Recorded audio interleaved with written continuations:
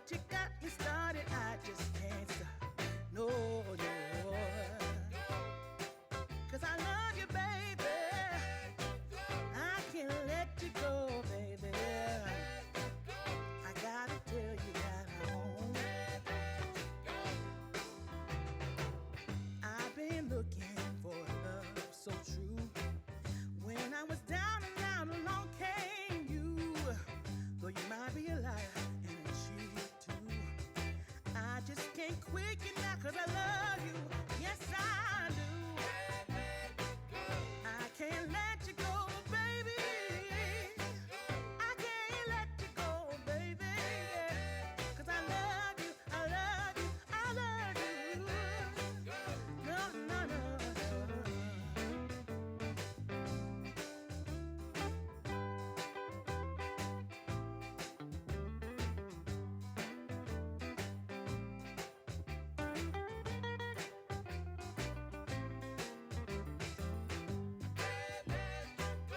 Cause I love you, baby. No, no, no, no. Can't let you go. 'Cause I love you, 'cause I love you, yeah. There was a time I didn't have romance, but after I met you, I felt it was my chance. But nobody tells me good things about you, baby. I'm gonna stay right here, and I don't mean maybe. Yeah. I can't let you go. I can't let you go.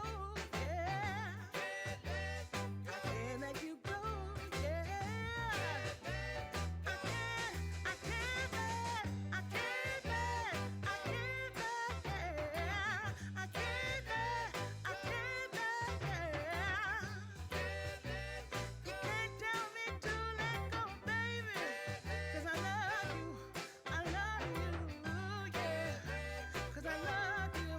Yeah.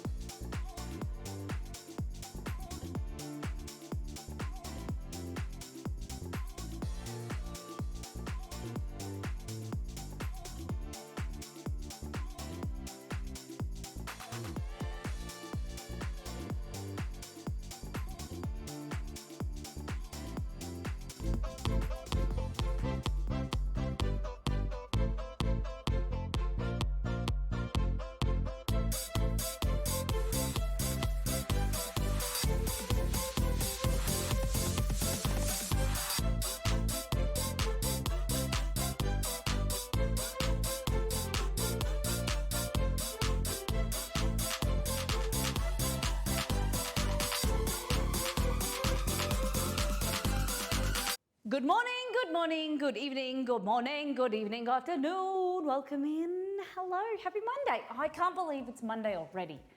This week has gone, last week went on really quickly.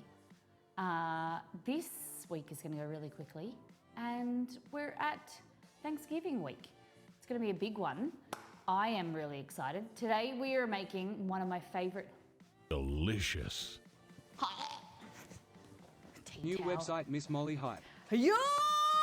13 months, beware. Thank you very much. Thank you for 13 months for being around and supporting the channel and being a wonderful Mollytopian. Hope you're doing really well. How is the new house and are you settled in? How's everything been? We've missed you. Good morning, everyone. Happy website day. The website went live last night. So you might have seen in Discord. It all went live last night. We were very, can't say the word stressed. We were very excited. We watched a documentary. Because they told me you shouldn't say stressed. You should say you're excited because your body responds the same way to excitement than it does stress. Anyway, the website is live, the store is not. We're having a little technical issue with you all living everywhere around the world and the shipping. So the website recipes are live. You can go there, you can comment on recipes you've made or you love already, or prepare and plan what you're going to be making soon. I'd love to hear your feedback, constructive, things that you want to see more of, things that you think that maybe it didn't work for you or you don't really like. We've created a channel specifically for the website for feedback, because it's always a work in progress. We're trying to see what we might think that is kind of common sense or like the design works for us and we know how it is, you know, in the back end. It might not be functional for you guys, or it might not work, or you might have seen something from another website that you think that we could implement. I'm really sorry. We did not know. There is about 6 trucks at the front of our house. They're installing like new accessibility things on the path. So they're cutting concrete and like they're making like I don't know what the heck they're doing. We haven't got any notification. There's nothing in our letterbox. We just have kind of spray paint on the last few days, spray paint on our sidewalk. And they've taken away the little bus stop area, and now they're cutting concrete. So I don't know how long it's gonna go on for. Hopefully it'll just be today, but there will be some noise, and hopefully Romeo doesn't bark too much. I've like blocked off the side of the house and the bedroom and stuff so he can't be there, but I'm sorry if there's noise. Hopefully it should settle down. Okay, yeah, so website, there's a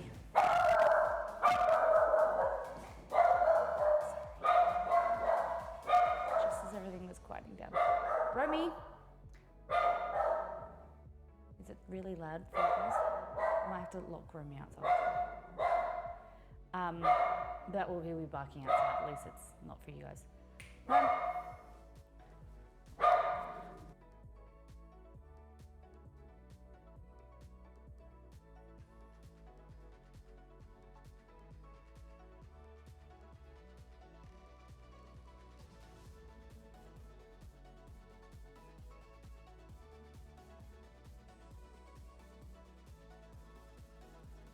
All right, can you hear me?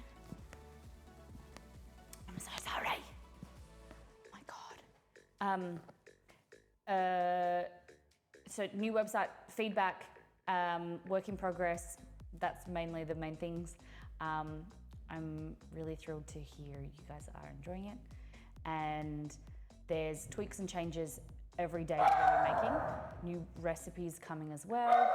And don't they know that we are making a cooking show right now? And how dare they be outside and be making noise?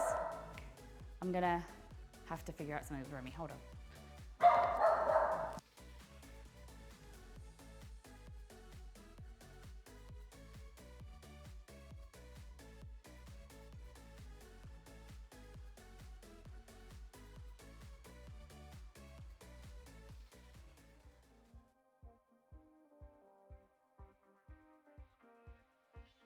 Hopefully that's fine.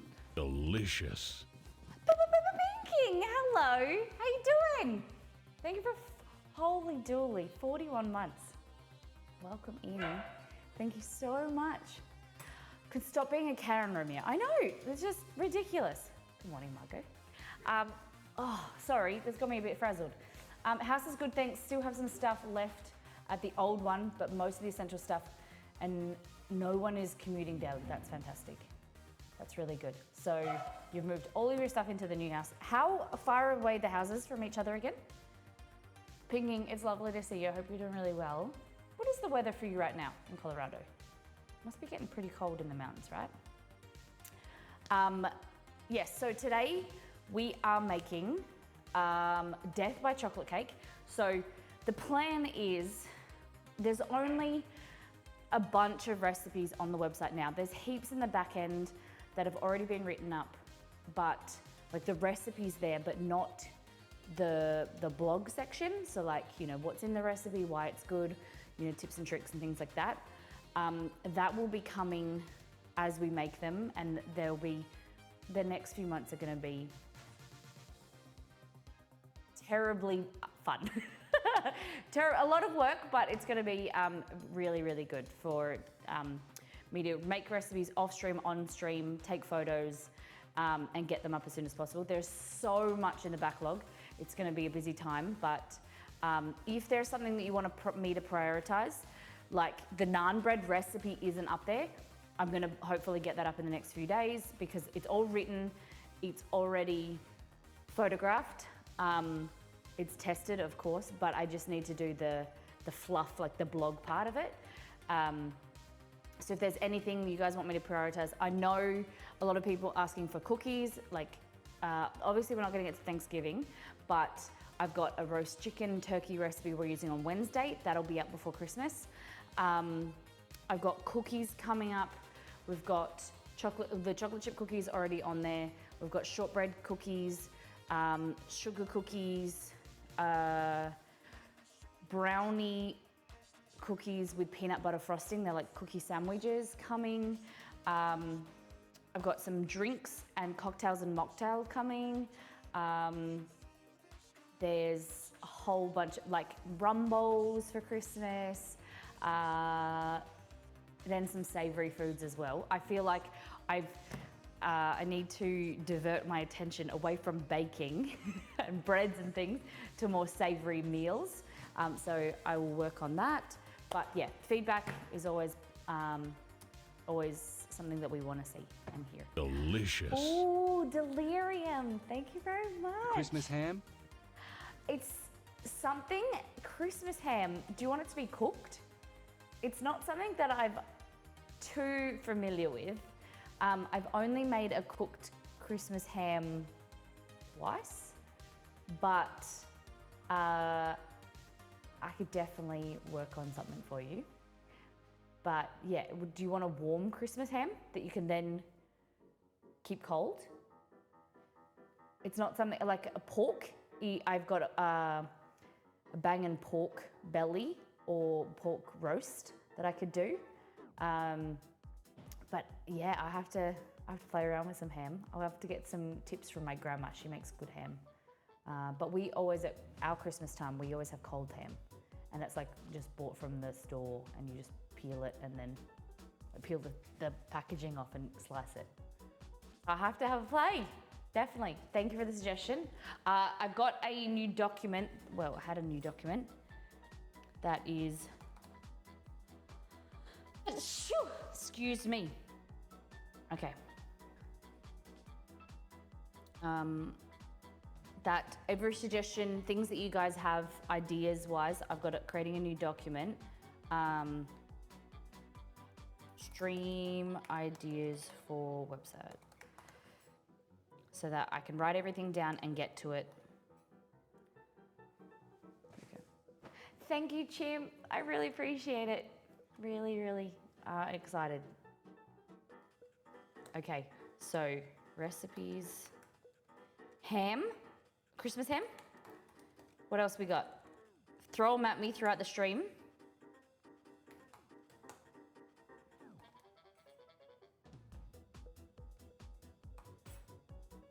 Cooked, then refrigerated, leftover Christmas ham lasting a couple of weeks over Christmas. It is amazing. Yeah. Okay, I'll have to figure out. Do you like certain flavors, like a glazed ham? Christmas pav for the Southern Hemispheres. I do have a pavlova recipe. It's not my favorite dessert, but I have two different versions. Got a regular pav and then a chocolate. You could do a chocolate or a chocolate rosewater pav, and that is phenomenal. It's like crunchy rather than gooey inside, and it's more like a chocolate meringue, and it's so good. And yes, glazed ham, thank you, fabulous. All right, I've got it in here. Pavlova, traditional, and cool. Keep them coming. Oh my God, before we go and say stream, let's go back to last time on. We did Cream buns and cookies. Oh my goodness. The Maritozzi buns, these here, guys, oh my gosh. I gave them to the recipe test, the official recipe tester, Exceed, and he was like, these are so good. He likes them better with jam. So I've written up the recipe, it's all ready to go. The blog section is waiting, but we said that you can make them vanilla like this, or you can kind of whisk in, like stir in your favorite jam. So like we use a blueberry jam there, or a cherry jam. Strawberry jam would be amazing. I'm pretty excited to make them for Christmas time for my dad. He's a sucker for a jam donut. The brioche there is phenomenal. So definitely going to release that as a standalone brioche loaf. Having the success with like the egg and the butter, I want to try and make it one more time just so that it doesn't taste too dry. I just want to make sure that it's the amount of like fat in there is good, and the sweetness. So I'll probably make it one more time. Nice excuse for some buns. And then we did the choc chip cookies. The cookie recipe is on the website, the plain one, not the bread flour one. So we did 2 variations of the cookie recipe. The refrigeration is really needed. I refrigerated them overnight, but at least 2 hours, I would say. Pop them in the fridge, and they're a little bit thicker, and the consistency is really good. But if you don't have time, just 30 minutes in the fridge or the freezer just sets the butter enough.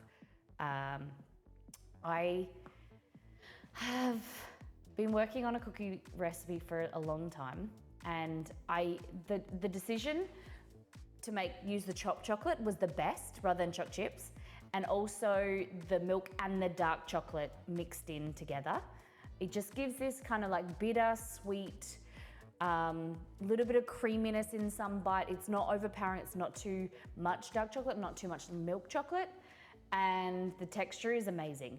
Even Belgor, like he said, they're world class. So the recipe is on the website now. Choc chip cookies. They are the chewy soft choc chip cookie, I called them. So get to the missmollymakes.com. And the Maritozzi buns are coming soon. I've taken the photos, I need to edit them and get that all underway. So coming soon. 2 kinds of chocolate in cookies is boss. Yeah, I agree. We received 4 subs, resubs and gifted subs, and 7 new people in the form of follows. Sweet Annie's rated and brought over their community. Queen of Fox, 60 months. M. Jessup for 8-month resub. Sensei for 53. Chris subbed for 12 months and Kate for 34 months. So I think that was Chris, his first month, and then like bought 12 months, which is crazy cool. Yeah, so welcome to the stream, everyone. The schedule for this week, I've started to do this so that I can show you what's going to happen and what to prepare for. The schedule: Death by Chocolate Cake. We're making the coconut and ginger lab, probably my favorite light meal on the website, and it is paired with the naan bread, which I remembered last night. I was laying in bed thinking, oh my God, lab, I'm so excited. And then I remembered also with naan, 2 best things. Wednesday is our Thanksgiving stream because obviously it's Tuesday night in North America, but then on Friday stream, which is your Thanksgiving, it's usually a really quiet stream, so we're gonna do leftovers on Friday.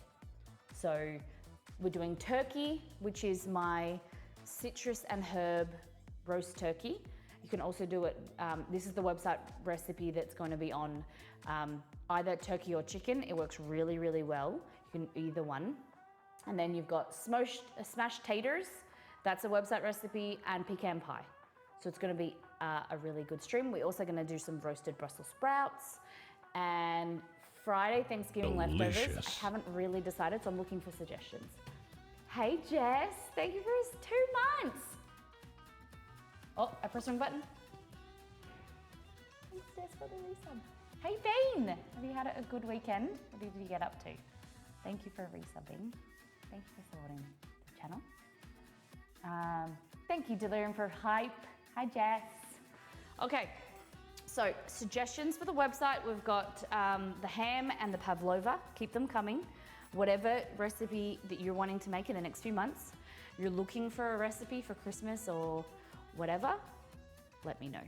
Be like, Molly, I really have been looking for ramen hacks or something like that. I don't know, but keep them coming. Death by chocolate cake. This is bowler. Okay, so this is my chocolate cake recipe that is super moist, fluffy. It's so good.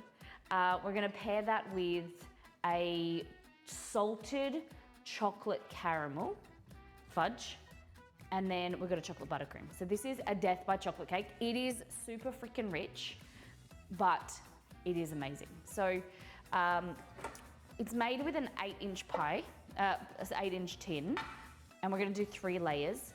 I am going to look at remaking it, a smaller portion eventually, like a small batch, so it's 6-inch. You can do the recipe exactly the same, halve it, and it should fit in a 6-inch tin. But make the same amount of fudge. Trust me, the fudge is. There's a few people in the stream who have made this and they love it. So I thought I had 3 of these, but I can't find the third one. So I'm using this, I hope it works. Pie casing. 8-inch cake tins. We're gonna line them with baking. I swear I have another one somewhere. Yeah, because that's different.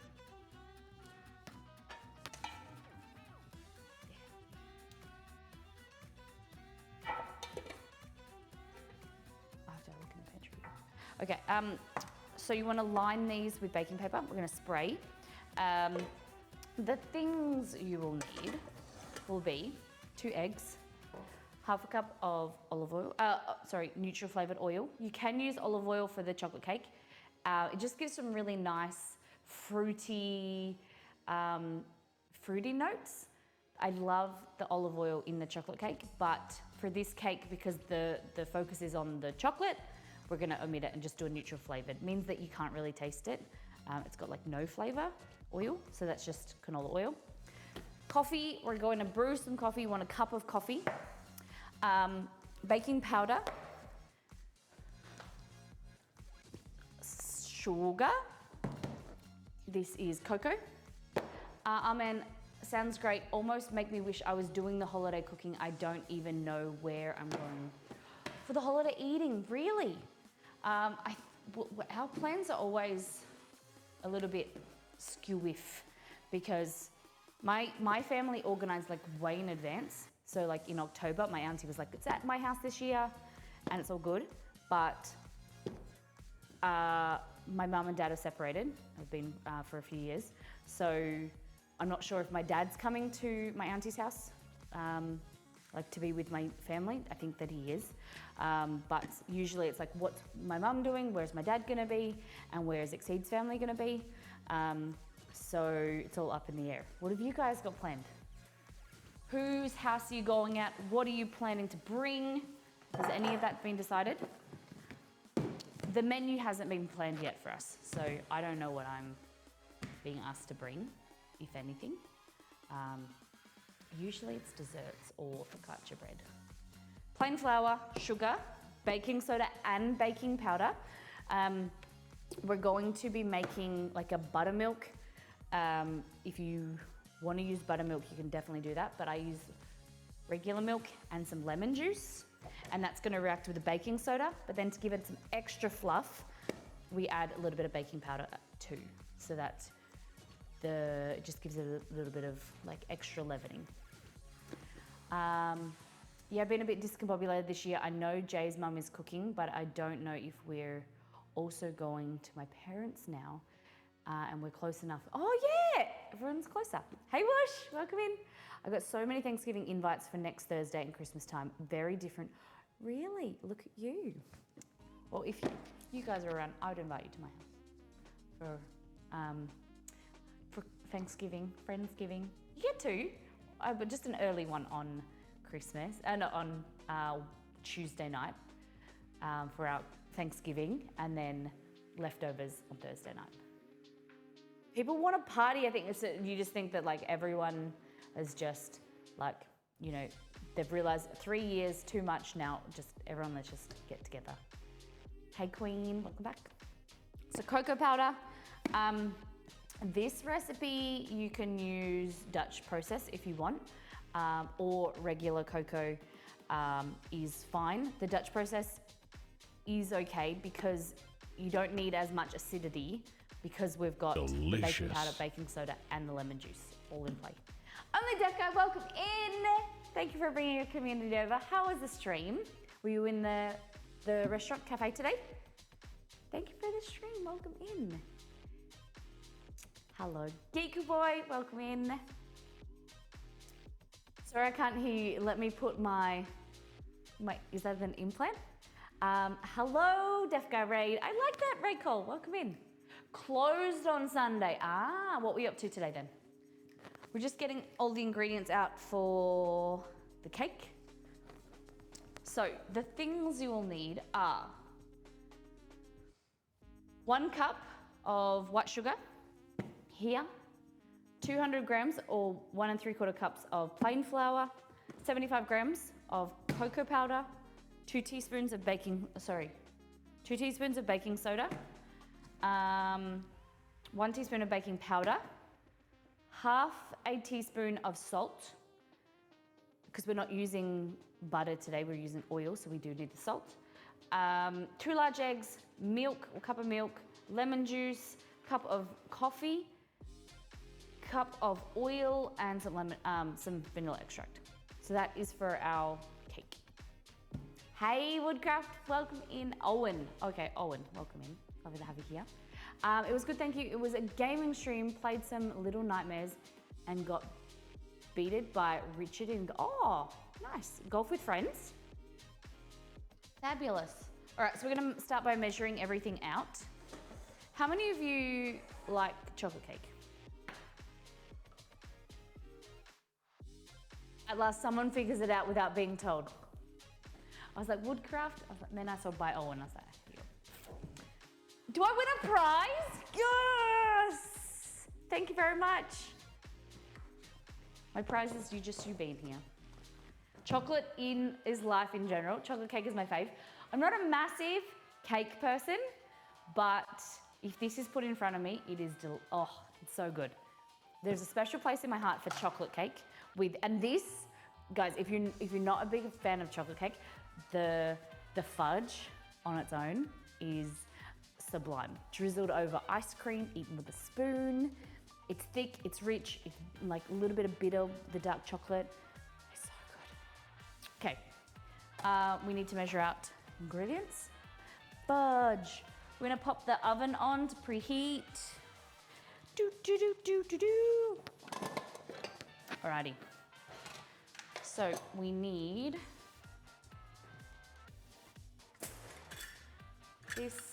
this. Chocolate cake, no chocolate fudge cake. Oh, it's death by chocolate cake. So if you're gonna die, you're gonna go down swinging with this cake. Promise. Just trying to find my measuring cups.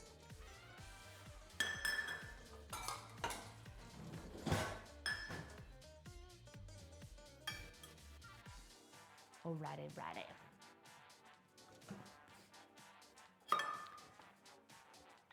All right.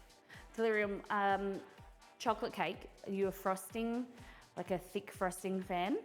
Or do you like a glaze? Growing up, we always had Black Forest. My mum's favorite is Black Forest. So chocolate cake with like a cherry liqueur. I think that's what it's called. And then cherries and cream was just always the birthday cake. Love Black Forest. If you talk to my brothers, they think that they have PTSD from all those years, and they don't like it. Where I like it. If it's made well, I like it. Okay, so 225 Delicious. grams. Delicious. Death by chocolate cake. That's how I BC want to Cake go. Ranch. 10 months of a man. Welcome in. Thank you so much. Death by chocolate cake. That's how I want to go, right? If your last meal could be anything, you'd want it to be like, you want to say he died by eating chocolate cake. Massively went out of fashion in the UK, but has made a comeback. The Black Forest. It's good. Okay, chocolate and liquor, or coffee and liquor, like a tiramisu. Can't go wrong. Just that nice hit of like that boozy hit. I'm a fan of. German chocolate. Oh, yes. That is something that I need to put on the new website. The German chocolate cake. Yes. Because I can use the base, which is this chocolate cake, and then make the German kind of the frosting, the nuts and the coconut and the caramel. It's so good. Have you ever had the Prince Regent sachet torte cake? No. Is that even how I say it? Prince sachet. Okay, when I think of like Prince Regent sachet, I think of like a Prince Royal just sashaying down like a model.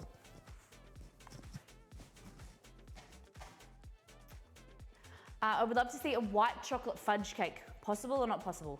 I got a white chocolate mud cake, caramel mud cake.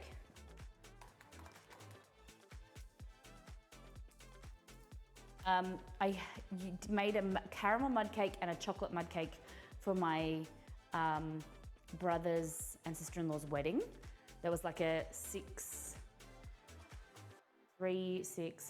12 layers, I think.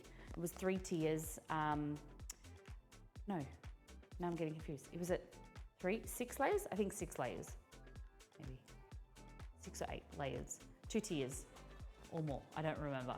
I made a wedding cake for my my brother, and I had caramel mud cake and dark chocolate mud cake. Delicious. Definitely can make that for you. Put that on the website someday. Okay, we need 200 grams, which is 1 3/4 cups of flour. So, baby. You're gonna go downstairs at 12:30. Yes, you need some chocolate in your life. Infamous, welcome back. How you been? Zero this. This might be a bit too small of a bowl. Interesting. Okay.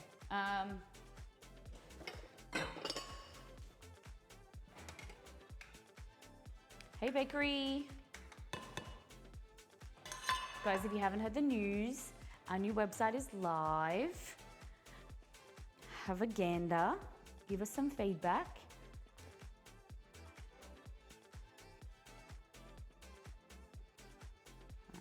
I'm just trying to measure this out so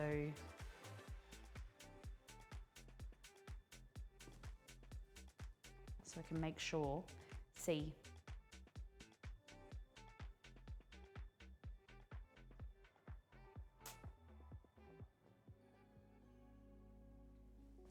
Are the cookbooks meant to be live or no? We had an issue last night with shipping.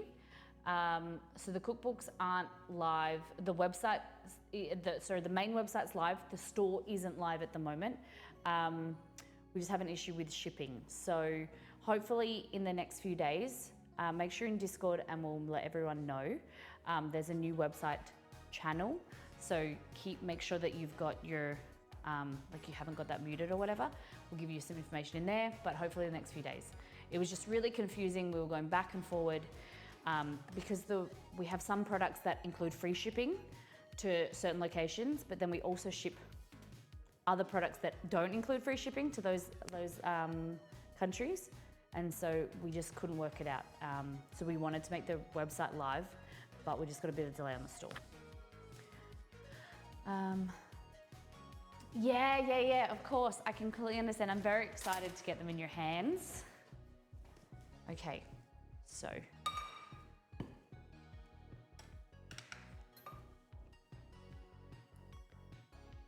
I'm just trying to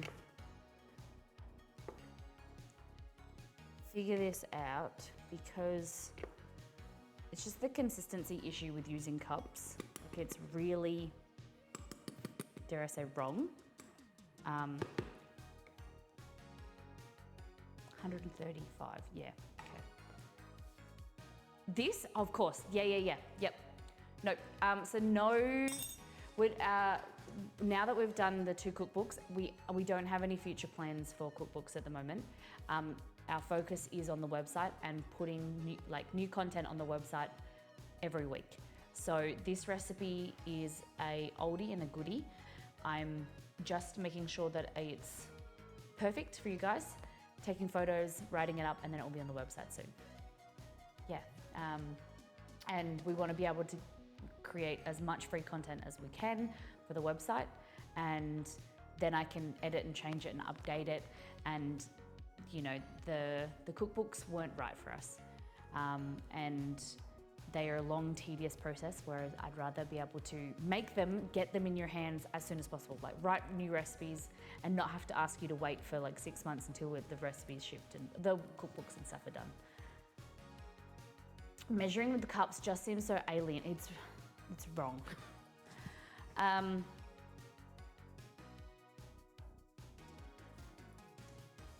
Yeah, so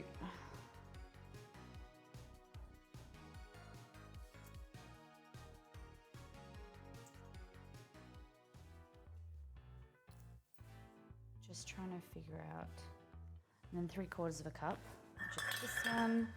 Always use grams, but there's some websites that I follow and they only use grams, and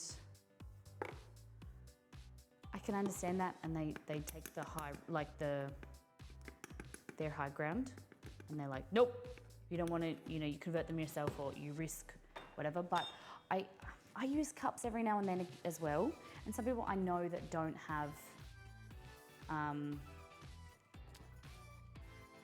scales, but I urge you to get them. The grams is the best way. But then again, my usual recipes are grams and mils, but then again, Mum's choice of recipes are ounces and, fluid ounces. Yeah, and so there's a wide range of community in the rest of the world that use metric, whereas there's a lot of community members and possible new community members in the US that use cups, and I want to be able to do both. I don't think I know anyone who has scales, really. Okay.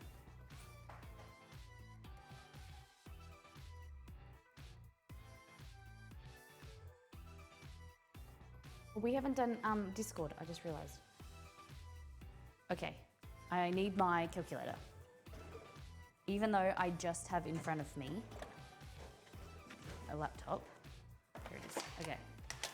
So, 140 divided by 4 times.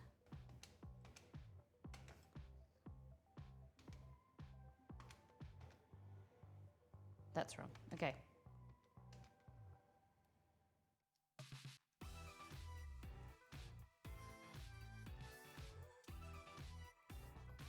Yeah, okay, it's 136.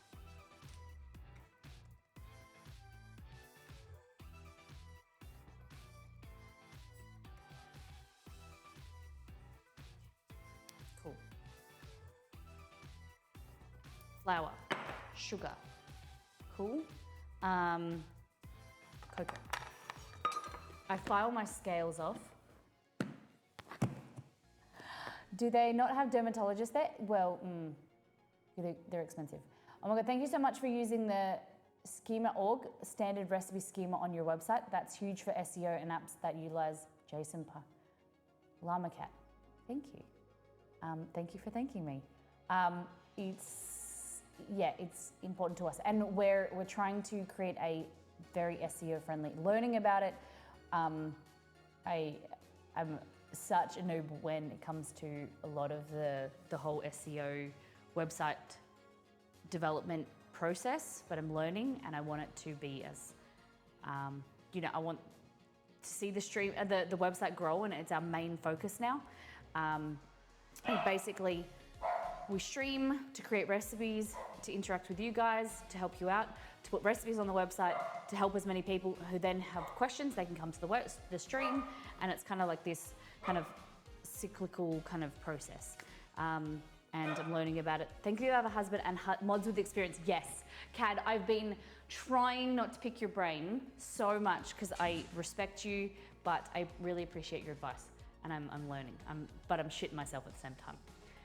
So if anyone knows anything about websites and blogs and SEO, and you'd like to help or provide any assistance, there is a website Discord channel, and I would appreciate any assistance at all.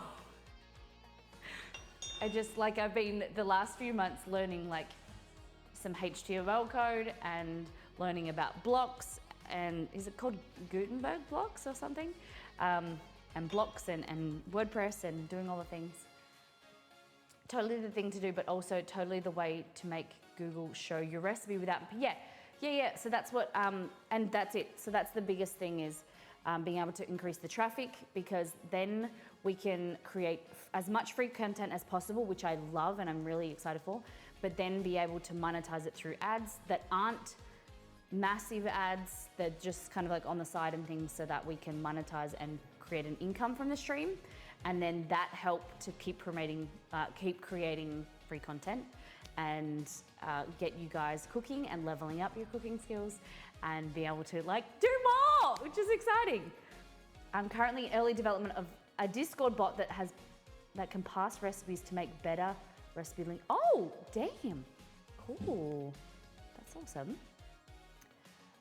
So thank you everyone for helping and caring. And if you've seen the website, there's ! feedback, or you can give feedback in Discord of things that you think that if you have any knowledge of websites, or you've been on heaps of recipe websites and you think, Molly, I like this, don't like that, the overlook of that. Like Cad taught me something, he's teaching me something, because I haven't read his message, about like keyboard accessibility, and it's really important to be able to create content that is as accessible to everyone as much as possible, and be able to provide the content in a way that is mobile friendly, PC friendly, everyone friendly, everything friendly. I love your Twitch live stream on your website, by the way. Very unexpected, but super cool. Cool, thank you. And the way, so you'll be able to see like the about section and kind of the cooking show information. It's really to introduce new people to Twitch, and the cool thing that we think is that not a lot of other websites, blogs, you can get live, like you can get your question answered live. People can drop into the stream. I can answer questions about recipes that are live and step them through, be able to, I feel like I'm in this unique position where I can be able to assist people as soon as possible, and kind of while they're cooking, they've got a question, they can pop into chat or Discord and I can help in any way.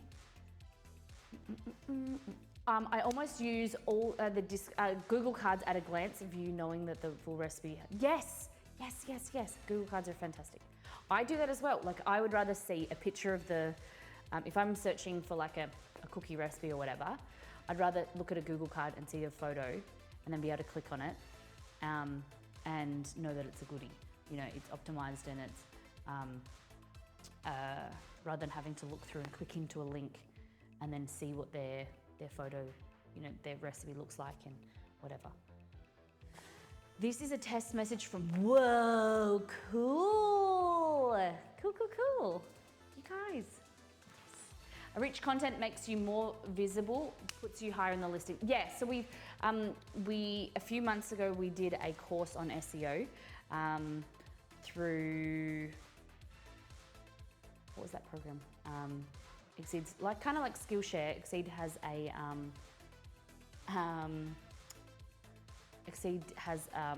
like this kind of a Skillshare program. So we did a course on it that we've saved, and we're going to work our way through it. This guy called Arun. It was, what did I say, like 70 hours of SEO information. And now that the website's live, we're going to wait a few weeks and then kind of get back into it and be able to optimize through tags and search. You know, it's an ongoing process, the SEO, but I don't want to bore a lot of you with that, but I'm very excited. Thank you, Jacaranda. Appreciate it. Okay, let me get back to measuring. I'm getting really hot because I'm getting excited. And one day it's raining and stormy over the weekend, and now it's warm and hot. Can't figure out. You're a web dev. Nice. Look at you guys. You're so knowledgeable. Like, just the amount of people who just offer assistance and are so knowledgeable on Twitch about different topics and different things. I love it. How long have you been in the web dev world? Oh shit, hold on. Okay, we're just making sure that we're getting the right amount. So it should be, So with the website, you'll be able to have cups and grams, metric and American, basically, so that you can, 3/4 is, okay, so 3/4 of a cup is 75.75, 2/3 is 0.8. Is that right? I think that's the same. 19. First website, wow. What, you are ignoring my mum? No imperial? No, yes. It's cups. I don't do fluid ounces and ounces. Well, there's only ounces in some things, like when it comes to weight, like meat, there will be grams to ounces. There's some things that are like a pound of flour, a pound of meat. But yeah, no. I don't even know, like, at least with a cup, I've used cups before. Ounces, no.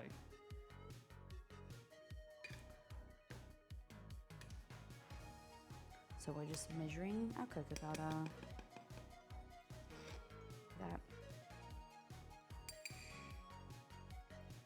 Nope, so it's not that.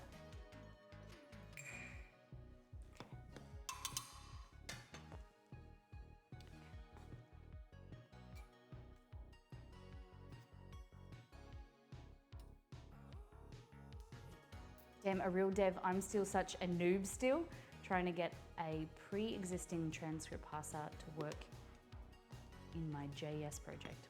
God, talking a whole different language.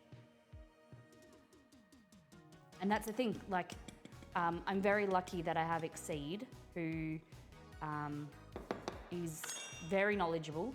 He thinks that his skills aren't as great, but man, he's like shits all over me.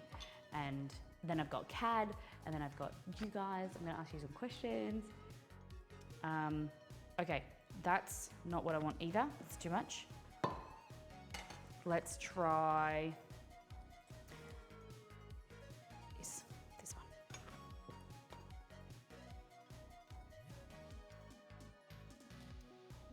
The problem is that I've made it with grams, and now I need to backtrack to find out how many cups, right? And I'm trying to avoid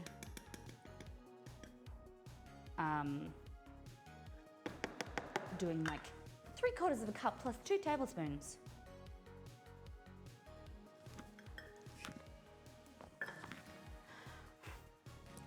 What's higher than 3/4 of a cup but lower than 1 cup? 3/4 of a cup plus 1 tablespoon.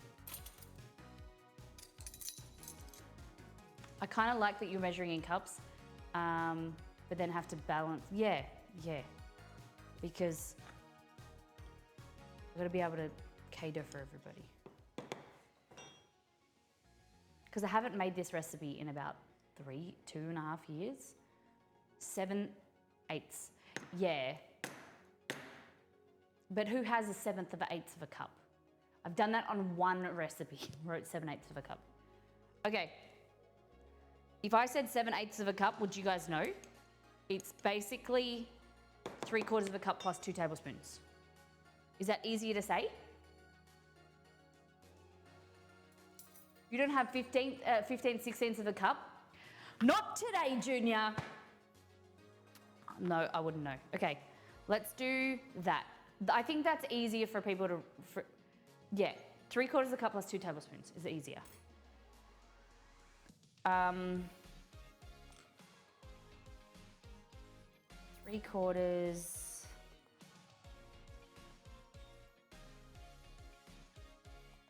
plus 2 tablespoons. Yeah, let's see if that works out. 3/4 plus 2 tablespoon cups, whatever. Oh, no, I can figure that out. Hold on. No, so much easier in grams. I know. Which is 78 grams, cool. But I just want to make it make sure as much as possible that I can set everyone up for success, whether they want to do it the wrong way. Well, they're just learning, and the ease of this cake is delicious, and whether you have a scales or you don't have scales, you're a fish or you're a mammal, I want you to be able to make this, okay? That's your cocoa. Cool, we did that, fabulous. Baking soda, 2 teaspoons. Look how much mess I've made. I think I've just figured out why I don't do recipe books. My US version would be just use grams like the rest of the world. Yes. But when I get big, then I can take the high road and be like, yo guys, use grams. But the thing is, I'm that type of person, I don't like cutting people out. I want everyone to be included. I want everyone to have a love fest, except for the people that use ounces. Then you can, no.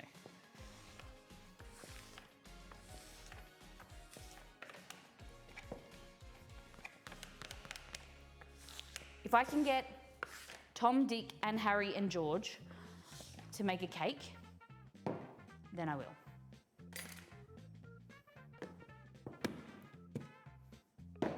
If I can be, help, never see Gordon Ramsay using cups. Yeah, but I don't want to be Gordon Ramsay, and I don't want you to be Gordon Ramsay. I want you to be you. Less dishes too. 100% llama cat. But it's all good. It's all good. When it comes to baking, grams are good, but then there's other recipes that cups are fantastic and much more user-friendly. Also, never see him do baking. This is true. Okay. So we want here, we don't need to measure it, but I just put on the measuring scales as a habit. 2 teaspoons of baking soda. Baking soda, I got baking soda. And then 1 teaspoon of baking powder. That's wrong. Okay. Blah, blah, blah.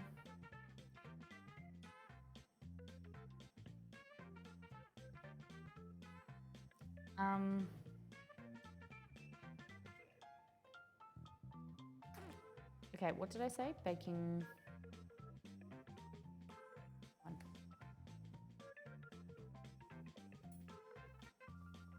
Volume is fluid ounces, totally, yeah, there's just the slight difference. I have a particular hatred for ounces. Why is the same name given for unit of weight and volume? Yeah, fluid, you just call them fluid ounces, but an ounces and yeah, it's true. But the thing is to be the most accurate, you use grams for everything. You don't use mils. Mils are wrong too. You don't use mils. It's easier and more accurate to use grams, because you can mismeasure by eyesight, or you don't get squat low enough or whatever. Mils are wrong. You should always use grams. Mils is just fluid grams. It's like a cup.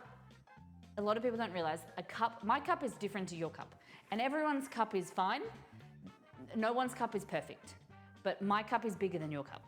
Okay? I got a 250 ml cup. You got a 240 ml cup if you're in North America. And I'm not saying it's wrong, it's just different. And that's why we use scales.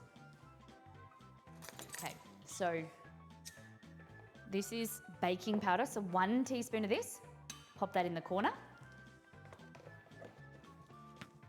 And then 2 of these. Okay, best cake topping on a chocolate cake, go. Like, is it just chocolate on chocolate? Or is it chocolate and raspberry?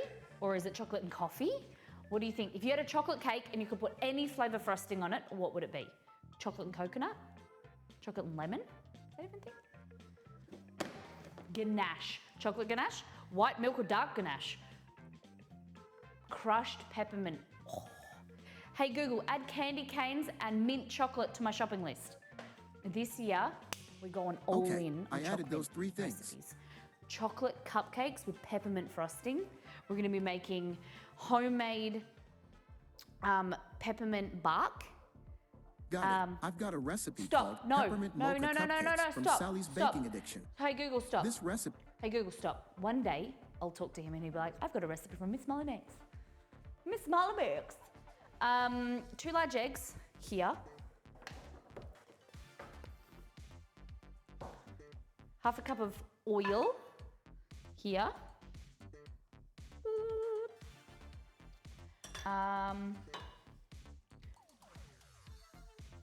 250 mils of milk.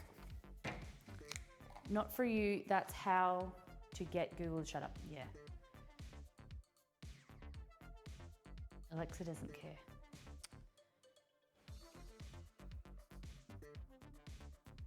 %, shredded coconut on chocolate cake. Like a chocolate coconut. I like that idea, Ola. Ola? How do you say it? Terry's chocolate orange. Boiled chocolate icing. Hold on. Casfilin, what is a boiled chocolate icing? Do you mean like a... Huh? What's a boiled chocolate icing? A peanut butter buttercream? Damn. That is, I was talking earlier, I've got a recipe coming up in the next few weeks, or let's say months, just in case. It is a chocolate brownie cookie with peanut butter frosting inside it. So it's like a chocolate sandwich cookie. It's like fudge, the boiled item. Sounds good. All right, 1 cup of milk, 250 mils, like that.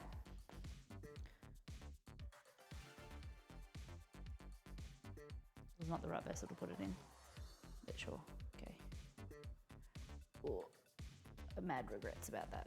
Okay, milk, eggs, lemon juice, coffee. Okay, so this is espresso powder. If you can't find espresso powder, get instant coffee powder, or brew yourself 1 cup of coffee. But this should be in your arsenal anyway. Okay, you need this in your pantry because they use it a lot. Nearly anytime I use chocolate or cocoa, I use some coffee. It enhances the richness. Coffee and chocolate have a similar flavor flavor compound where they've both got bitter flavors. They're quite similar. So they enhance each other when they go together. So what we're doing is we're adding a little bit of coffee to enhance the chocolatey richness. Doesn't taste like coffee, has a little bit of caffeine, but it's amazing. Trust me. Brownies, cake, fudge, chocolate, coffee, amazing. Okay, trust. So I just use 1 to 2 teaspoons of this, and then I'm warm water up to a cup. Let's go into the pantry. Welcome. There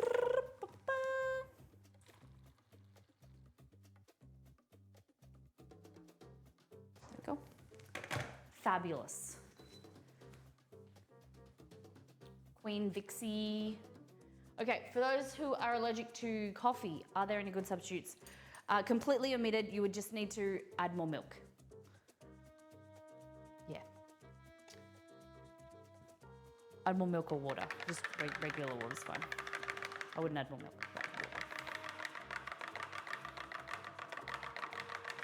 Because milk's gonna give you fat, so don't do that. Okay, that. Brewed coffee, Nutri-Oil, vanilla extract. Vanilla bean paste is what I use. Extract is the same, but vanilla bean paste has seeds, which I love. Especially when you're doing like the Maritosi buns that we made last week, the cream buns. You want to be able to see those really rich vanilla beans, seeds in there. You want to get this. Hey, Antamina, welcome in. Hit me out with this one, coffee and chicory. I have been trying to find chicory for so long. I have a coffee syrup with coffee and chicory and it's incredible, but I want to be able to make my own. I love the taste of chicory in coffee. It makes the best iced coffee ever. And that idea would be good, chocolate icing with coffee and chicory. It makes it more luxurious. I love the word luxurious with the seeds, hell yeah. So this is vanilla bean paste with seeds. Cool. The bean, yeah, when you get ice cream and you see the seeds, you're like, damn, this bougie ice cream. This is for me. Whereas like that white pale stuff, nah. But this, yes. Chicory is heavy in New Orleans. Try some places that are based out of NOLA. Who's based out of NOLA? Exclamation mark PO box. Can someone send me some chicory? Hickory chicory. Or tell me where I can find them. Appreciate it. Okay. Now we need lemon juice.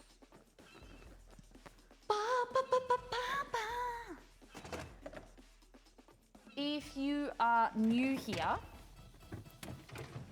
welcome. Hit the follow button. But talking about exclamation mark PO box, if you send us anything, make sure you include us a note or just send me a letter. I love handwritten letters and they go on here. This is the community wall for fun. It still needs a sign, but these are things that we get sent this year. I have one more thing to go up there from Jules. But yeah, I want to include you there. Just thought I haven't brought people's attention to that for a while. I need to find like a dark chocolate icing with cherry reduction in it. That sounds good. Cafe du Monde is very popular. Oh, is it? I didn't know that they were popular for their chicory coffee, but I knew I have had late night beignets in New Orleans. I told this story the other day that a few years ago, late night adventures around New Orleans, and we ended up getting late night beignets. It was fun. But like now to think of it, that I was out at late at night in New Orleans on, I'm pretty sure it was the 4th of July.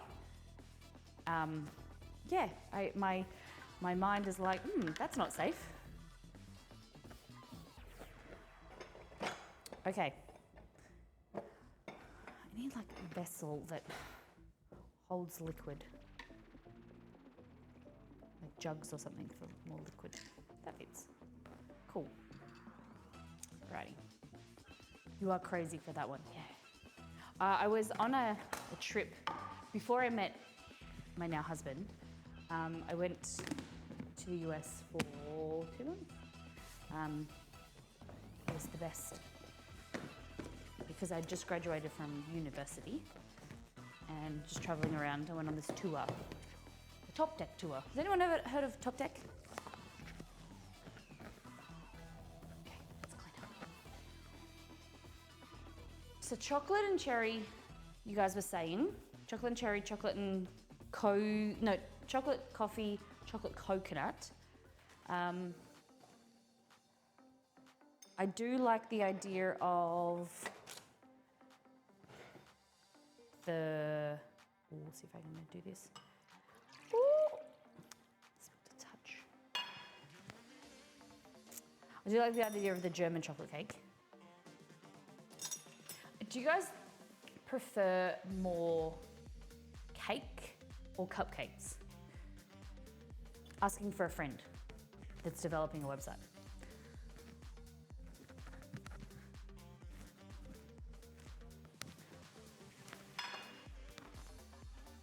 Cakes or cupcakes? Or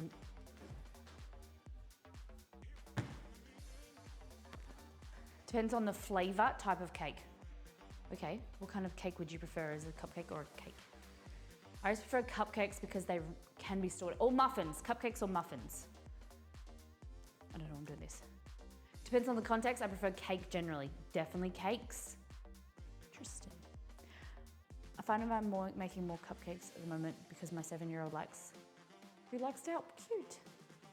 Smash a chocolate or vanilla cupcake, but I don't think red velvet would. You don't like red velvet as a cupcake? No way. I prefer cupcakes, like a red velvet cupcake. Not a massive, I don't see the appeal of red velvet. Feels like I'm just having a, I always find them really too, the crumb of them, they're really too, I don't know how to explain. Too crumb, like the crumb is too dry. Welcome to my new thing. This is, I haven't named it yet, but, okay. So if I wanted to take a photo of this, I need my phone.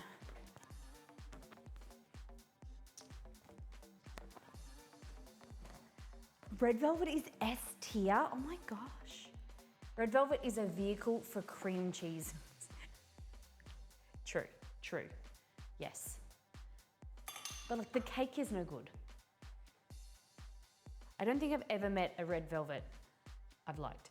I've been to New York and Magnolia Bakery, I had their red velvet, I wasn't a fan.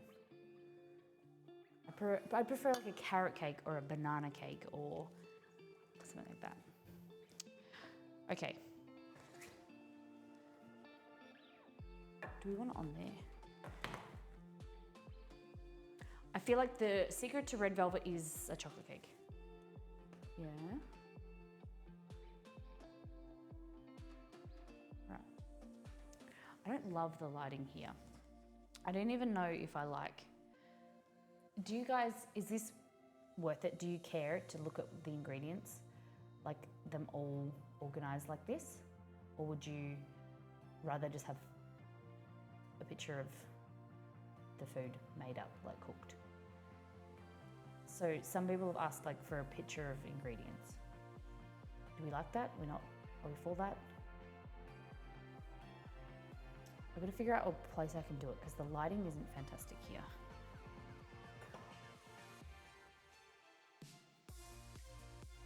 I think it's valuable to get a sense of how involved the recipe is.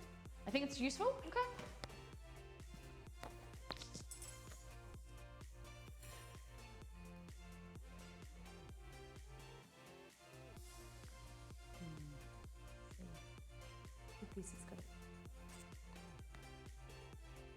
I think the ingredients picture is cute content, but not really useful.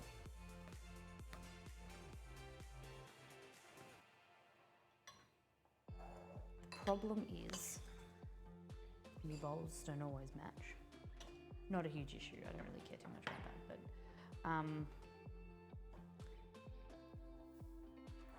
it's the shadows here.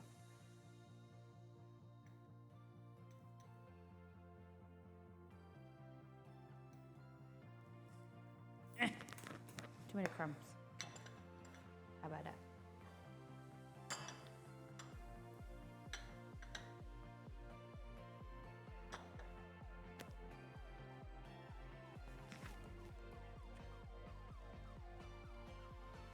It also can help clarify the case if anyone doesn't understand the ingredient list. show me how many dishes I need. Well, I'm not doing an equipment, like I'm doing an equipment list, like a small equipment list of like bowls and stuff. That's what separated means. The ricotta, yeah, okay. Yeah. True that. Okay, let's just try that.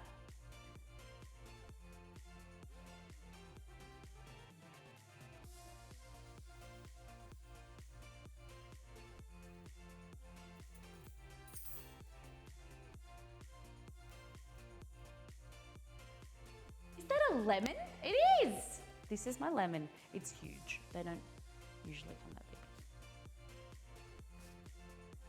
These are other lemons that I got yesterday, and they are smaller.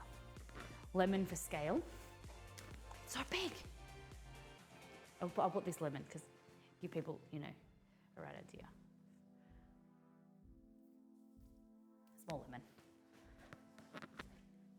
That's Big Barry, the big lemon.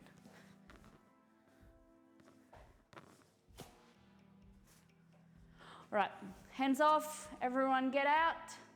Why is there a spoon in this shot? Hands away, that's what we say in nursing. Hands away. We are about to shock the patient. Okay, bang. Bang, cool. Hopefully that looks good. I've got one more, just to be safe. Bang, did it. Clear. There goes my plans of photo. Okay, so that's for this. We'll do the other photos for the other stuff later. Everyone, this goes away. Elgato, if anyone wants to know. Multi-mount. I'm getting there. I'm trying to be better at organization. I'm not fantastic. Now, the things you will need, we've got to pay attention to the amount of bowls that I use, okay?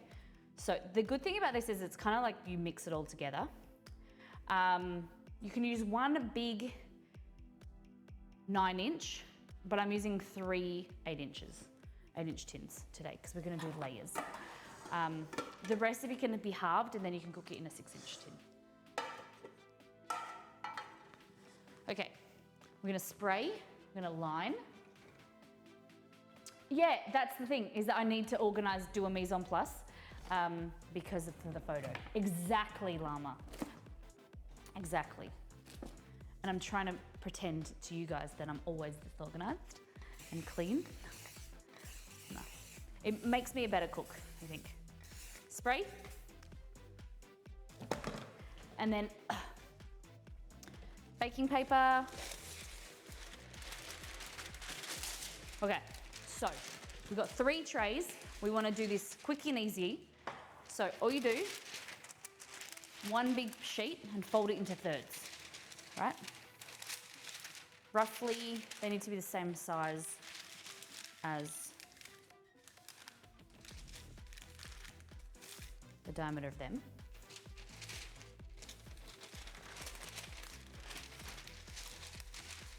Like that. So fold it into thirds.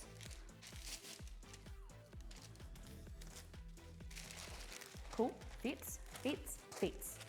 Fold it in half. Grab on the folded edge in the middle. Hold it. Fold it in half again, holding onto that corner now. Then we're going diagonal. So we're going diagonal, holding onto that corner. Just trying to figure out how to fold it. There we go, like that. And then diagonal one more time. And then because you got 3 multiple layers, you need like a really heavy duty set of scissors. I'm sorry. And in this house, we can never find scissors when we need them. I put them in the dishwasher.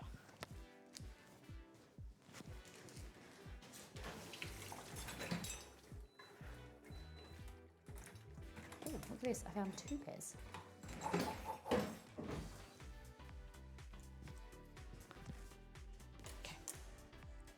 Right, fold it, tip it upside down, get the middle, like this, get your thing, pop it in kind of the center, and kind of line it up, put your finger there, right?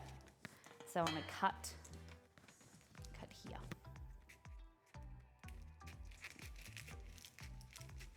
That. And then you should be able to open like magic. Dun, dun, dun, dun. 1, 2, and 3. Thank you, come again. Look at that, perfect. Hold this back over, push it into your tin. I like that it's a bit bigger, it goes up the edges. But you do you. You can cut it perfectly. And then this one goes like that. Fabuloso. Now, thanks, nursing scissors. Appreciate it. These are the best. They're trauma scissors. Okay, so we just stack them like that, push it away like it never existed, and we look after it later. Finally, okay, so spray your chosen number of tins with canola or cooking spray and line the base with baking paper that is cut to fit. Good. In a large bowl, combine the dry ingredients. Okay. We don't sift.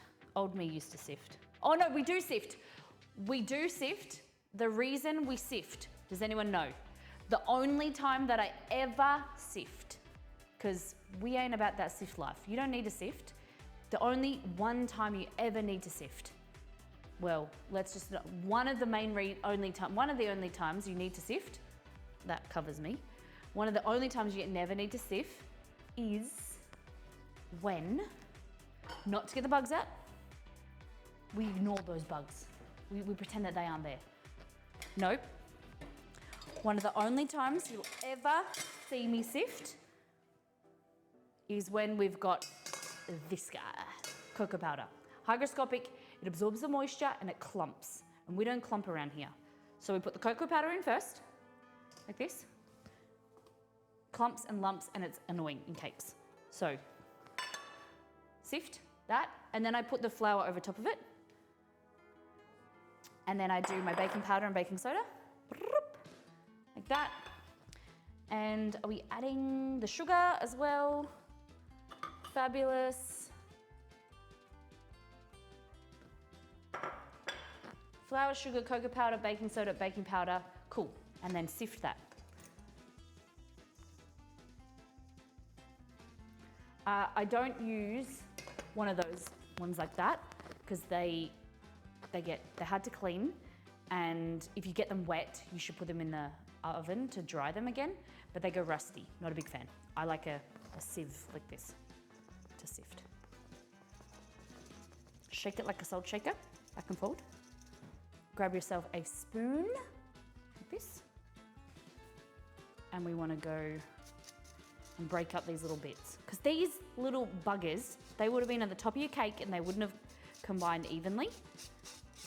We don't like that. Okay, I just realized I haven't added salt. So we'll add some salt. There we go. Bit of kosher salt. Let me just make sure I've written in here salt. Baking powder, baking soda, salt. Okay.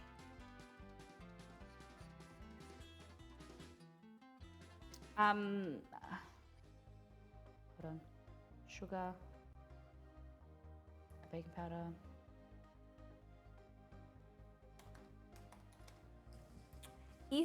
Please let me know. Writing isn't my favorite thing. I like talking. I don't really like writing. If you notice any typos or think errors in the website, please let me know. It's not feel free to, don't be embarrassed or nervous about approaching me and letting me know that there's issues. I'm all for it. I love it.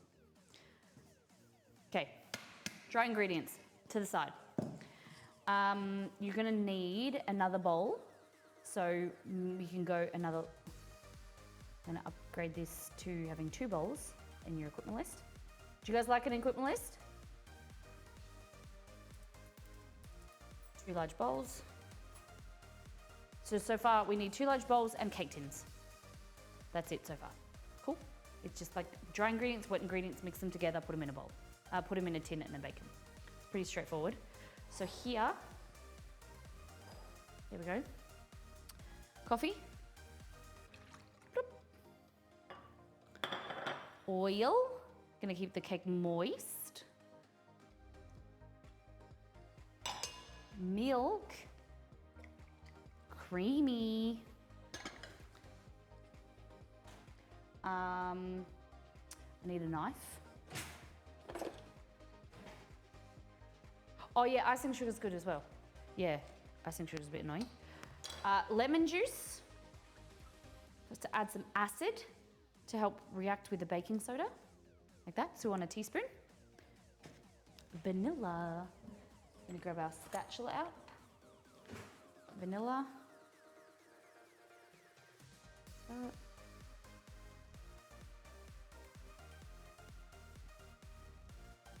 Fabulous. Okay, so this has got acid in it, right? So it means you want to mix this and add the eggs last minute. Like this can sit here, no issue, but you want to add the eggs last, just before you're incorporating them into the cake, because you don't want the eggs to react with the acid for too long. 1, 2. That. You can whisk it if you want, or you can blend it, whatever. I just break up the egg yolks, really.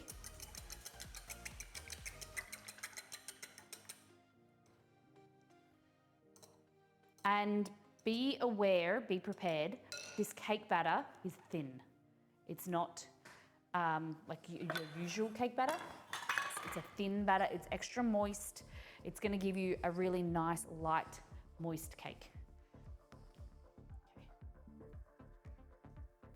Just to make sure I'm following. Combine eggs, milk, coffee, oil, vanilla, lemon juice, we did. Whisk until combined. Pour batter into the dry ingredients and beat on low. Mix on low. We're not using beaters.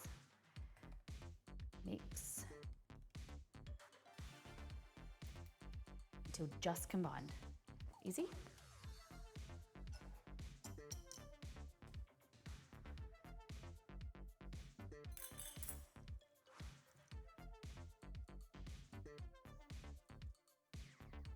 That. So I add half, give it a mix.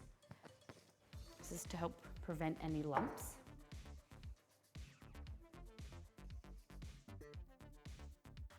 There.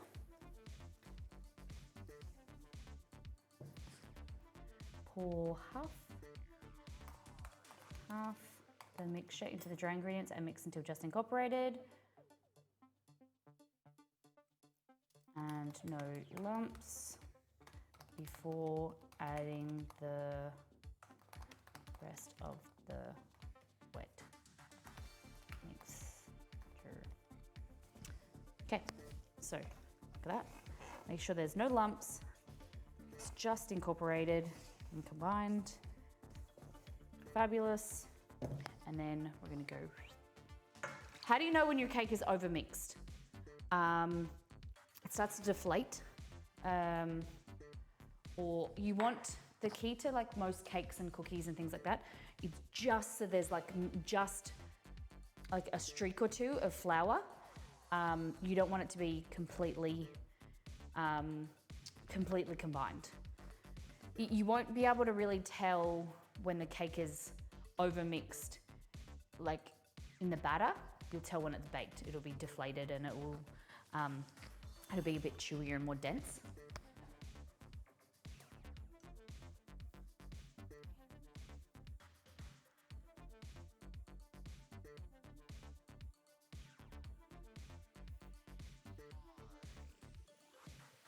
You know, people will freak out with this and they go, oh, you know, it's quite wet and it's like runny, but trust me, it's good.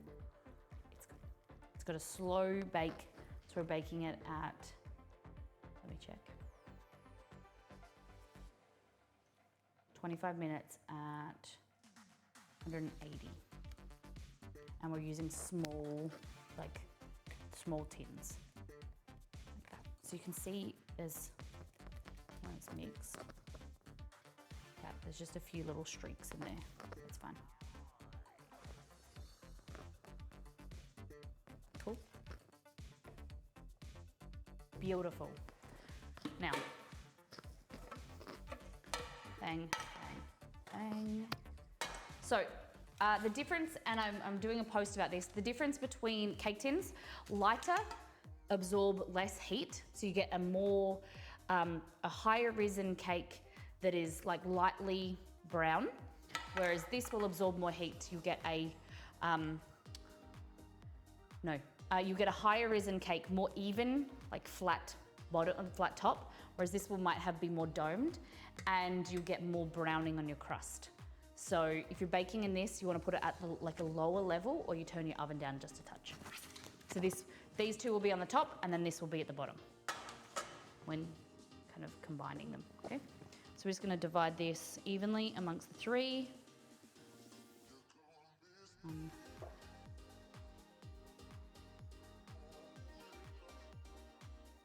I might just do two. See how we go. Yeah, I might just do the two.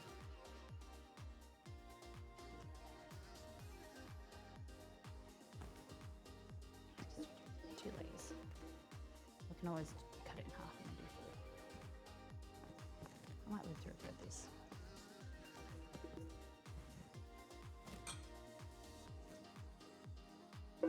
Okay, keep going. All right, swipe the edges, wipe the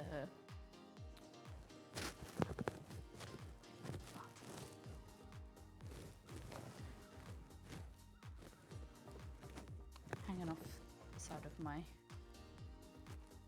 bench. Okay, now into the oven. Yes. So you want to make sure you preheat your oven at least 30 minutes in advance when you're baking. So your oven is nice, hot to the temperature like that you've set it at, because that will give you a nice oven spring and rise in your cake.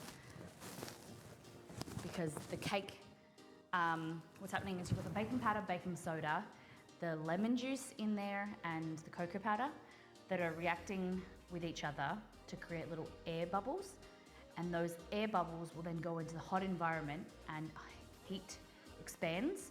And so those bubbles will go from little to then larger, and that will do all throughout the cake, and they'll rise nice and evenly. So I want you to go into a nice hot oven so they increase in size as much as possible. Then they set, and then it'll give you a nice light crumb in your cake. Cool. Now we're getting into the next bit is our fudge. This is the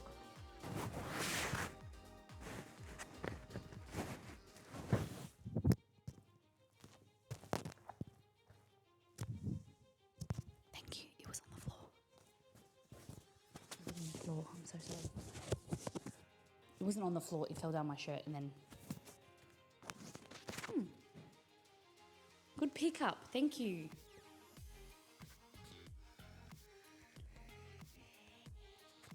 My bad. It was rubbing on my apron. No wonder. I'll just repeat everything I just said. Did you hear about the baking in the oven and the rising and the bubbles and the expanding and being a hot oven? And you're gonna preheat it for 30 minutes?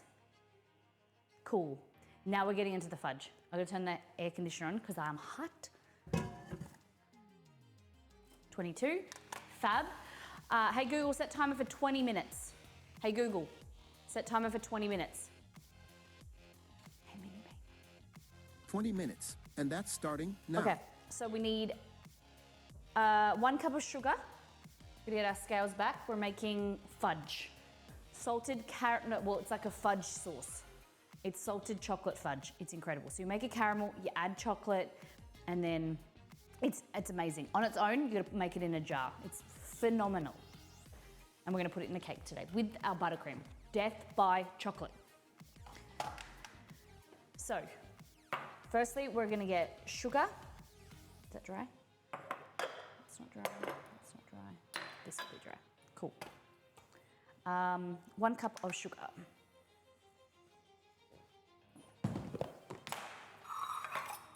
So like this recipe doesn't really matter if you use a cup of or grams, because like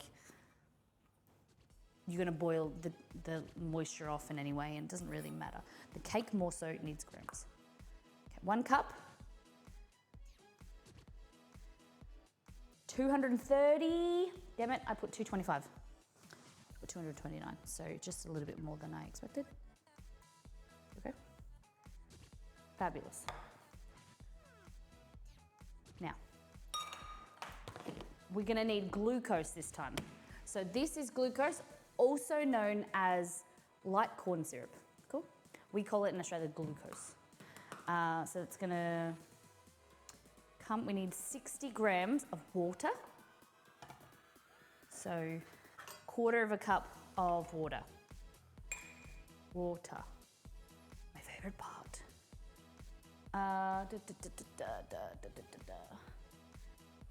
So it doesn't really matter how much water you do here, because you'd only start to cook the sugar and the syrup when the water is all water is all dissipated and evaporated. So you could put a cup of water in this recipe, and you won't burn or anything until all that water's evaporated. Does that make sense?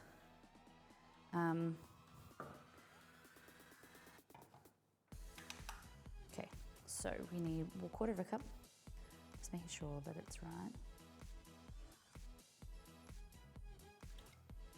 60 grams! Yes, wait, yes. Okay, we need 85 grams or 1/4 cup of glucose. So a little trick, sometimes it works better than others, is you want to grab 1/4 cup, spray it with oil. Spray it, don't say it. Spray it with oil like that before you scoop your glucose. Hey, Ann Potzler. Hey, Claus. Claus loves this recipe. Claus, when was the last time you made it?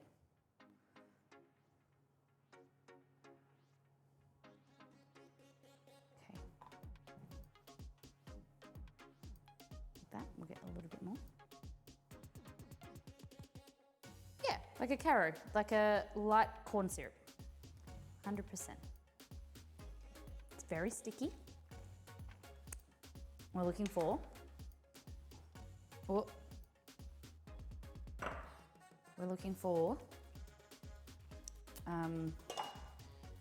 this will do.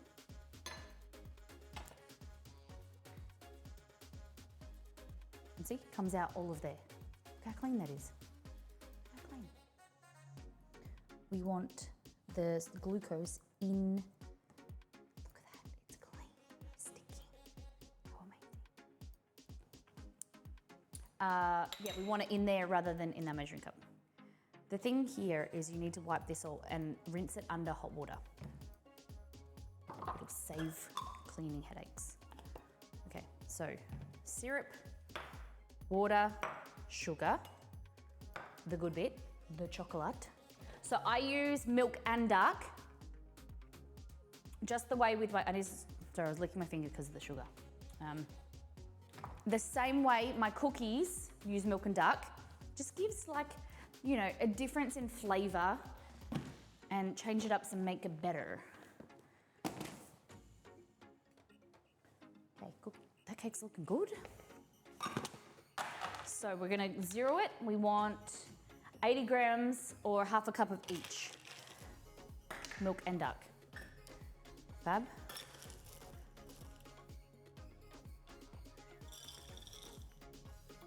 $89. 88, 80. We'll go 85, just to be safe if everyone's using choc chips.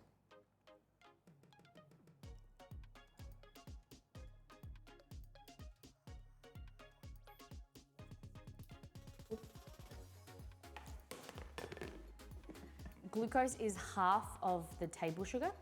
Table sugar is composed of glucose and sucrose. Glucose is like simple, oh, sorry, I missed that, the simple syrup.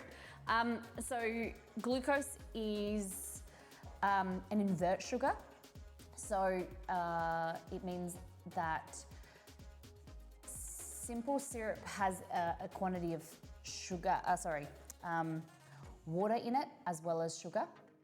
Like Mpot's saying, glucose is like just glucose, whereas table sugar or cane sugar, glucose and sucrose.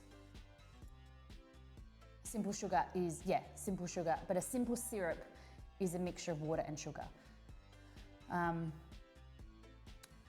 Whereas you could use, instead of the glucose, you could use honey or maple syrup, but I haven't tested it in comparison to the glucose. It just helps it prevent from not crystallizing.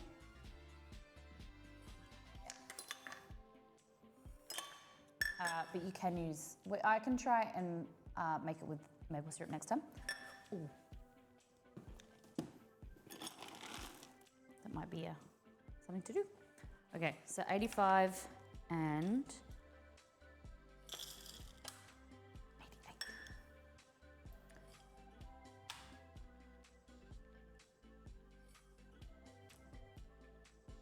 There we go.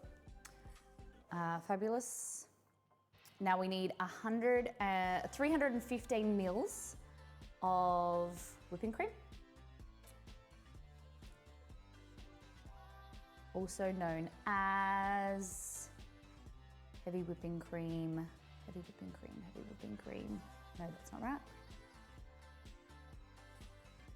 1 1/4 cups.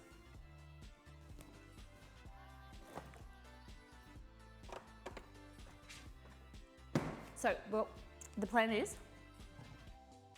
to mix the sugar, the glucose and the water in a small saucepan, bring it up to caramel. Then we're gonna add the cream and then the chocolate and then the salt. It's gonna be amazing. Cool. So we're gonna rinse this out.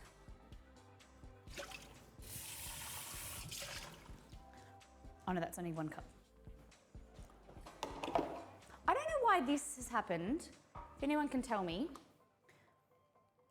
why has that happened? I've had these for years and they started to discolor. And that one's like gone warped as well. Like, let's see how it's not like clear, and that's gone frosted. And this as well. Oh, man, I already cracked the large one, the 4 cup. And now this is discolored and that's warping. It's annoying me. So thickened cream, heavy whipping cream, I'm gonna use today. And what did I say? 1 1/4 cups. Zero it.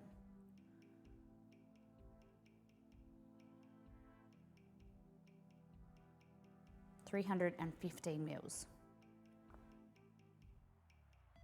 315 grams, sorry. Fabulous. Don't know if I need that. Again. Cake is looking really good. Hey Google, how long on my timer? You've got 10 minutes and 26 seconds Fabulous. to go. Okay. So, glucose, water, sugar, cream, milk chocolate, dark chocolate, and we're gonna need vanilla and salt. Vanilla is here. And salted chocolate, fudge, so I'm gonna add salt. As much salt as you like. A teaspoon, half a teaspoon. Half a teaspoon, it says, yeah. Okay. We're gonna have to find a vessel for the cream.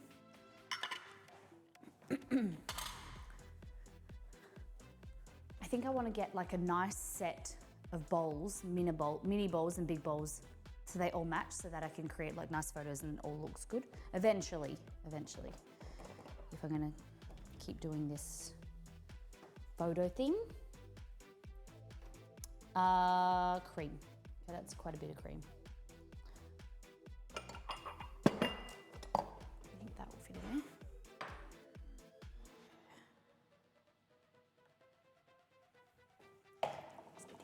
Goody.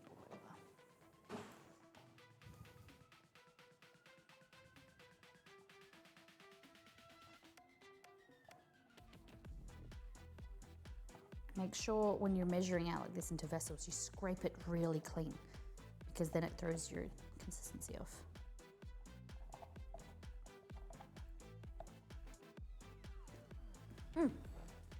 Delicious.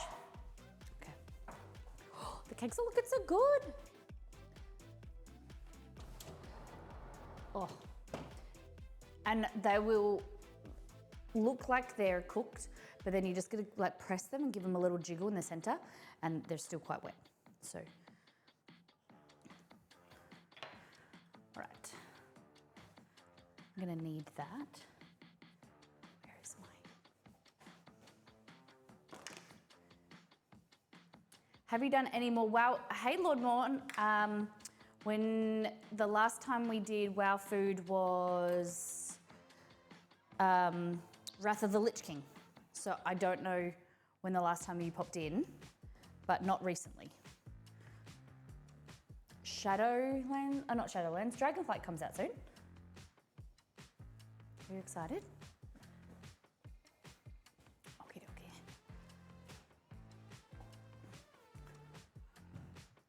This. Just hopefully there's no day that comes where this falls. Oh. It's good because it's so consistent with the level. Okay. Fabulous.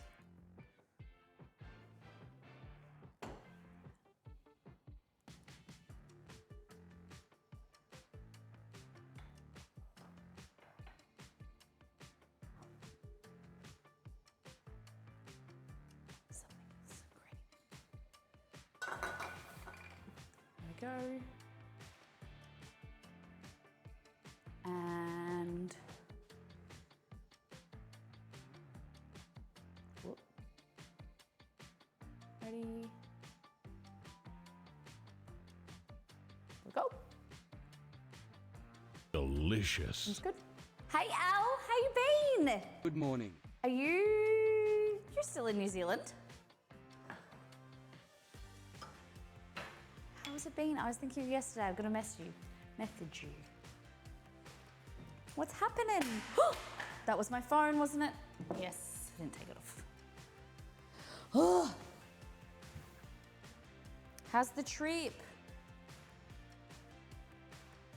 Oh my God, I'm getting something from FedEx today.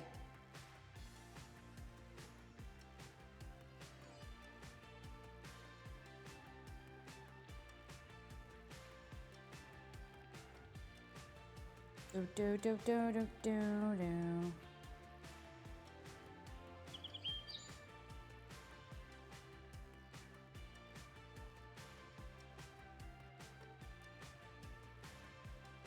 Sorry.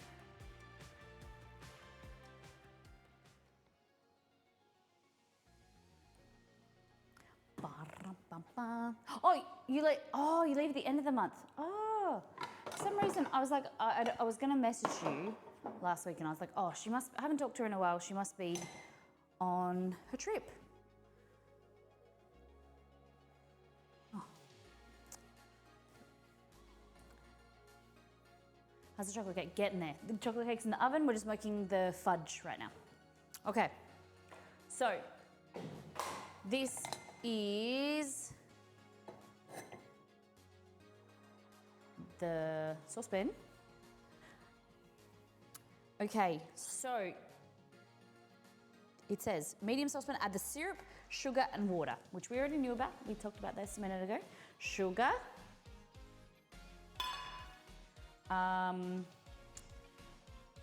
water, and this is the tricky part, the glucose. A little bit sticky. Okay. So the glucose is needed because it adds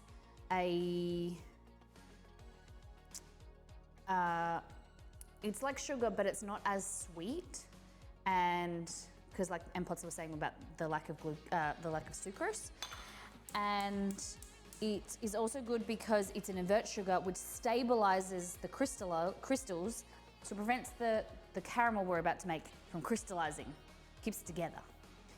Okay, so we're going to cook over medium heat until the sugar turns a deep caramel brown. Do not stir, just gently swirl the pan occasionally to mix. So initially here, before it heats, you can mix it together just to make sure everything is like saturated by the water. And then we're going to swirl, okay? There we go. Just make sure it's off the sides. We've missed you. We've launched the website. So the website is still a work in progress, as it always will be, but we've launched the new website. So if you're watching now, you haven't been to MissMollyMakes.com, it's live. There's a whole bunch of new recipes coming all the time. We're very excited. It's our new little huge undertaking. We're so excited. Let me go right now, go. Let me know what you think. Feedback in Discord or a feedback form, any suggestions, proof. If you've picked up any issues, mistakes, things that aren't quite clear, please let me know. And also, I'm wanting to know what recipes you want to see on the website. What recipes you're looking for going into Christmas, if you want rumbles, or you want cake, or you want Christmas ham. I'm always here to answer your questions, get your feedback. Okay, the last thing eventually will be the buttercream we're gonna make. So this is super easy. You just occasionally just wanna swirl like this. You don't wanna do like massive swirls. You just kind of wanna like, just do like little baby ones. Just to kind of like, with your wrist, just go round and round like that. Just to kind of girar, like kind of like swirl, stir. So always remember the Portuguese word, girar, which is, it always turns in my head to English as gyrate, but you don't want to gyrate, you want to swirl. Mix. Okay. So eventually when that changes color, we're gonna add our cream in, then our chocolate, our vanilla, and the salt. And then that's done. It's gonna be an amazing chocolate fudge, salted chocolate fudge. Oh, so good. Mochi dumpling. Okay, there's pork buns and dumplings coming. And any pork bun recipes with dough fails for some reason. I like that. Chimp, that's amazing. Okay, mochi. I have a mochi recipe. Cool, I love it. Dumplings and pork buns. Like what kind of pork bun? Like steamed pork buns? We've got a Shengjing Bao recipe coming, all from the old website that I just need to take right up. With dough fails, so like dough troubleshooting. Cool, keep them coming. I love it. Give me all your suggestions, all your ideas. Okay, look at this. What are we doing? We're swirling. We're in Swirl Town. Swirl, swirl, swirl, swirl, swirl. Stop. Okay, that is for our cake. What we're doing, we're not gonna put a cake tester in there. You don't need to right now. What you wanna do is just press or gently shake the tin and see if there's any wobble. But I like to press, I'm a presser. Yeah, still quite wet. Like I said, it's a very liquid texture with the consistency of the cake batter, so it takes a long time to cook. Love the recipe categories. There is a recipe of tiramisu under the cookie category. Oh, is there? Thank you, good pickup. If you just press the recipes rather than going to categories, you'll see all of the recipes. I've noticed people have been doing that, which is fine, but if you just press the button, I'm thinking I'm going to tell Exceed to take the category thing away, so people just click recipes and they can see, you can filter by categories of like gluten-free, vegetarian recipes or whatever. Make sense? How have you seen the recipes? How did you come to the recipe page? Did you click the categories? Oh, I'm not supposed to be swearing. Don't step. Not going straight to the recipe. Yeah. Ba, ba, ba, ba, ba. You went by category. So you hovered over the recipe to then go to categories and you click that. Yeah. I don't know, do you want that or do you want to go to the actual recipes? Thank you, Antamina. Exclamation mark. Website will take you to MissMollyMakes.com. Free recipes available at MissMollyMakes.com, guaranteed to make your life better with each bite or your money. That. Exceed wrote that. There's no money guarantee. I prefer categories if there's lots of recipes. True.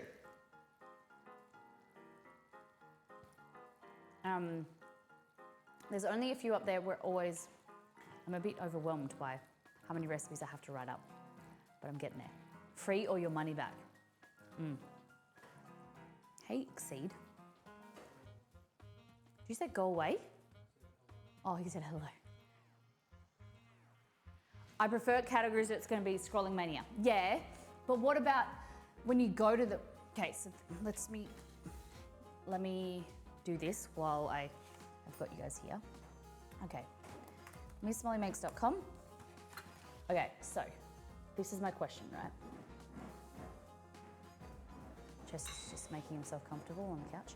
So, do you guys want to... This is where... If you're looking for something you just want to browse, you just press the recipe button like this.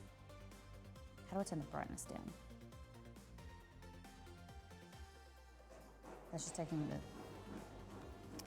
Damn it, laptop. There we go. Okay.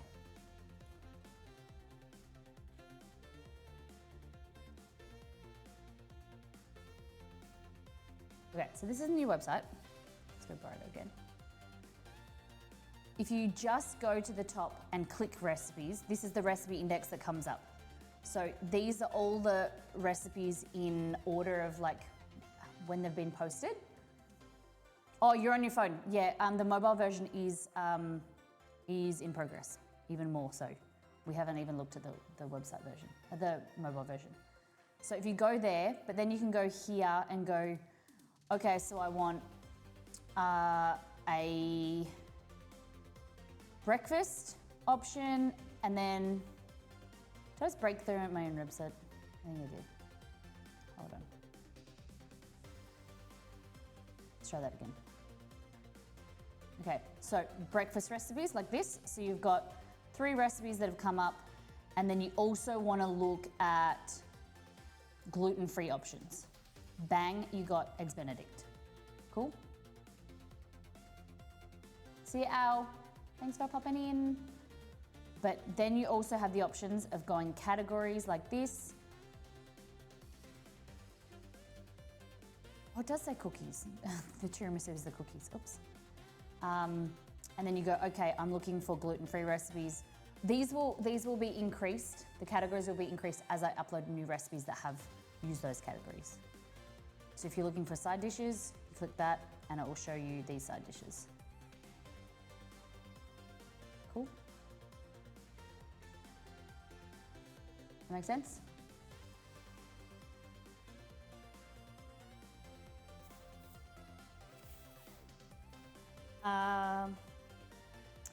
Having an alternative way to access the recipe sections is nice as well by accessing categories. Yeah.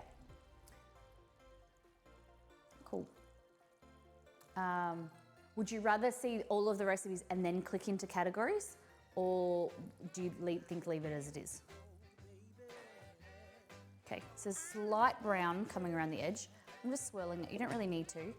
And until you see like a dark ring kind of around the edge, because it will start to cook from the outside in and you'll get a darker ring and it'll kind of go brown from the side. I've used the categories then filters, but it's different from people. Yeah, that's what I want. Yeah, cool. I think leave it as it is, don't want a scroll fest. Cool. I'm unsure if I would have cookies, cake, and desserts and sweets all as separate categories. Maybe have them next to each other.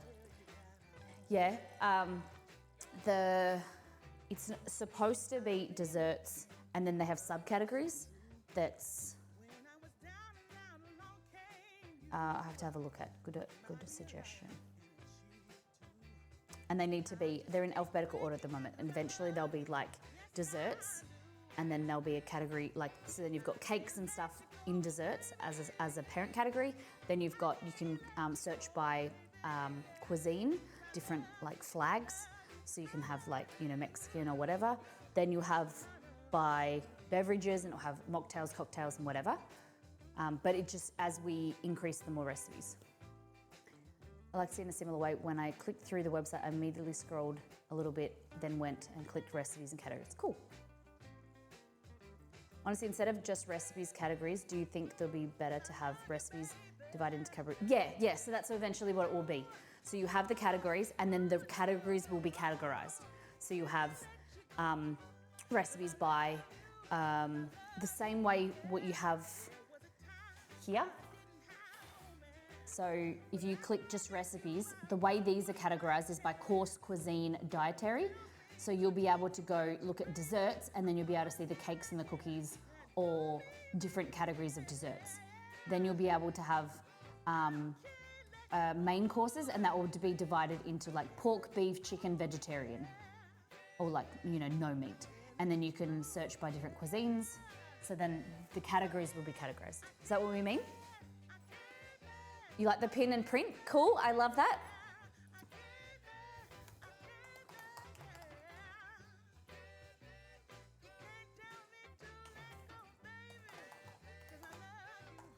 So categorize the categories. So desserts, then cookies. Cool.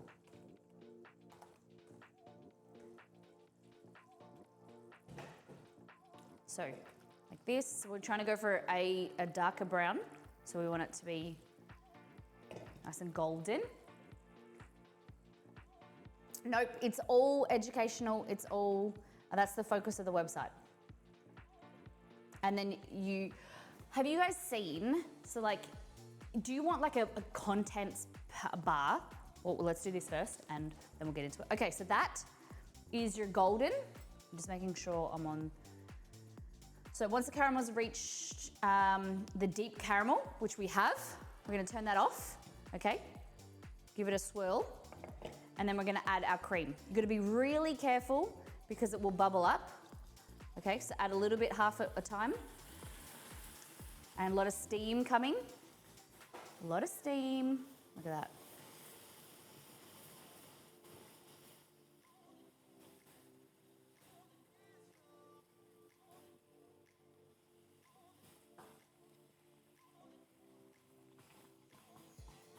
This. Willingly read about the author instead of them providing the life story before the read. Yeah. And there's about me section, and there'll be like posts about, you know, what we're doing, you know, new updates and stuff like that eventually, but not on the recipes. The recipes are all for education. Okay, look at that. So this is our caramel.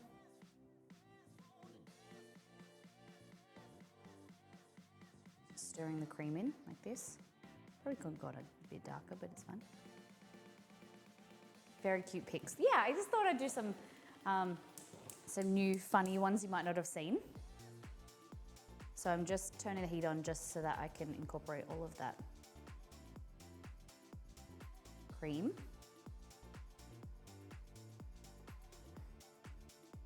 Oh God, I hate a recipe where I have to scroll through hundreds of things. Like, Tammy, I don't want to know why you settled with your husband in Soho. Yeah, But some people like to learn about but this was before social media, where that's how you would get to know, and that would be like the posting and stuff. And I like to learn, a little bit about someone's, why they came to make that recipe or whatever. But I understand it's not for everyone. When you want a recipe, you want to cook the recipe. And if it's the first time you've come into that person's page, you don't want to be bombarded with this personal information that you don't really know them. Like it's, like you've met someone for the first time and they start talking about, really personal stuff. It's not like that. Like I don't want that.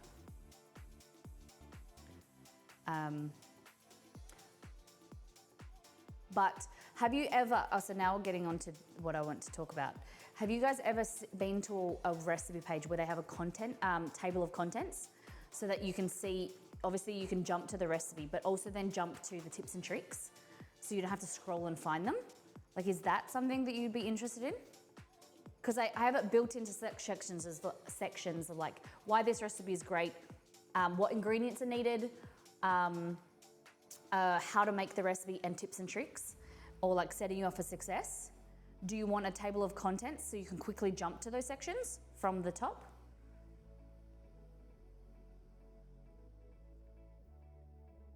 Okay.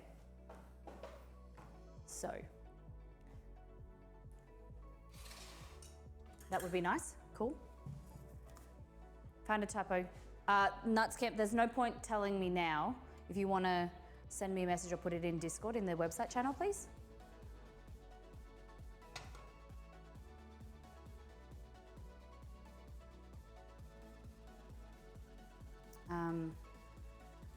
What is the typo?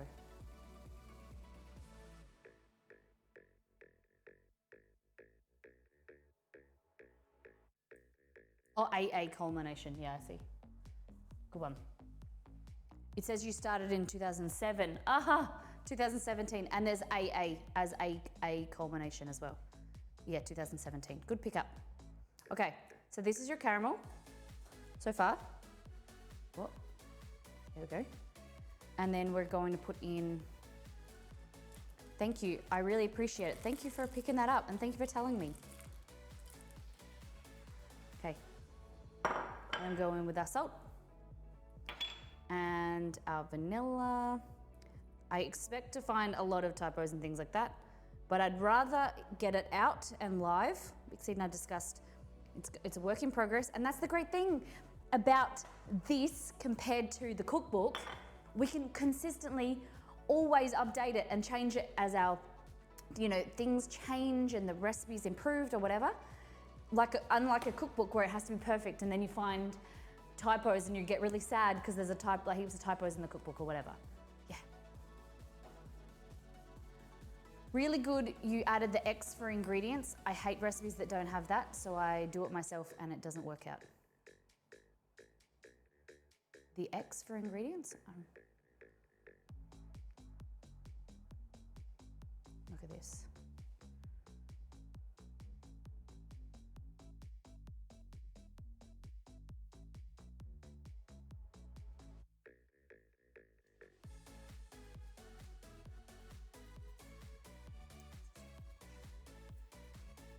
Oh, like the 2 times, 3 times and half. Yeah. Yeah.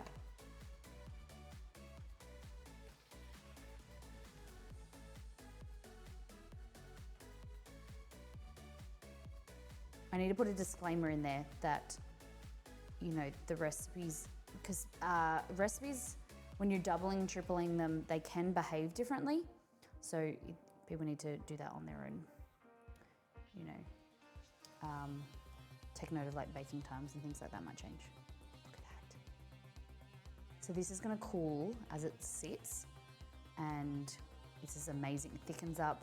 It's amazing over top of ice cream or in the cake. Speaking of the cake, we need to get them out. Let's have a look.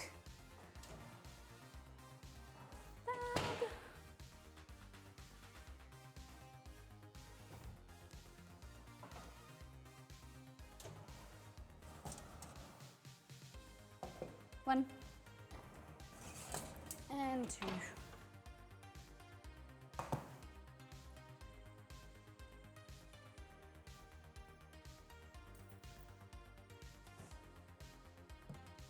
Comes out clean. Comes out clean, fabulous. And we just want to let them cool. The thing about cakes, you want to let them, ideally you want to transfer them to a plate or something because they're going to continue to cook, which I usually don't care about, but I'm trying to do the best thing. And like, I've been writing all this thing, like with cookies, take them off the tray or put them on a, like a drying rack, cooling rack, because it prevents it from overcooking. The same with cakes as well, like, especially anything with eggs, they continue to cook because they're retaining their heat. So you ideally want to take something out just a little bit undercooked so that it continues to cook and finishes off nicely. Let's go into a bowl. More surface area.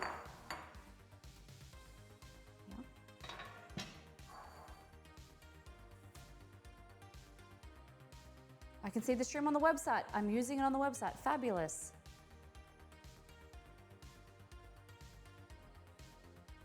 We just thought that would be good so that introduce new people to the stream, and if they've got any questions, they can see that we're streaming. They can come in, jump in live, ask questions. I've got to behave now, guys. We're really on the internet.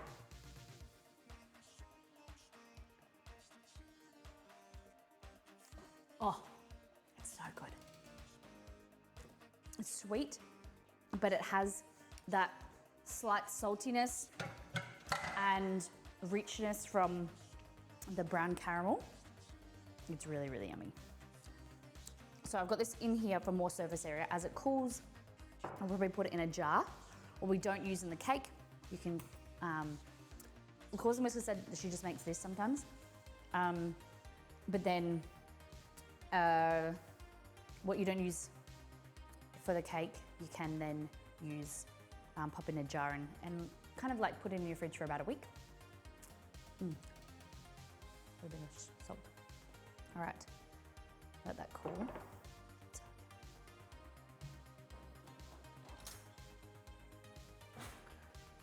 Yeah, it's already starting to thicken up. Fabulous. Okay, so we've got our cake, our fudge, and we're gonna do the buttercream. And once it's all cool, they're cool, this is cool, we can start layering the cake. Hey Scuba, welcome in. Okay. Just put it there. Try not to.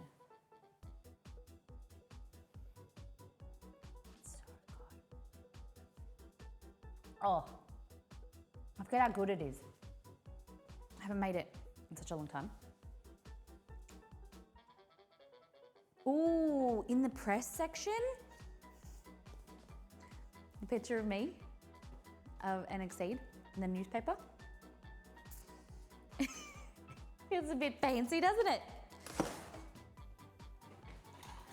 Okay, buttercream, let's go. So, 200 grams or 3/4 of a cup of butter, 300 grams of powdered icing sugar, 35 grams or 1/2 cup of cocoa powder, 65 mils or 1/4 cup of heavy whipping cream, and vanilla extract.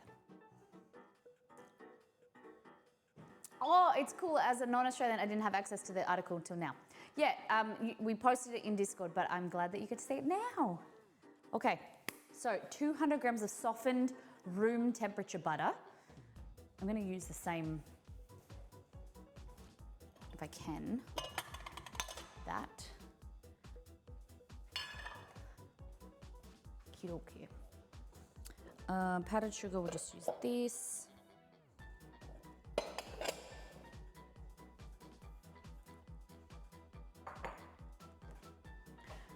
Use that, just trying to reuse as much as possible.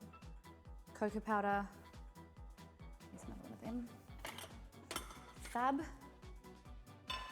Okay, cocoa powder, butter, powdered sugar, heavy whipping cream, vanilla. Fabulous. Fab, fab, fab. Hey Google, add vanilla extract to my shopping list. All right, I added vanilla extract. Okay. Scales, here we go. If you have made something on the website already and you love it and you know of it, please consider commenting. If you want to make it again and comment, the comments really make a difference for people kind of adding comments and like ratings really help for adding kind of, what's the word, like verification that the recipe is good and helps with the ranking, I think. Appreciate it. Okay, heavy whipping cream. We're gonna go in with 1/4 cup, which is, yeah. Everyone getting into the holiday spirit. Thanksgiving first. This week is Thanksgiving week, and then we'll theme the kitchen for Christmas. How you been, Scuba? What's been news with you? Okay.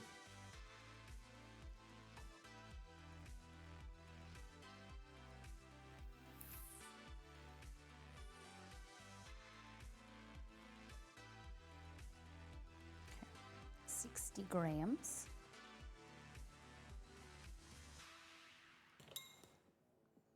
Of heavy whipping cream. If you're just joining us, we're making Death by Chocolate Cake.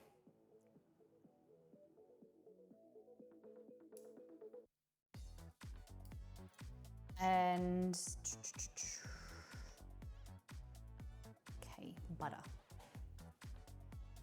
We're already doing Christmas. Exceed actually asked me if when we're putting the Christmas tree up, because last year I was a bit of Grinch. So I've got to get better at that and find a place for it.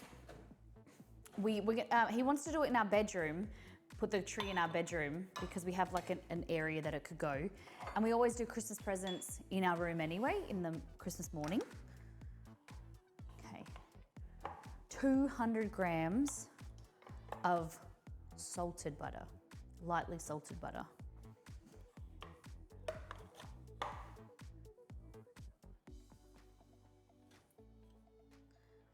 There's all these bloggers making like little pretty mounds and like nice cut pieces of butter, and then here's me.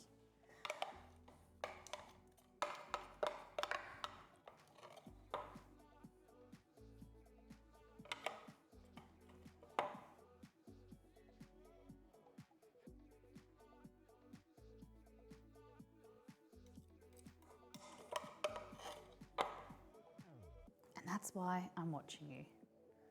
What? Because what do you mean easy?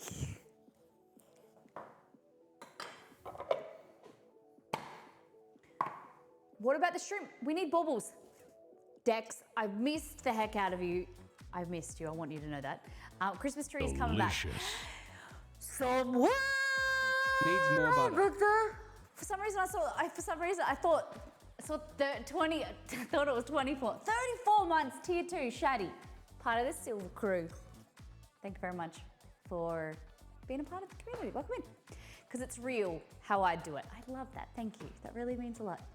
Welcome in, guys. Yeah, Christmas tree, stream Christmas tree will come back next Monday. Remind me. But yes, this week we're Thanksgiving, next week we're Christmas.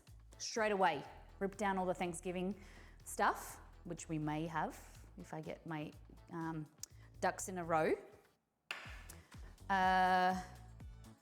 And we'll have the stream Christmas tree with baubles. So the way we do it every year, if you support the channel through subs, tipping, cheering, you get a bauble, and that we decorate the stream with baubles, and you get your name on them and everything. It's my way of saying thank you for your support. So there's little baubles and there's big baubles, and we'll have a stream tree every stream. And then they go onto our real Christmas tree. Every day is Christmas. Last week was Christmas for me. Okay, powdered sugar, 300 grams. If you're just joining us, we are making diabetes. No, it's Death by Chocolate Cake. It's incredible. It's deliciously rich. And this is the fudge sauce. Okay, this is only a sometimes cake. Very, very, very irregularly sometimes. This is your fudge and it will start to thicken up. This is caramel, a salted caramel chocolate fudge. It's amazing. It's so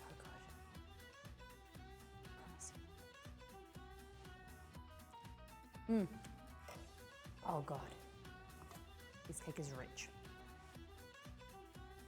Okay. Pepper powdered sugar. Here. Icing sugar. We want, what's it saying, grams? 7 close. I think it says 2.5 cups. Ooh. Who's excited for Christmas? Who is a self-professed Grinch? And that's okay, I understand. I understand. And my last comment on the website is like how past streams are linked to YouTube and not just Twitch VODs, as it helps highlight and direct YouTube more. Also because it can be playlisted. Yeah. Thank you, Nightscam. I appreciate it. Keep them coming. If you're just joining us, come for the first time, the website is live and I'd love to hear your feedback. Things that you think are fantastic, good, you know, that you're confused with, need work, please let me know. Please let us know. There's a new channel for website in the Discord, so you can leave your reviews or things that you're ready for, you know, some change or tweaks or whatever. Proofreading issues, kind of grammar mistakes, let me know. Did Molly say a salted caramel? Yes, yes. I salt the caramel daily. Would be good with some vanilla ice cream. Yes, Grinch Christmas is overrated. Yeah, there's parts of it that are, but it's just, I like, everything's like, for Australia, it's like summer and people are a little more happy and jolly and a little bit more relaxed, hopefully. But the kind of, you know, you don't have to buy other, like expensive presents. I'm a person, I like thoughtful presents and over kind of, it's quality over quantity. And it can be exhausting. I agree, Antamina. I'm ready for it to be over already. Easy? What? This is a new scale. Is it saying low? Oh, is this the one we changed out the batteries? Don't tell Cad. Cad will give me a hard time about shit. No, I'm not supposed to be doing this. Hold on. Yeah, Christmas barbecue on the beach. It's the first year without my grandma. So for Christmas, my dad's side of the family, I'm not sure what they're doing this year to figure out. Okay. That's your powdered sugar. Oh, come on, man. It just turned off.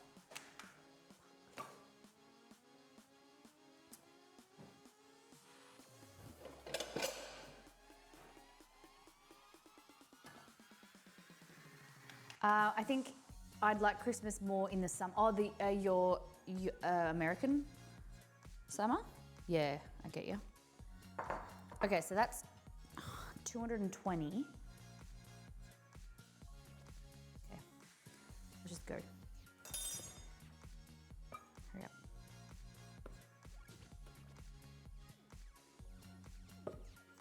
Fuck. All right, I'm just gonna have to. I must have changed these batteries because you're saying it's low. Yeah, they're new. These came from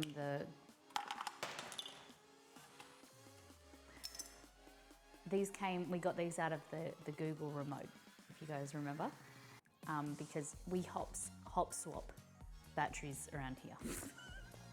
Hold on, I just gotta get some 888s.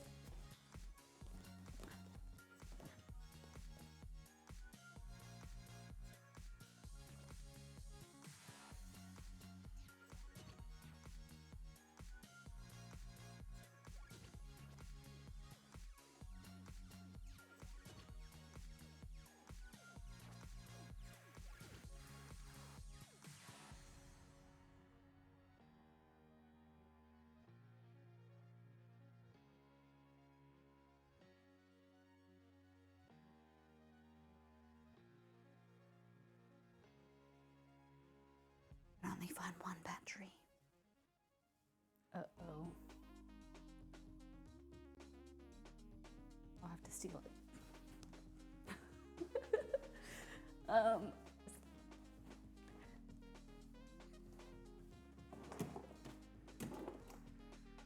If I was a triple A, oh, Romeo. Triple A, where would I be? I'd be... Oh, yes. Okay, stealing that. Oh, no, don't turn on TV. Crap, I just turned on the Google TV.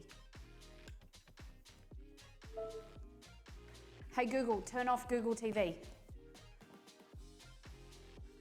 All right, turning off the Google TV. Cool. Okay. Never happened, okay? Cad, that trick only... Shh. He's here. Shh. Nothing happened, Cad. Nothing happened at all. Okay. I think this is 2 cups. 0. All right, now we want half a cup. Yeah, cool. 300 grams, just. Fabulous. That's all my powdered sugar. Repeat after me. Hey Google, remind me to put batteries in the drawer. I need to buy them, I don't have any more. I know we have a lot of double A's, but not many triple A. There's a good question that might cause the stream to riot. When should Christmas decorations go up? Great question. I'd rather have Christmas in June when tax returns have already come in. Our tax returns come in end of, because our tax year is June 30th. So your tax return, you usually get back around like August, September, depends how well and organized you were. Okay. Butter, 200 grams, 3/4 of a cup. 300 grams of powdered sugar, or 2.5 cups. Cocoa powder. Blech. Cocoa powder here. And we want 35 grams, which is half a cup. When should Christmas decorations go up? Whenever you want. The thing is about North America, you guys got to do, and you cause me to do Thanksgiving. So you got to do Thanksgiving and then you do Christmas, right? Because I'm thinking of doing some stuff for Wednesday and Friday. What kind of Christmas decorations do you, Thanksgiving decorations should we do? What do you guys do?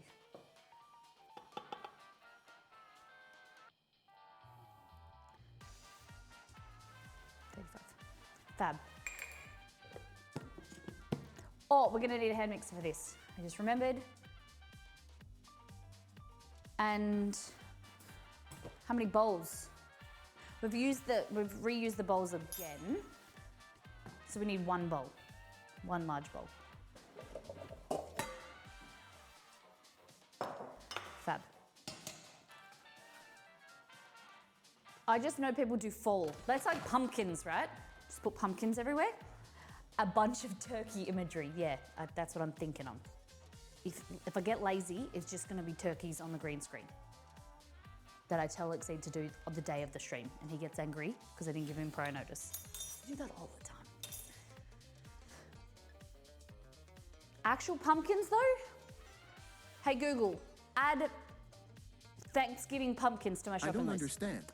Add pumpkins to my shopping list. Assorted. Okay, I added pumpkins. Oh, where do I find pumpkins from?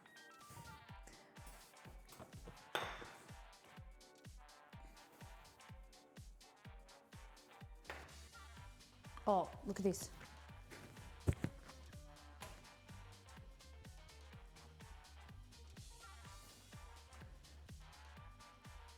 I like this shirt, and yeah, I do like the names, but I prefer the things not to come off, so I'm trying to pull the words off. So it's stay a wheel and lisse. It's a wheel now. Hey Dreamweb, welcome in. Dreamweb, are you a Christmas fellow? Or do you not like when are you planning on Christmas decorations?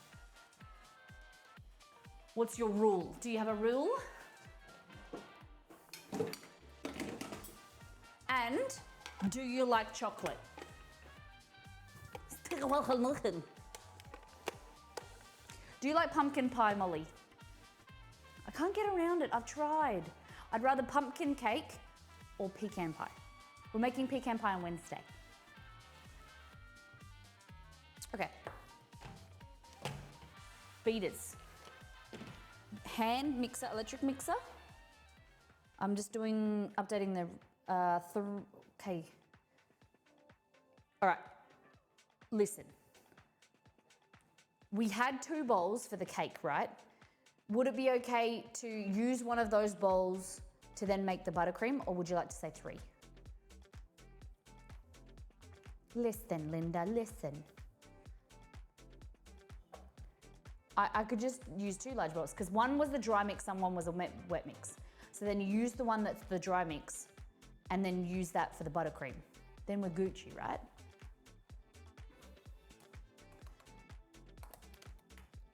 Hand mixer. Hand or stand? Both, either. But yeah.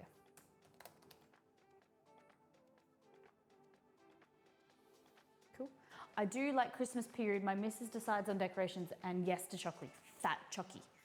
Fabulous. How's the panettone going?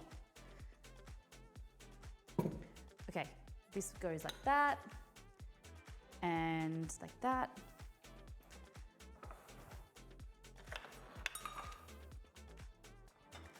This, we're doing chocolate buttercream with chocolate cake and chocolate fudge. Death by chocolate.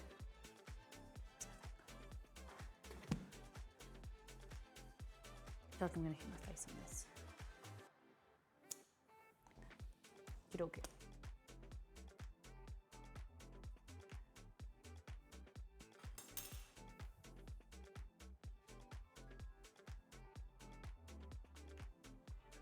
Good enough.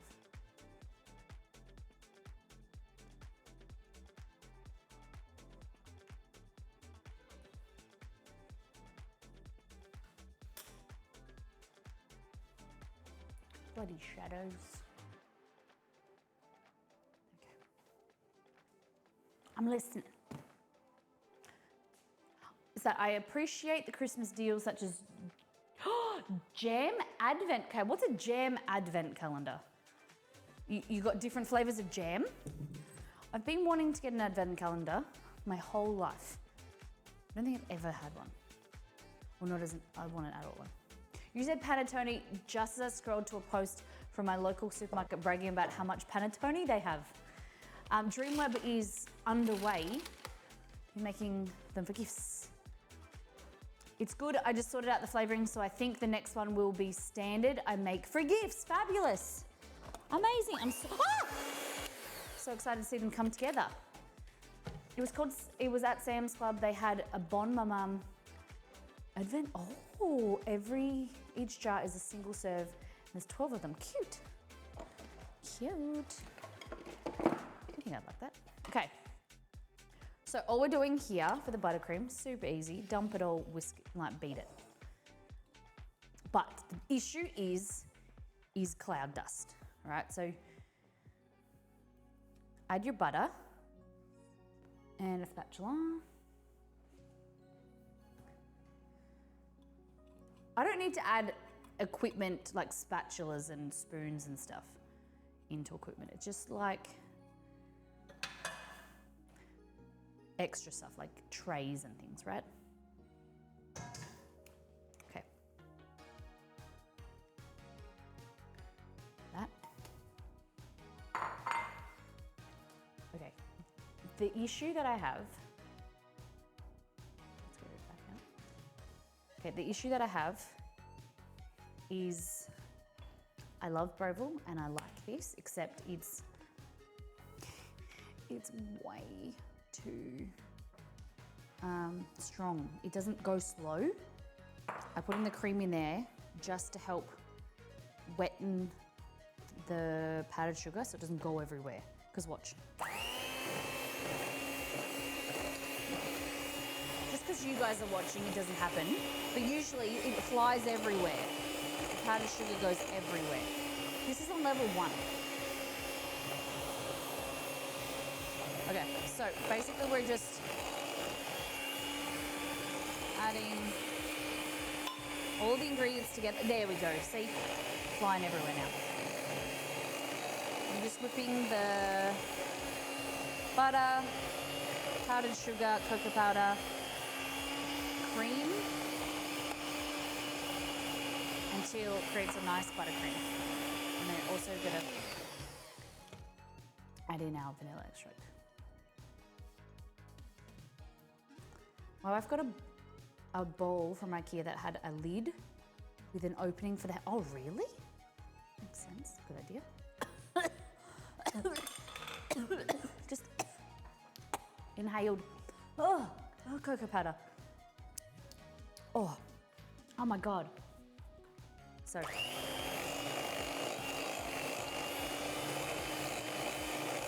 This is a simple buttercream. It's amazing. The more you whip it, the lighter it gets. You could add add a little bit of your frosting in there, or like your fudge if you wanted.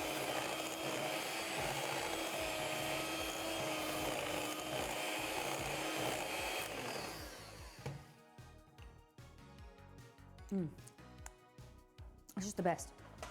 It's just so good. Okay, so we're just gonna sit that aside. You wanna keep it kind of coolish, so it doesn't melt.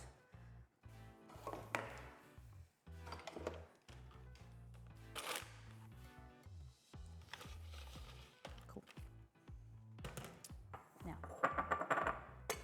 stuff can all go into the bin, not bin, sink, the sink bin.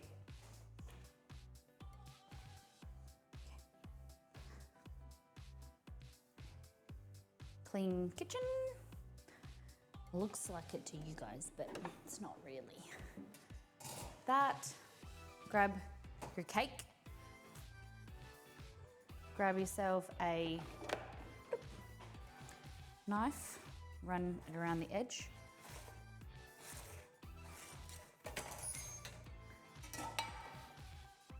Take this off. And then, woo! That. You want to put this in the sink ASAP, so it helps you wash it later. US sticks of butter, yes. 1 stick of butter is like 113 grams, half a cup. Gonna give a recipe a crack today with 3 sticks of butter. Seems a bit much. So that is 320, 30, so 140, no, 139, 30, 39, 139 grams. It's a cup and a half, not too bad, depending on what it is. Like this, the buttercream here, that's 3/4 of a cup, 200 grams. It's a bit much. Sink that, put this on the floor because then Kevin picks it up. Okay, so eventually this cake is going to go on top of this cake like that. They're going to be trimmed and decorated. It's going to be amazing. Death by chocolate. I did realize that this is 8-inch.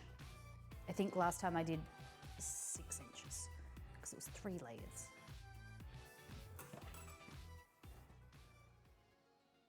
I don't know.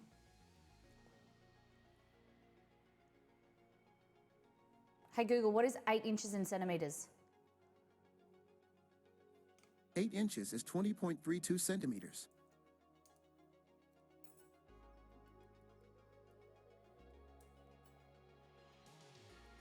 Hey Google, what is 6 inches in centimeters? 6 inches is 15.24 centimeters. It's so dark. Yeah, Dutch processed cocoa. It's so light and crumbled. It's so good. Into the bin. Into the bin. There we go. Fabulous. Okay, so we're gonna wait for them to cool, be cool. Ideally even cold, you can put them in the fridge. But this is what we're waiting on really. This guy. This is milk dark chocolate. This is our fudge.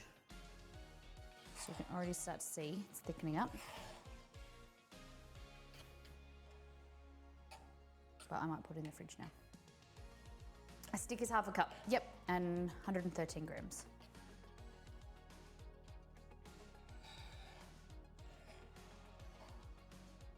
What are you making, Dreamweb?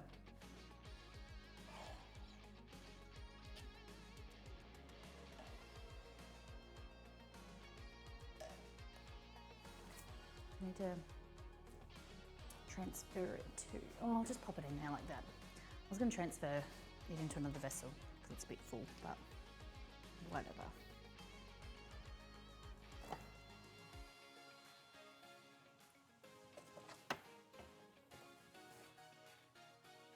All right, let's make lab. And naan. Lab and naan. Okay, it's 10:43, fabulous. So we're basically done with the Death by Chocolate Cake. We're getting into the naan bread recipe. The things we will need for naan is, let's go MMM. All right, 300 grams or 2.5 cups of bread flour, 2 teaspoons of sugar, 3/4 teaspoon of yeast, 1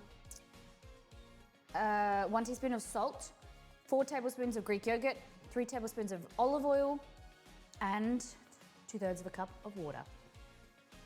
Oh, I do the new Savitz book, which is Dessert Person, or the Book of Dessert or something. A new one. Is it Book of Dessert or? Hey Google, what is Claire Saffitz's new book?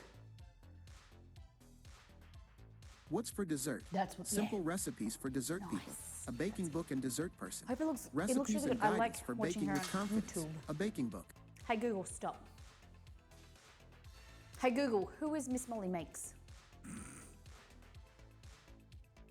According to Wikipedia.org, Molly May Hague, born the 26th of May, 1999, is an English social media influencer who was a runner-up in the 5th series of reality dating show Love Island. Do you want a little more context? No. Molly May Hake. Who is she? According to Wikipedia, Stop. Molly Go. May Hague is Hey an Google, English stop. social. Stop. All right. 300 grams of plain flour. White sugar. On the website bakinglikeachef.com, they say, Stop. Thank you. 26th of May. Mine's the 13th. Close. Close. Mine's the 13th of May. 13th of May. 1992. Okay. Bread flour. Yeast. This recipe doesn't have to go with the lab, but it should. It's a really good side dish for nearly any time. Exceed and I really, really love naan bread. Like, anytime naan bread is a good time.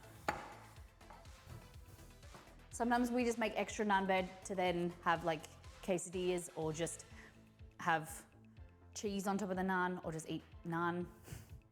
It's really good. It's a good time. Okay.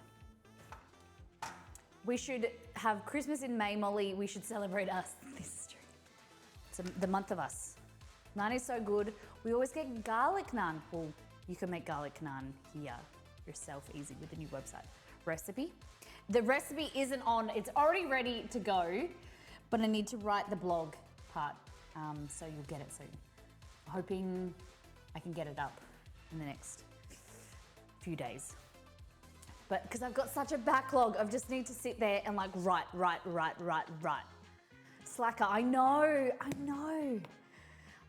it's killing me because of all of these recipes from the old website. And I don't want to post just the recipe, I needs to have the blog section. Because I know if I just post the recipe, I won't go back and finish it. And then it's like, it's not finished. So it's better to do it right and done.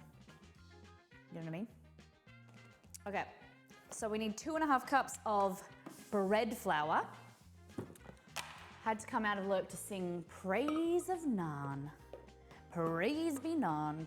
That's it. Okay. 2.5 cups. I'm just showing to see if someone scoops how much it would be because we're measuring. All right, that's already wrong. Okay.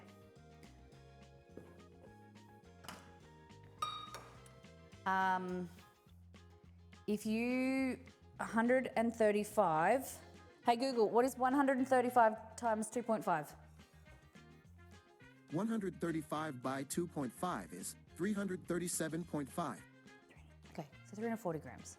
Let's go with that.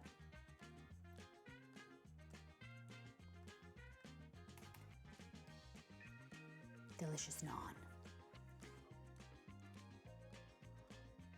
I would love that. I think it would. I would be honored. You don't have to do that, but I would be the happiest lady in all the land, Dreamweb. But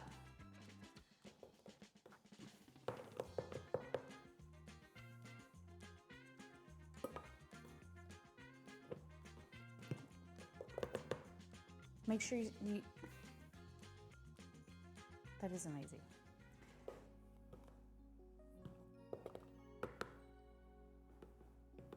I love that. Thank you.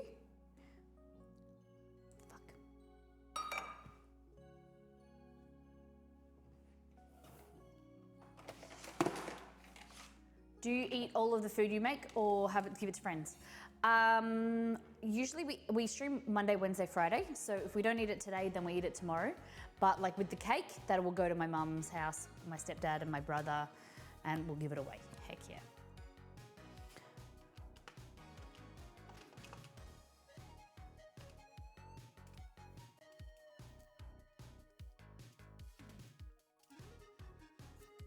Oh, sorry. Just doing some measurements.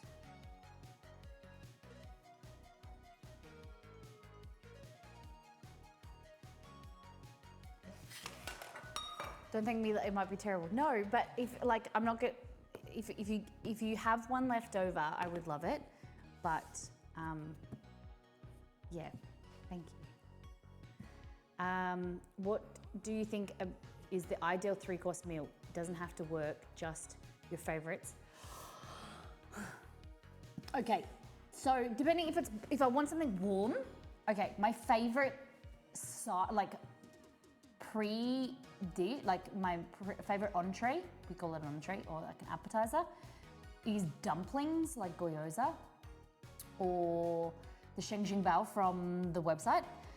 I love pot stickers or dumplings or gyoza or whatever.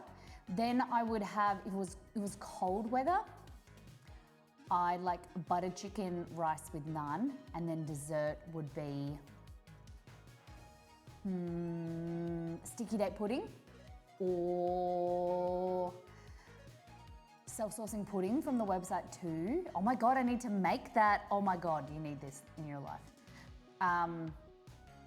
If it's summery, then I might go like a dumplings and then the lab we're about to make.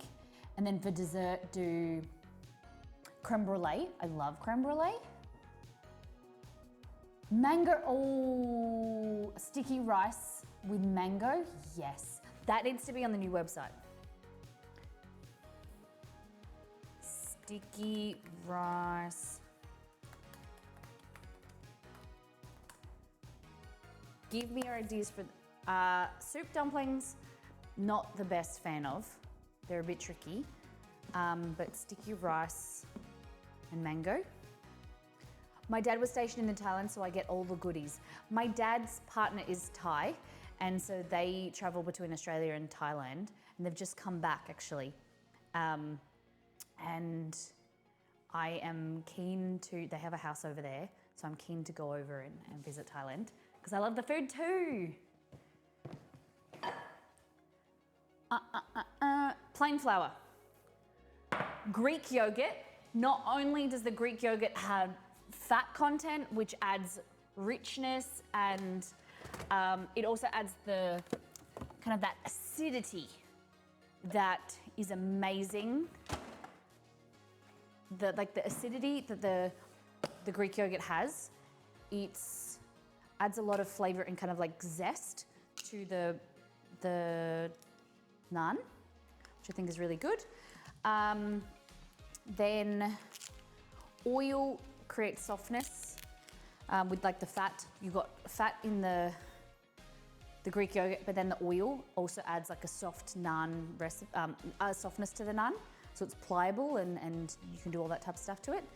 Add a little bit of sugar or honey to add some boost to the yeast. Because remember, anytime yeast is coming into contact with fat, oil, butter, yogurt, it's gonna slow it down. So we wanna give it a bit of a boost with a bit of sugar.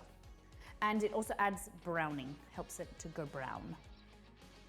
How now, brown cow? So we need 55 grams or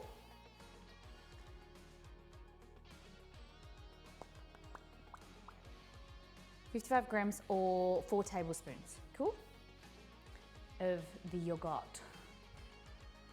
I'm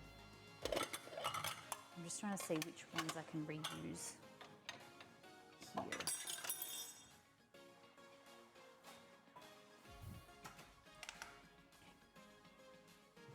Tablespoons, tablespoons, tablespoons. Let's go like this. All right, that looks like a tablespoon. 1, 2, 3, and 4. 78. Oh, 55. Eek. Let's go 70. Let's go 70. This Greek yogurt is so thick and delicious.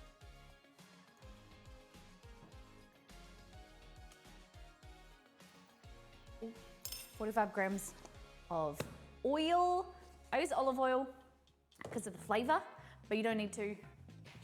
I always just use what I have available on hand.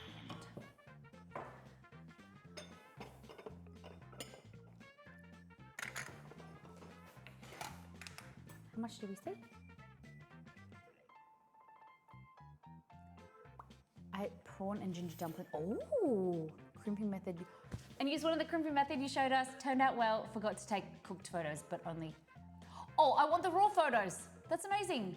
Strange, thank you so much for the raid. Come on in. Sarah Strange. Welcome in. How's your stream? Okay,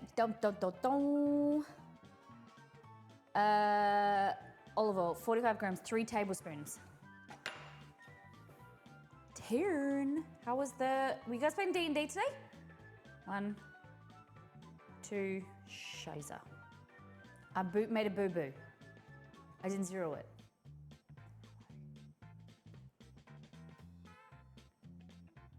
I made a boo-boo. Hey Modern, hey guys. Welcome in, welcome. So that's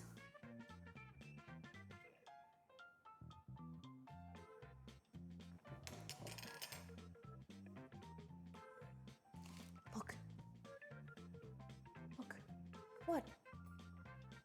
Thank you very much. Read. I tried.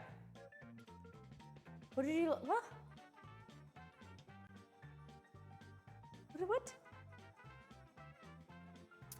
Let's go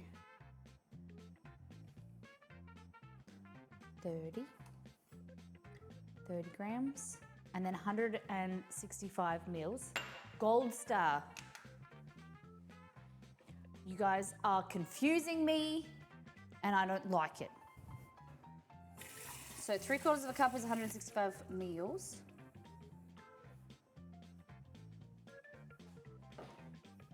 I made you look, you dirty chook. How are you? I'm great. How are you? I am really good. I'm very excited. Our new website went live last night and it's all going really well.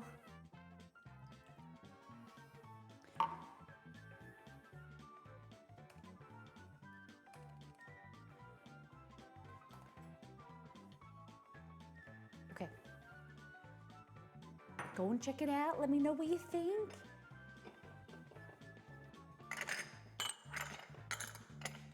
Bit of salt, guys, a little bit of salt.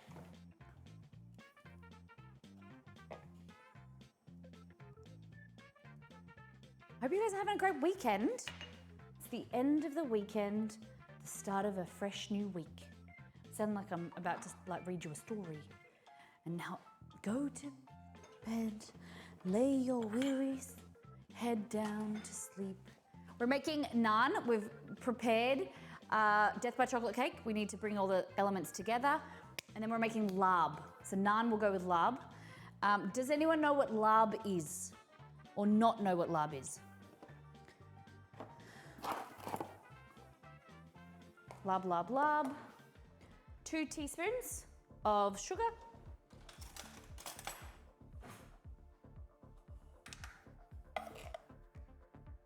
1, 2. Let's go 15 grams.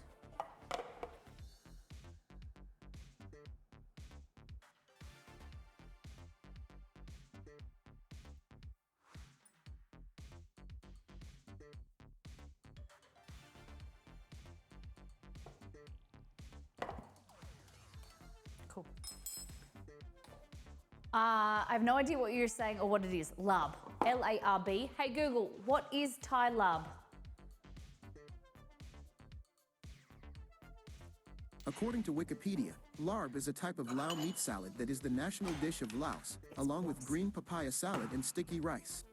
Larb is also eaten in other Southeast Asian countries where the Lao have migrated and extended their influence.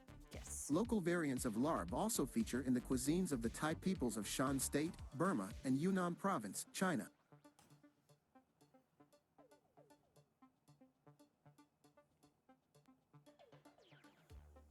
All right.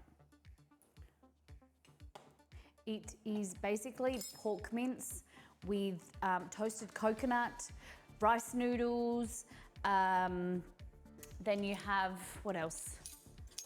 Rice noodles, herbs, so like coriander, cilantro. It's so good.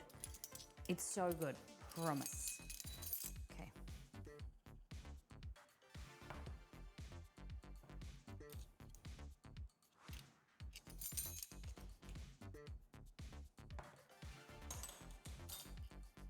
So 1.5 teaspoons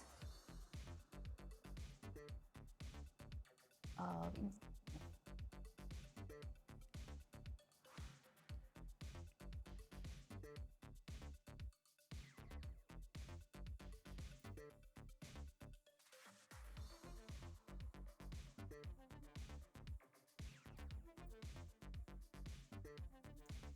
no, we're just gonna do, okay, we've got our water, bread flour, sugar, bread flour, sugar, yeast, salt, olive oil, Greek yogurt. Yeah, fabulous.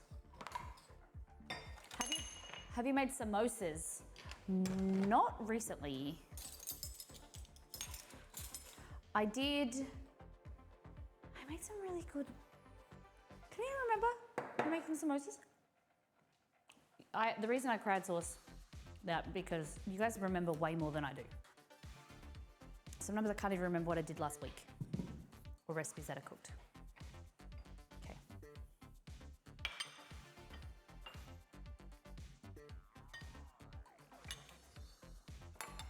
Boom, boom, boom. Let me hear you go, naan, naan.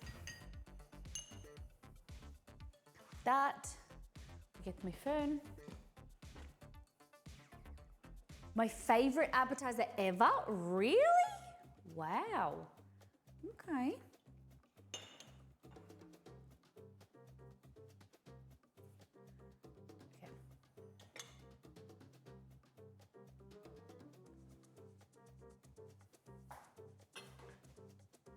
quite on aisle 4.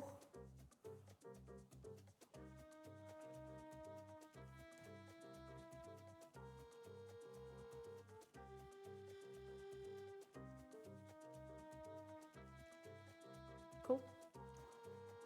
Now, tap the screen and press. And press. There we go. Fabuloso. This goes away. Go take the phone off because it likes to fall on the floor.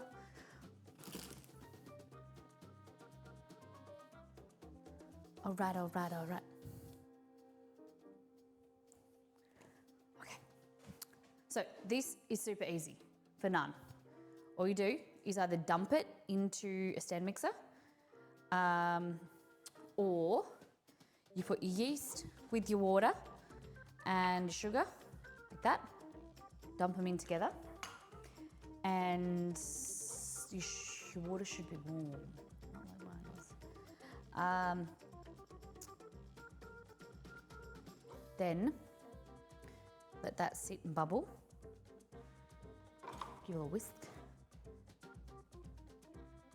Just to activate it.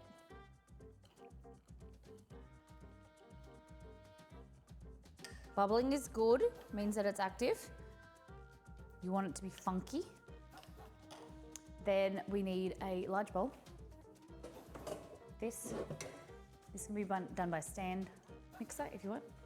Glad you're making the naan. It was the first recipe I looked for on the website. Yes, I've already taken photos of it.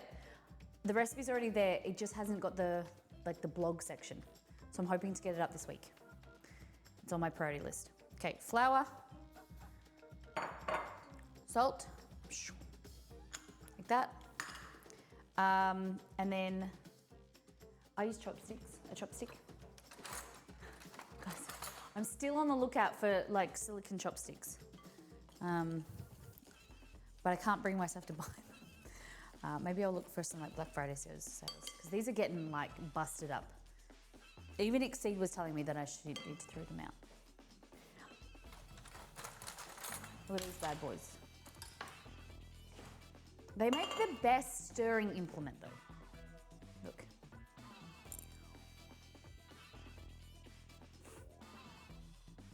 Oh, it's lost half its paint. Whatever. I'm just eating paint, it's all good. Okay, so that's nice and bubbly. This goes in here. Bang.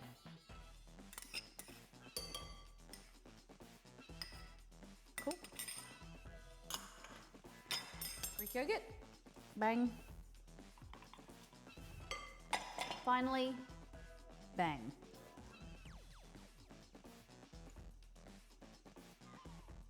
They still do what I need them to do. I'm hoping, I've planted a few hints for friends, my family, and said, I'm looking for a kitchen warehouse voucher so that I can upgrade my fry pan, get the new fry pan. Because these two, I use them so much.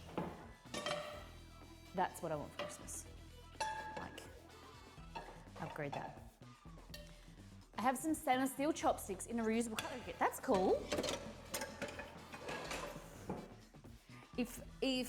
What about for you guys? Is there something that you're hoping for Christmas, or if someone asked you, like, that's what you're saving for?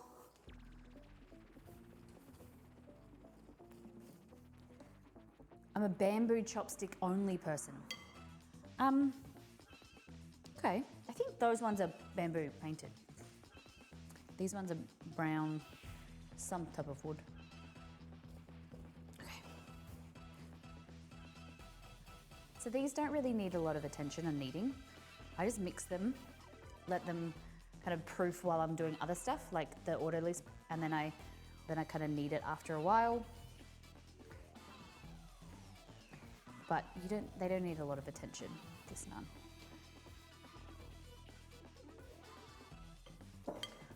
Scruggy dough. All I want for Christmas is flooring. Yeah, how's the renovations going? What type of floor are you getting again? Bamboo gives the best grip. Okay. Eco-friendly things for Christmas, I think. Nice. Yeah, like things that are a tattoo gift. I think things that you use more often, you know, thoughtful things, things that will get a lot of use.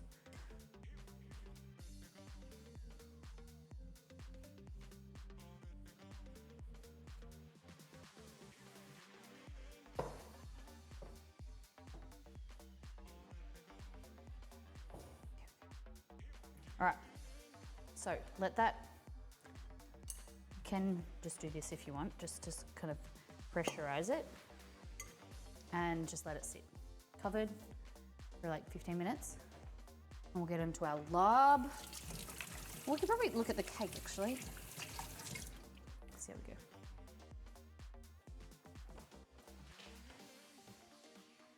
Get that out of the way.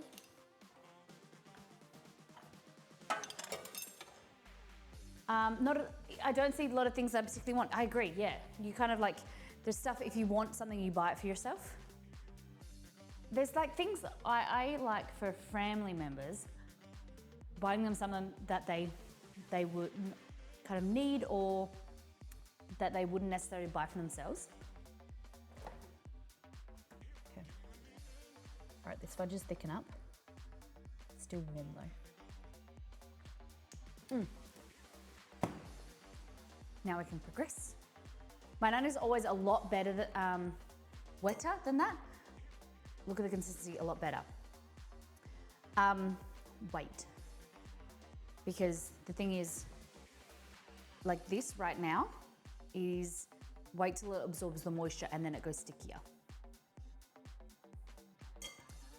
Initially it's kind of like scraggy like this, but then as it absorbs the moisture, it becomes like wetter.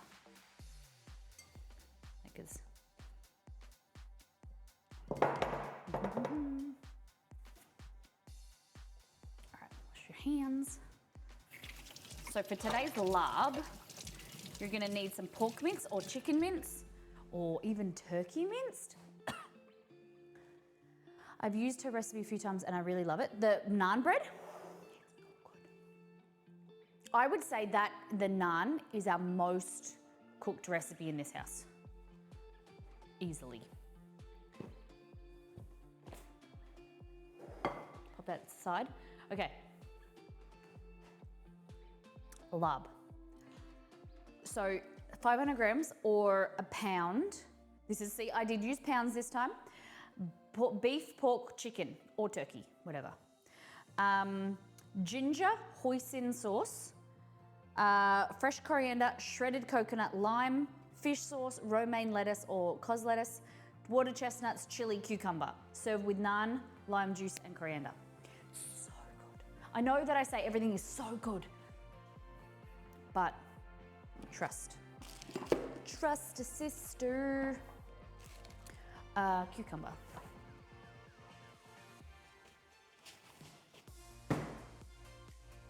Guys, I'm so bad at keeping cucumbers alive in the pantry, in the fridge. How do you do it?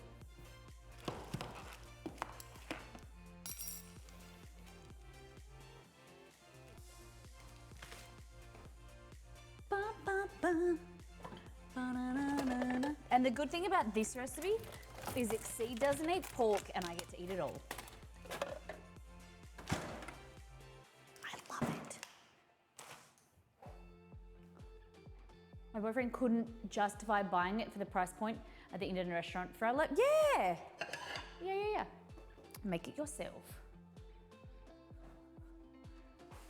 I don't, they go flop. Mine, look, I wrap this to try and like keep the moisture off it and it's still going a bit gross. So I might see if I can peel it. If not, I've got another one, which I had set aside to make a cocktail, but I have to forego the cocktail. Tupperware fridge smart containers have been a game changer. Well, the new fridge has been amazing. Maybe it's because I didn't put it in the fruit compartment. Like the dehumidifier thing has been amazing. My fruit and veg stay way crisper for longer. I don't remember where I put the cucumber then. Okay. So pork, like that. This is, how much is in here, Jess? 800 grams, so use 500 of it. It's a bit under. What else? What else? Fridge smart Tupperware containers. Okay, keeps my celery fresh. Well, celery has this enzyme in it that keeps it fresh for like ever. I read about. And my broccoli no floppy. Hello. Okay, so we've got hoisin sauce. We're gonna get ginger. The coriander, I got this yesterday in my food order, and look how it came. It's super sad. I was super angry, so I will get a refund for this. That is not on. That's not on, Charlie. I had to take it out of the wrapper because it was like all getting soggy.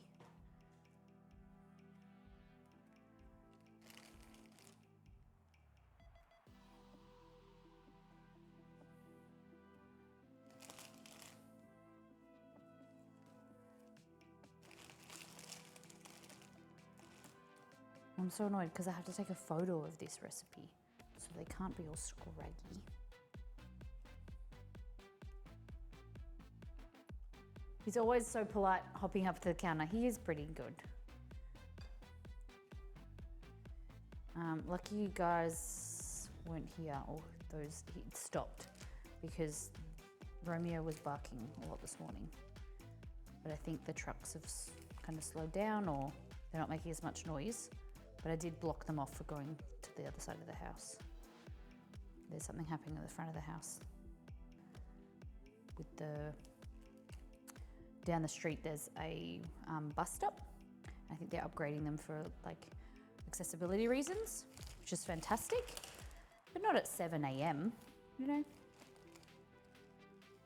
Think about the children and us streaming. Make it so much noise. Don't they know we have a dog that barks and we scream? Okay. I think I might have more coriander. Yes. Oh, romaine lettuce. Also known as a cos. We call this a cos lettuce.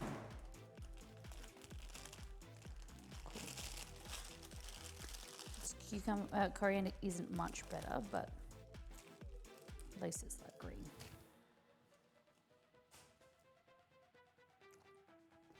Blech.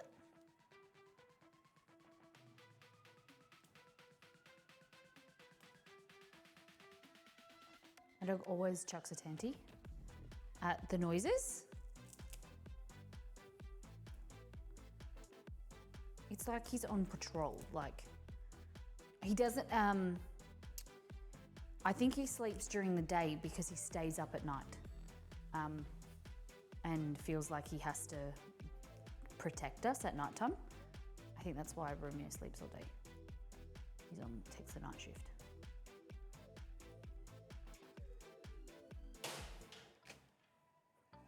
Delicious. Delicious! Elliot, welcome in. How you doing? How's your stream? Elliot, come on in. Elliot's community, come on in. Pull up a chair. How was your stream? How's your evening been? Hello. Tomb Raid, Tomb Raid. Have you been playing Tomb Raider?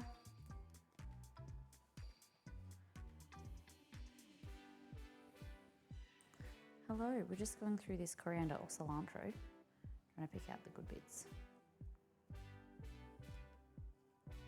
All right, I think it's enough for now. Enough picking.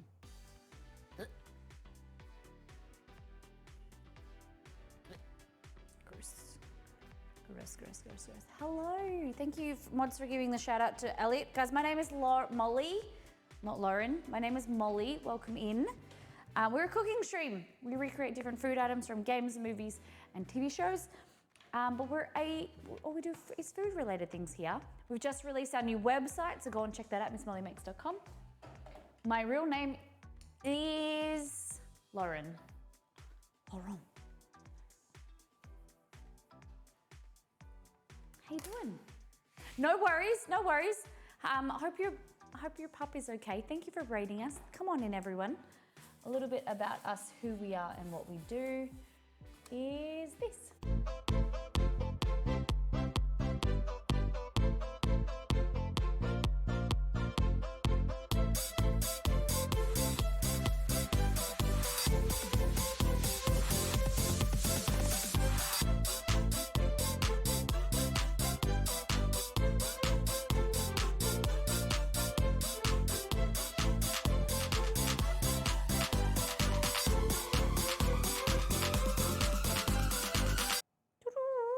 Hello, welcome back.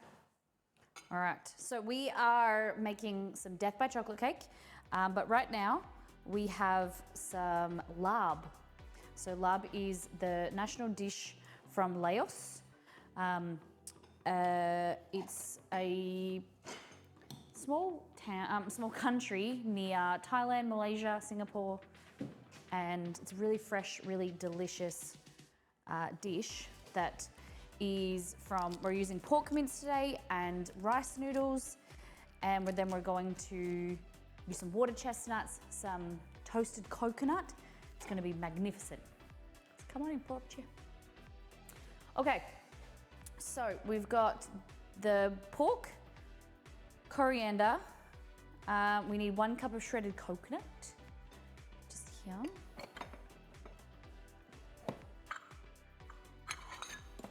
What were you guys doing on Elliot's stream? Welcome in, Molly, Miss Mouse.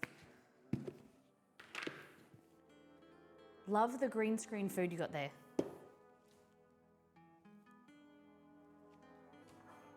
Pork in the chocolate cake, always. Always. Coconut, water chestnuts, cucumber diced diagonally, lime, that's a lemon. Where's my lime at? Welcome in, welcome in. So, gingebre, fresh ginger, frozen ginger. The green screen is sick, thank you very much. This is foods that we've made on stream, like a lot of it's themed foods. So this is from Assassin's Creed Valhalla. We did a sponsor stream for them. Elder Scrolls Blackwood. So this is the wreath. This was really good. They're just cookies, close-up cookies. Okay, I need the lime. There we go. 1 to 2 limes. You could add stuff like small cherry tomatoes or avocado in this if you wanted to. It's not very traditional. Okay, hoisin sauce there.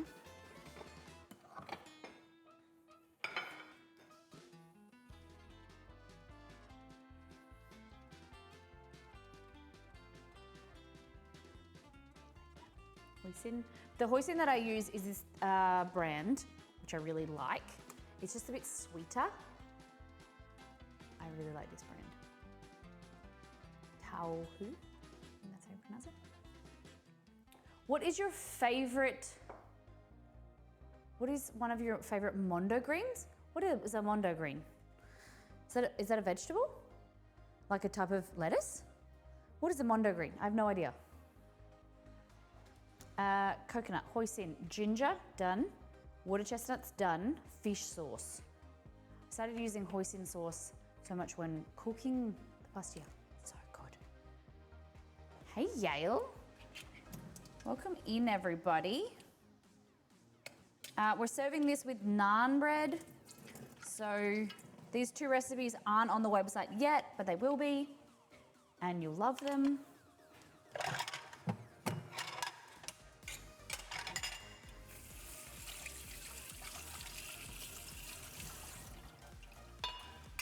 Have you guys ever had water chestnuts? They are these amazing Mondo Green is a misunderstood or misunderstood. Oh, I've never heard of it. Okay, resulting in mishearing of lyrics. Okay, never heard that term. I thought you were talking about like maybe it was like a type of lettuce, and like lettuce was like a. You must have laughed at my answer.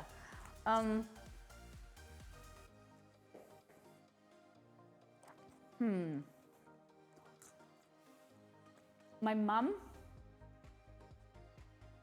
always, she misheard the lyrics to a song, you know, shake, shake, shake, shake, shake, shake, shake your booty, shake your booty.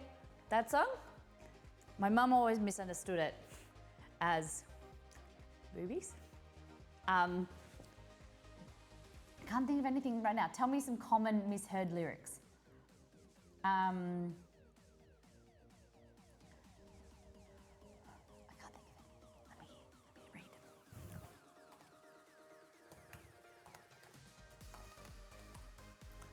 Let me read. Hilarious misheard lyrics. Okay, 30 hilarious. Okay, we built this city on sausage rolls.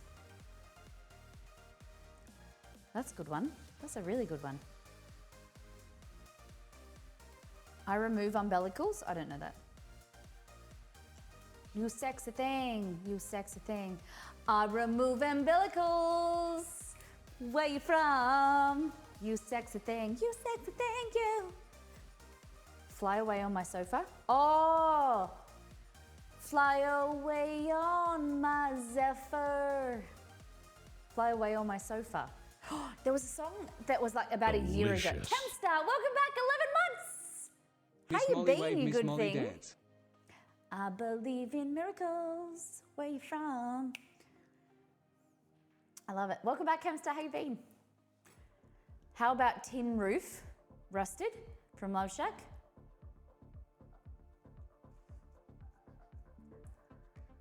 Doing pretty well. Welcome in. The donkey's gone to Devon. The monkey's gone to heaven. No, I don't know that. Oh, the Legend of the Phoenix from Daft Punk was misheard as the Legend of the Penis. Oh, this sex is on fire was misheard as, oh, dyslexics on fire. These ants are my friends. They're blowing my mind in the wind. The answer is, my friend is blowing in the wind. I don't know that. Bob Dylan's blowing in the wind. Don't know. 2 tickets to paradise. I've got 2 tickets to paradise. I've got 2 chickens to paralyze. Okay, Will Smith's Get Jiggy With It. Kicking a chicken with it. Kicking a chicken with it. Ooh, get chicken. Kicking a chicken with it. Ooh, ooh, ooh. Kick a chicken with it.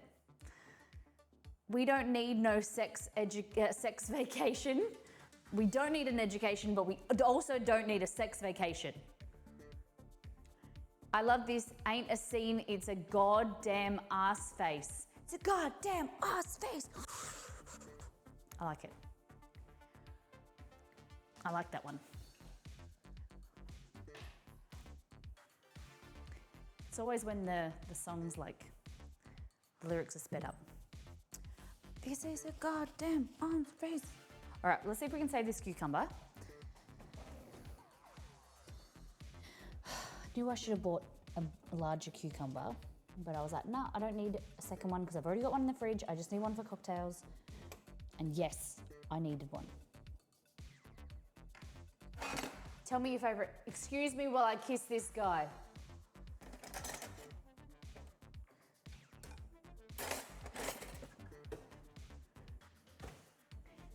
Justin Timberlake song, yeah, Mirror. Guys, where's my peeler? Who stole my peeler? Peeler, peeler, pumpkin peeler. Guys, I lost my peeler.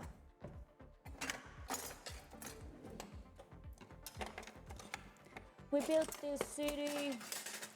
We built this city on rock. Where is my peeler? Okay, one thing that doesn't get used in this house really ever is a peeler. Oh, it's gone. It's gonna be me. Nice. Did you check under the bed? Who's peeling under the bed?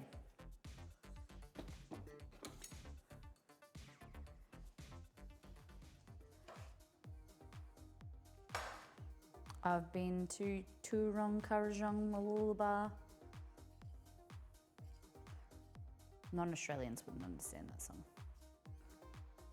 All right. Trying to peeler. I don't have a peeler, so I'm trying to use a cheese slice.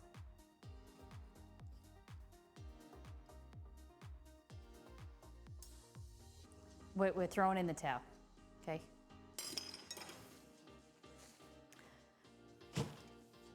Sad face.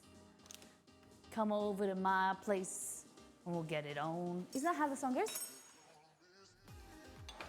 Hey, you with the sad face, come over to my place and we'll get it on. I feel like that's not the lyrics.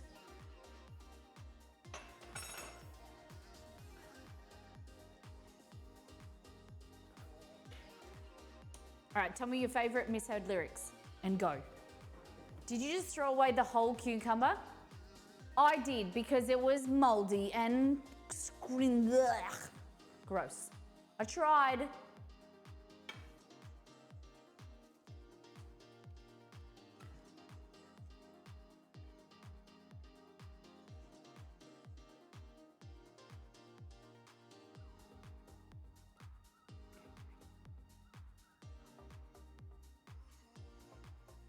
Everyone step back. Ew, mold, yuck.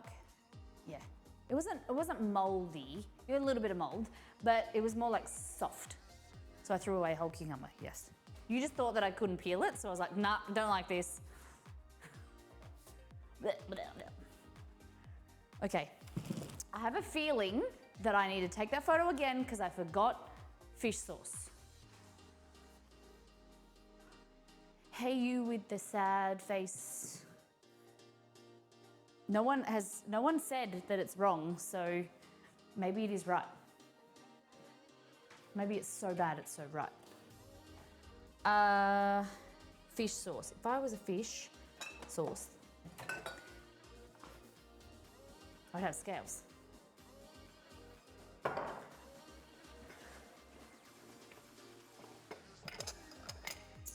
I seem to have run out all of, well, this one will do. There's a song that I always mishear the lyrics, but I can't think of it right now. I'll tell you when I remember. It's a very popular song, but I think I'm the only one that mishears it.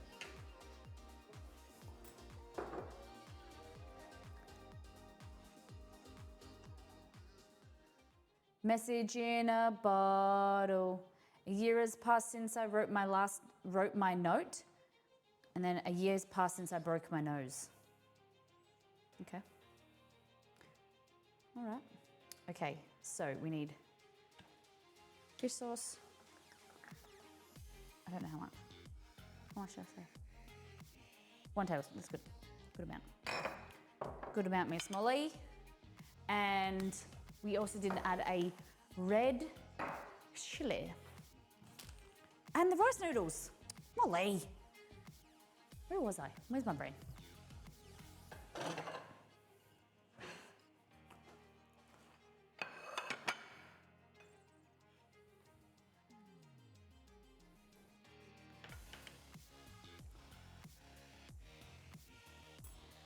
BE pork, ginger, yes. Hoisin, coriander, coconut, lime, fish sauce, romaine or cos, water chestnuts, chili, cucumber. We did it. Where's the phone?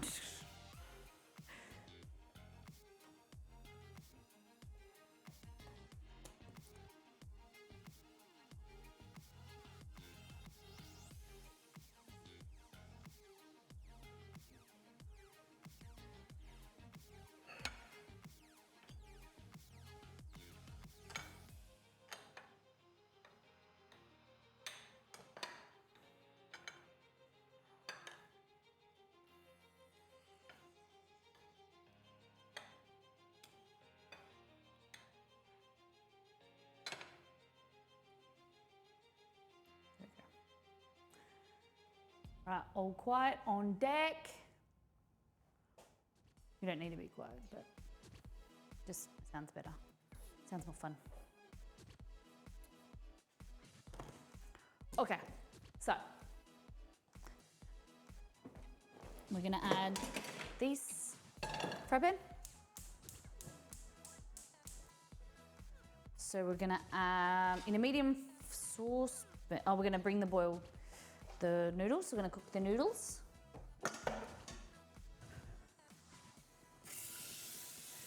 Your plating even for your ingredients is so cute. Oh, really? Thank you.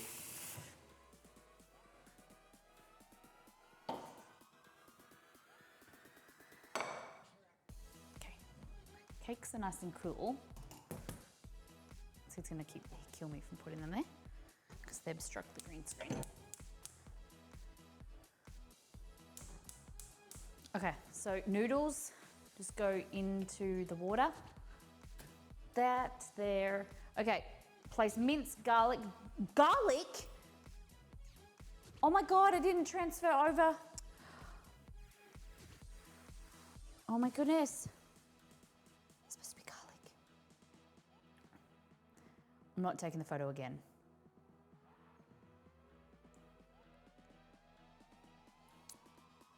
Because I transferred these from the old website and I just must have missed the... Lucky I checked.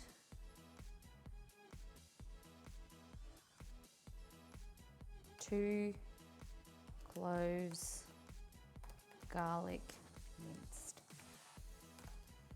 Oops. Just Photoshop some garlic in, yeah. Hopefully no one notices.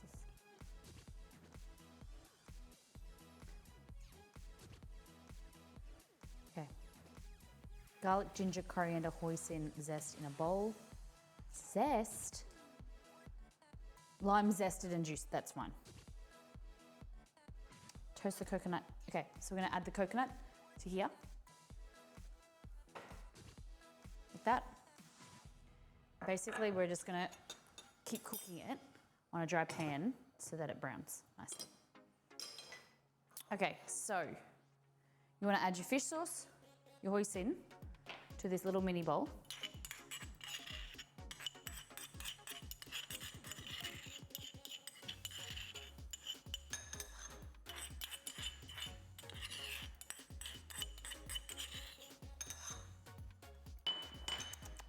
Nice. Oh, I had 2 limes there. That's fine. Okay, lime zest. So the reason we use lime zest is it gives a really pungent hit of lime flavor because the essential oils are all in the skin, and then that paired with the beautiful juice gives a lot more vibrancy and freshness to the dish. Can't beat it. Woo.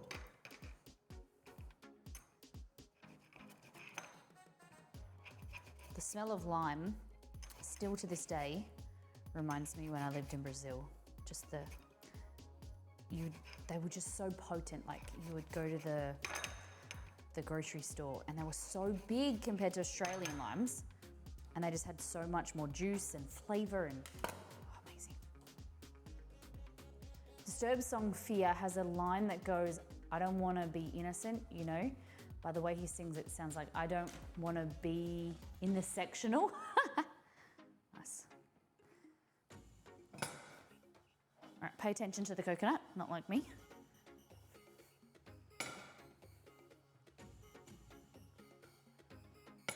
Turn the heat down so it's on the low.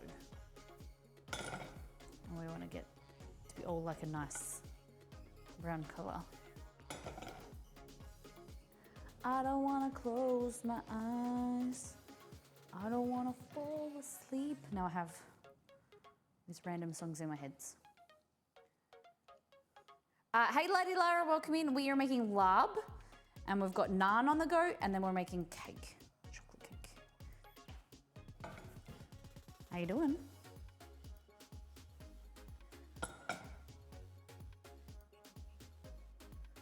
Fabulous. Okay, so we've got the juice all in there.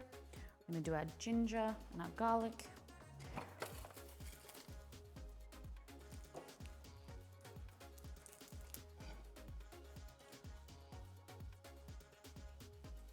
that. It's all coming together. It's just super crunchy. It adds like a really nice crunchy element to the dish.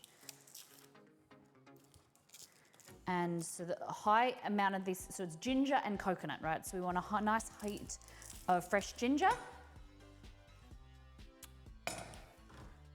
I actually freeze my my fresh ginger because it makes it easy to peel. Now take the coconut and use it in oatmeal pie. Okay, so I made this pie once. Maybe it's oatmeal pie. I keep thinking of it was just this kind of like syrupy liquid that you poured into the pie and baked, and it was amazing. I don't remember what it was, the name of it though, or who redeemed it. Dex, was it you? Was it oatmeal pie?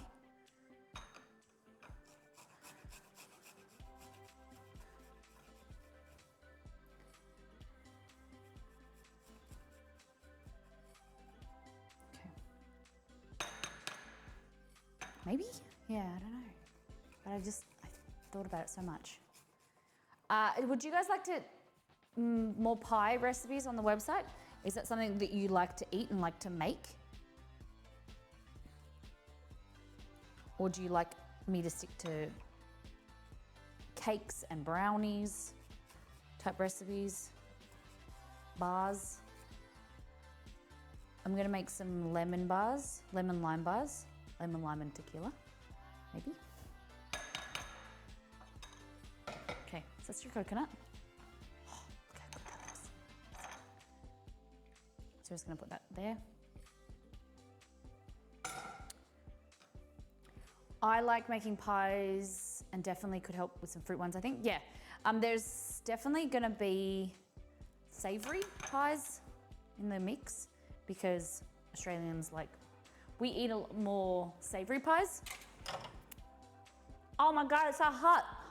Spicy garlic. Oh, I need the grater back again. There's a chicken and leek pie coming up. What else we got? A chicken and leek, a hearty beef pie and stew. Chicken and leek, never had that. Oh, it's so good. So good. All right, a lot of ginger. Gingerbread. Hey Google, add ginger to my shopping list. Okay. Got it. I added ginger. So place the minced garlic, ginger, coriander in a bowl and mix. Toast the coconut, which we did. Return pan to medium Sure, heat. Cook. those 3 things Stop. on your list called My Shopping List. Oh my God. Okay, so what we're doing is going to, if you had a big enough bowl, you would mix the sauce into the meat. But you can definitely just do that in the fry pan. Like this.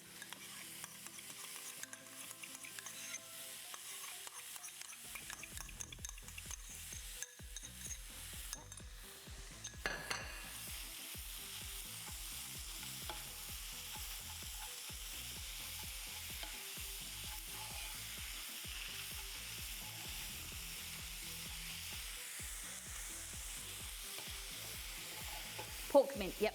You can do pork or chicken or turkey or beef, whatever you want.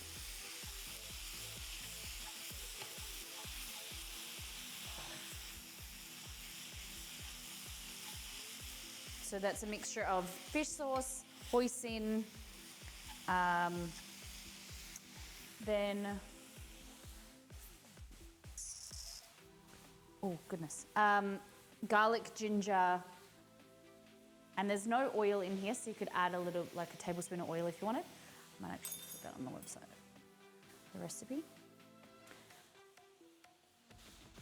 Just because pork is low fat, might just want to add a little bit.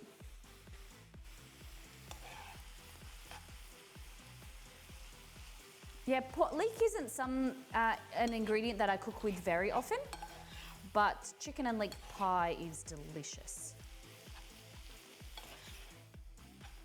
A leek soup, potato and leek soup. very common. Okie dokie. So we're gonna bring back out. I just spilled some of the coconut. All right, that's our naan bread recipe. So it's had its time to do its thing. Oh.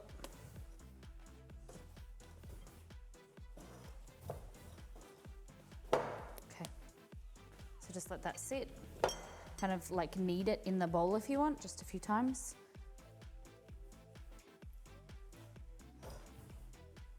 It doesn't need a lot of kneading if you don't want to. Okay. We're gonna need a chopping board.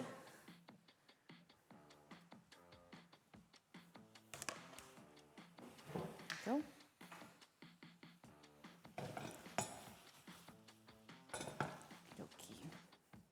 Okie dokie. I use Lix all the time. I love the taste. Hey, nice. We're gonna strain our noodles, our rice noodles. Now they've heated up and we wanna let them cool. Because this dish is kind of like it's served warm or if not cool.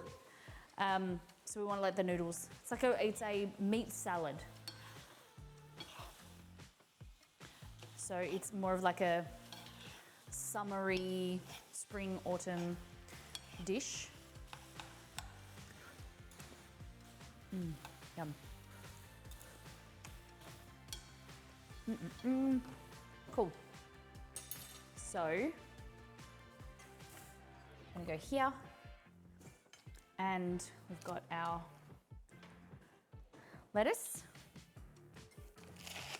Cut off the end. And all I'm gonna do is chop that up like that, and we're going to wash it.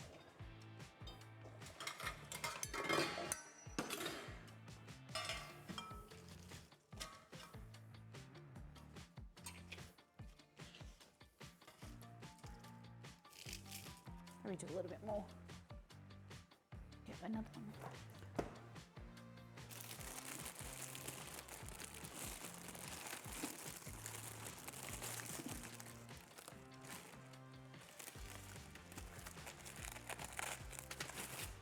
You can bulk it up with more lettuce if you want and more noodles.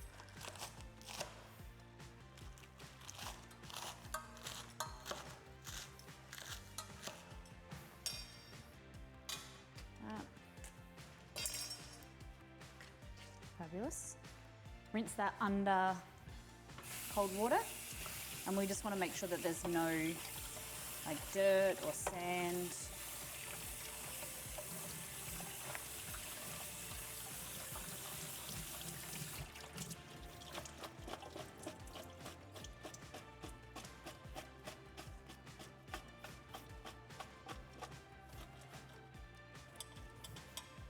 And then dry it off with some paper towel.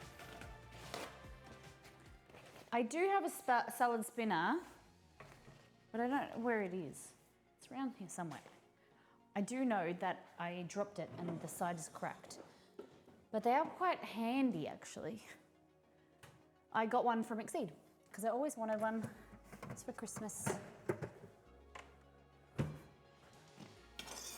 It is cracked here, but it doesn't matter.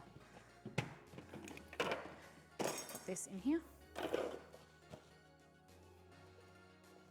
Like that.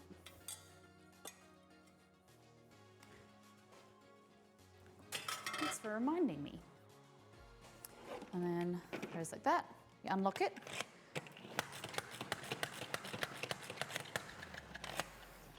Stop it.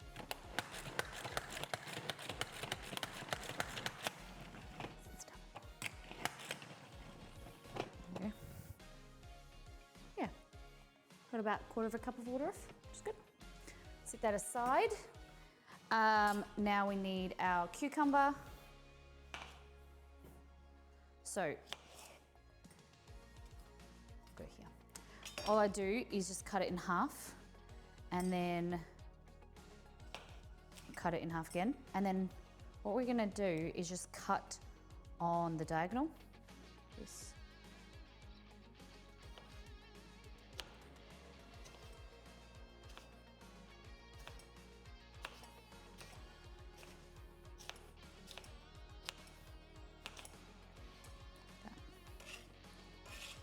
Fabulous.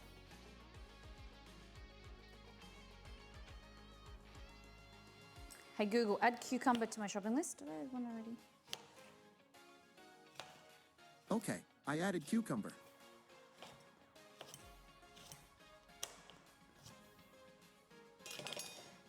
Go. Cucumber, more lime, coriander, cilantro, some chili.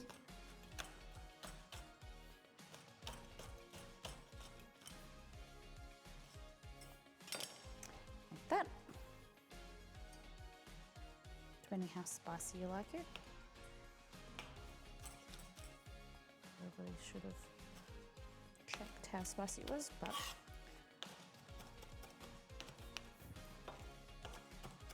she'll be right.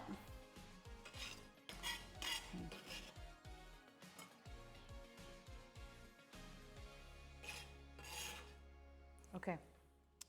Lime in half, coconut, noodles. Oh, just this. So these are your water chestnuts. For those that don't know what they are, they're kind of like, these are sliced. They kind of look like that. And they're so good because they're, I'll buy one. They don't really taste like anything, but they're crunchy. They're really good in salads. And Asian foods, that's all we're doing.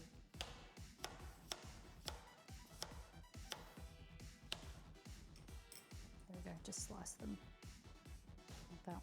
So I just stack a few up, like this, and then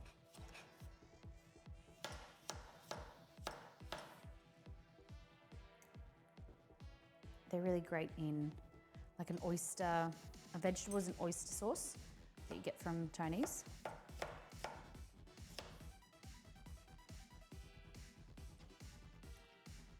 Nice and stir fries.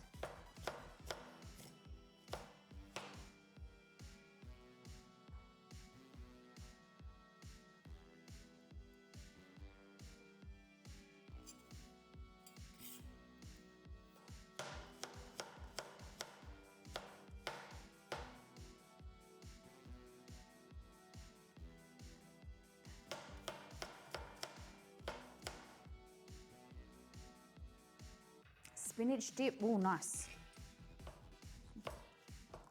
Has anyone known the spinach dip in All In Together recently? The spinach and artichoke dip is so good. Okay, so what we're gonna do with this is transfer it to here. Hey Ashy, welcome in. Up.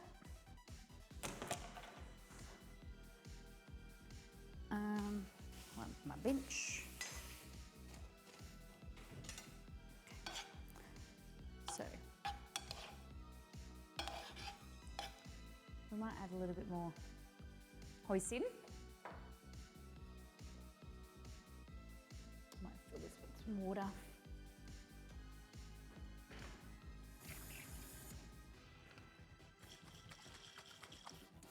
How you doing, Ashy? What type of food do you like to eat? Okay.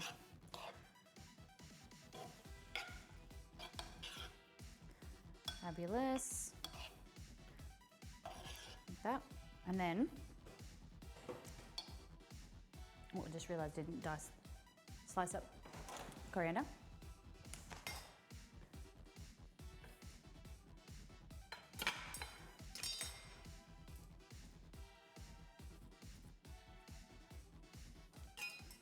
Okay. Coriander, cilantro. That.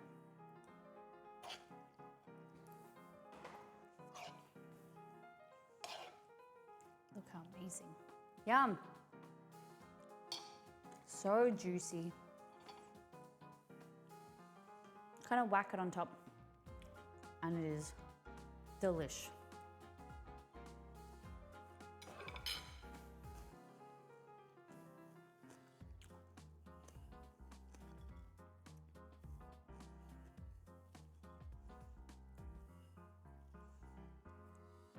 Like that.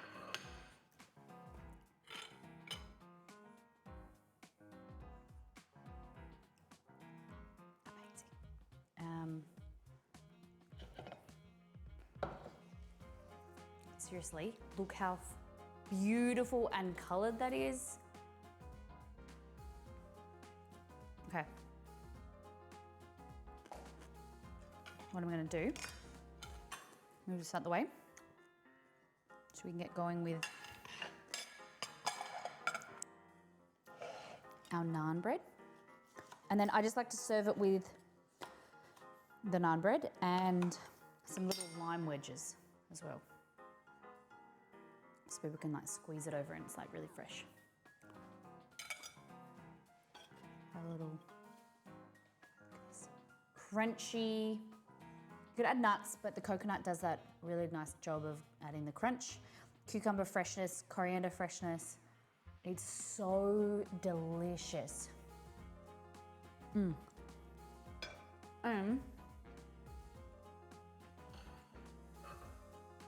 It's so versatile in the way of beef, chicken, pork, whatever you like.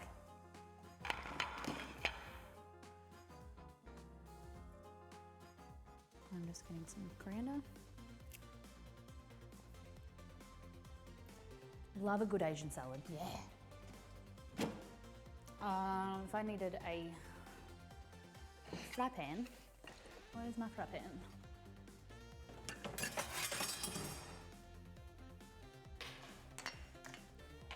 And eat it on its own. Well, I like the naan or some type of flatbread to like wrap it up with. And then, oh no, I didn't add the noodles. Crap. I was thinking, looks a bit basic. These, you add some noodles.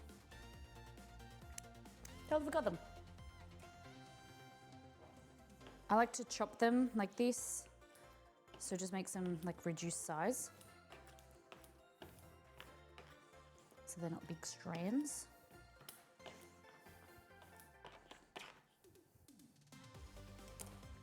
Delicious. Hey, Emma, welcome in. Thank you so much.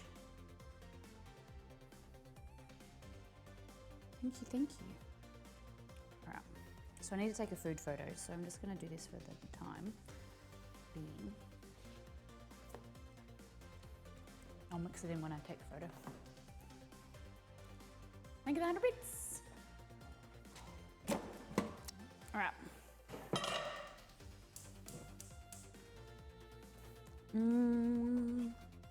Yummy, yummy, yummy.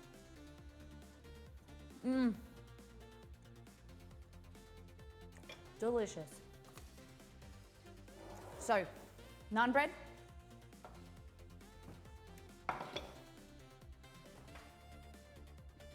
We're going to divide it into 810 portions. Cool, man. Cool, man. 810. It meant to be 8 to 10. Okay. That's your dough. Take this away.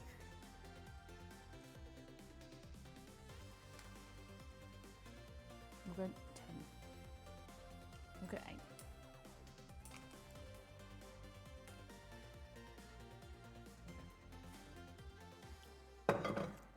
All right. So into the fry pan here, we're going to add some oil or butter, but oil is best because you're frying it. We're going to bring back the mat.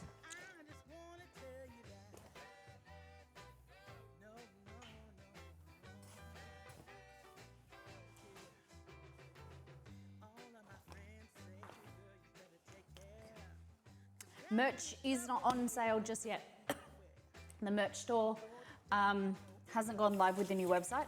You just have to figure out the shipping. You've got an issue with shipping, but it's coming. you, baby. Need a rolling pin. It's in the dishwasher.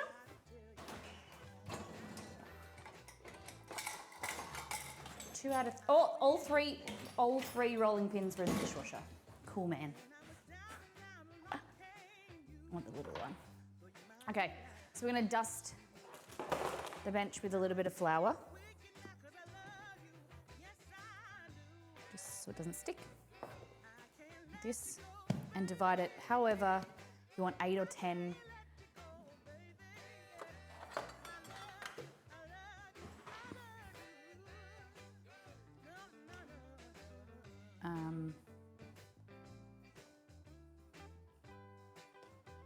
Yeah, 10.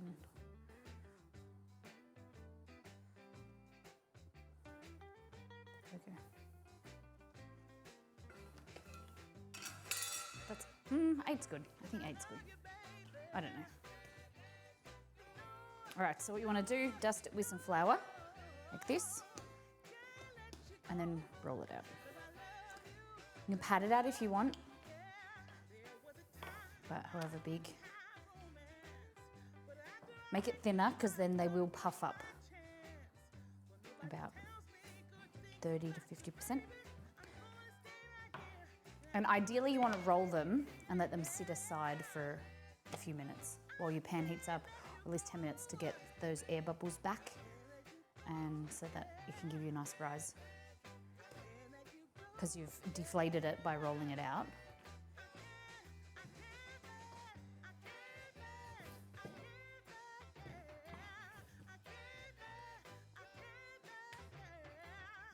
This. Over here.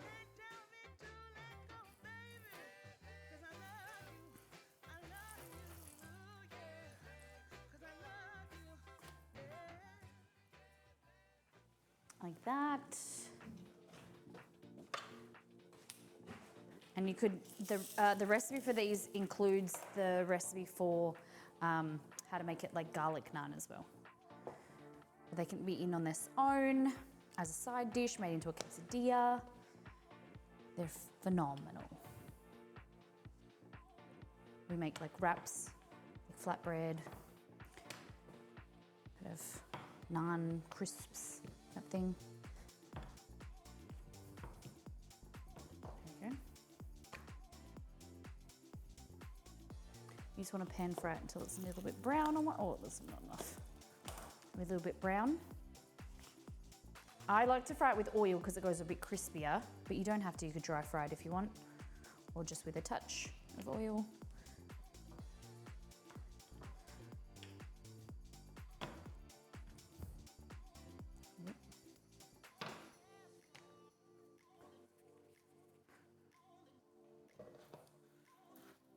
There we go. Look how good that looks.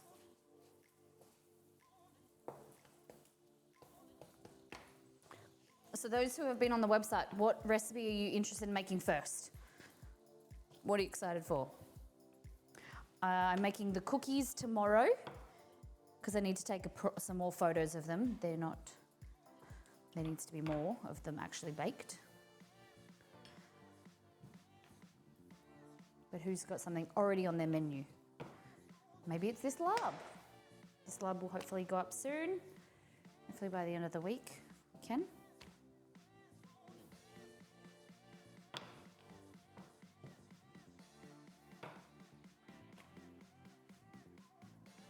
Make some cookies soon. I'm off sick. Oh no! Hope you're feeling better soon. You're right, Claus? Try the no-knead bread. Yes. There's a no-knead garlic bread, and there's also the no-knead focaccia. And if you do make them, I would love to see a comment, if you don't mind. I can understand that. See, I'm the opposite. And Tamina, I was a procrastinator. I would procrastinate and bake and cook when I had exams coming up.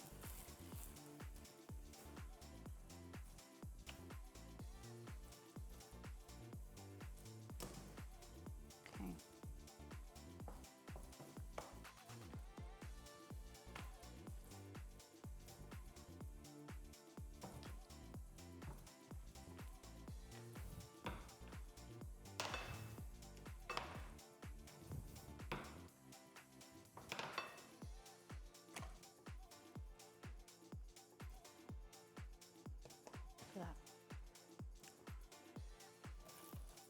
They pop off really nicely. Yum.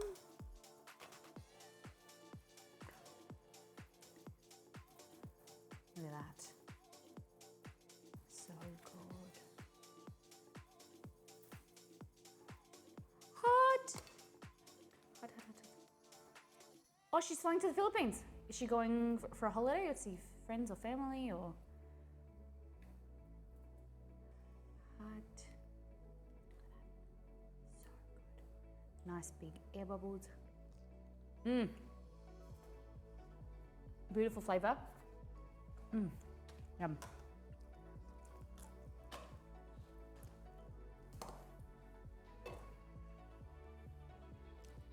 Actually, I should start making mixing them soon so I can make up a sourdough. Make up a sourdough, so cookies will have to be done first. Nice. I'm planning on doing some focaccia soon. Need to crack out first things first to make some banana. Yes, my dad was talking about banana bread and how he, my dad is a sweet tooth. He likes to pretend that he's all healthy, but he has a sweet tooth. He loves donuts and he loves cakes. But if you tell him, if you say that to him, he'll say that he doesn't really eat sweet food, whatever. It's a load of crap. So he actually bought, since he used to live on the farm with my grandma, because he's a contract farmer, so he would just live down there and she would look after him and whatever.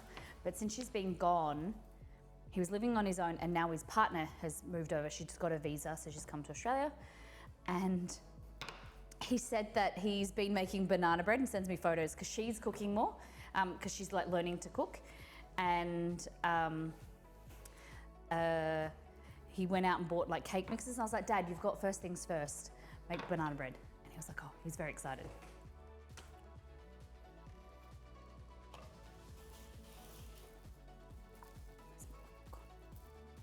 Where'd the oil porrer go? Mama. Delicious. Thank you so much. 47 months. Oh my goodness. And a 7-month streak. Mouse, it is a pleasure to have you in the community. Thank you so much. Hope you guys are doing well. Have you got your Christmas tree up yet? I know you guys love Christmas, especially with baby Mouse.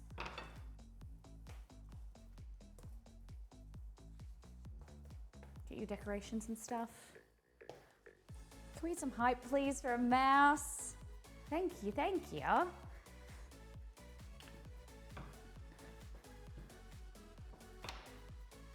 Alrighty. It's the last piece. Fabulous. Look at this.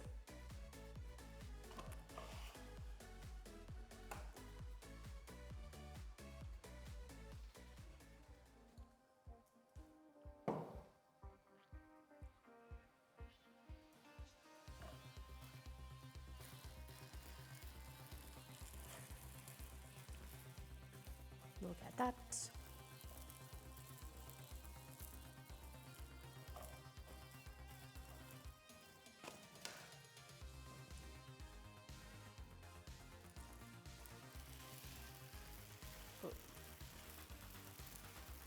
My fry pan's not really big enough, is it? Oop.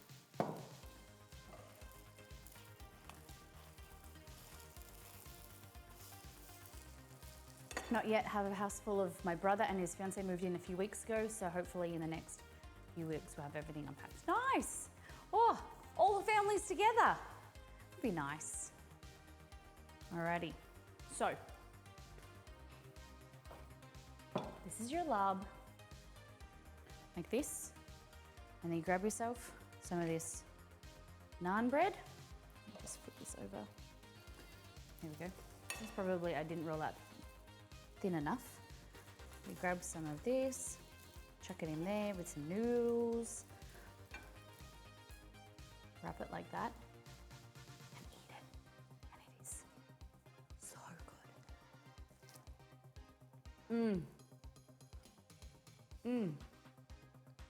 The flavors in here, we've got the sweetness from the hoisin. Hoisin's got spices of cinnamon and star anise, chili, lime juice, coconut, crunchy coconut as well. It is, you can't beat it. Ginger, garlic.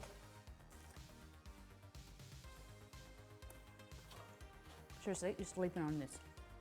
But you can't yet because I haven't got the recipe out. I will.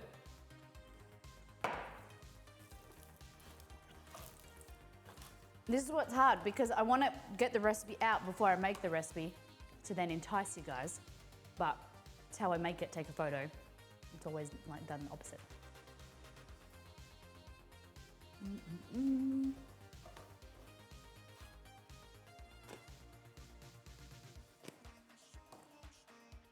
What are we cooking? We're cooking lab and naan bread, and we're about to put together the Death by Chocolate cake.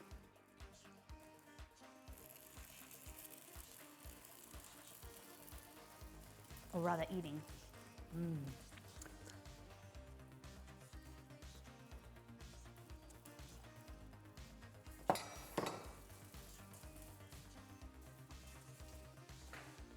Let me check that fudge. Yeah, cool. Probably could have been a touch thicker.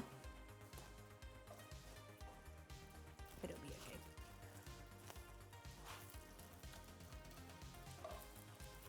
Woo!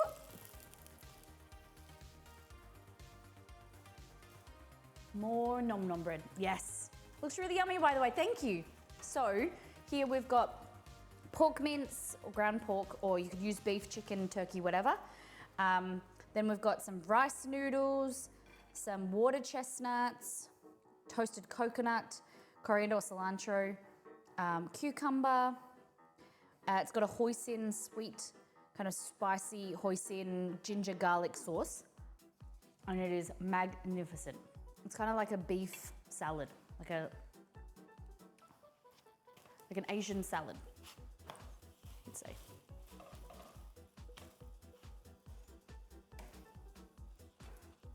And then you just rip these like this, serve it like that, and then Bob's your uncle, and Jane's your aunt. What is it? What's the saying? Bob's your uncle and someone's your aunt. Uncle Bob. Yeah.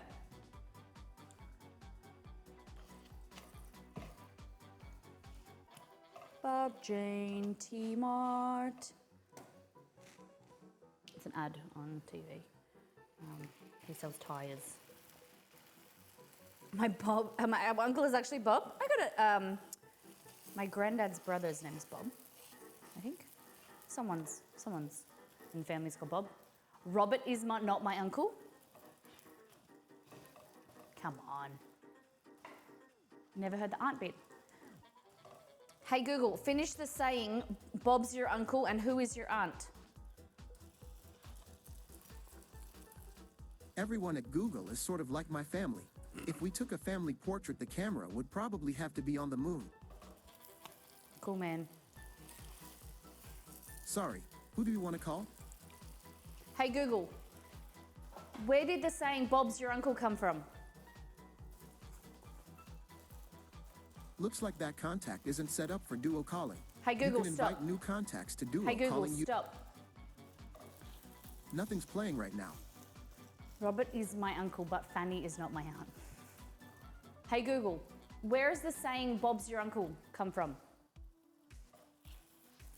On the website ecenglish.com, they say, in 1887, British Prime Minister Robert Gascoigne Cecil appointed his nephew Arthur James Balfour as Minister for Ireland. The phrase, Bob's your uncle, was coined when Arthur referred to the Prime Minister as Uncle Bob. Oh my God, I didn't know that. And Bob's your uncle. Damn, I didn't know that. Bob was literally his uncle. That's a bit naughty. I was about to say the wrong word. You know when what's it called? Nepotism? But you know what the word that came to my head? Necrotism. It's not necrotizing. Bit nepotistic. Okay. Alrighty. Ladies and gentlemen, that is your lab. Let's get into our cake. So if you haven't seen it, this is the lab and it is delicious. So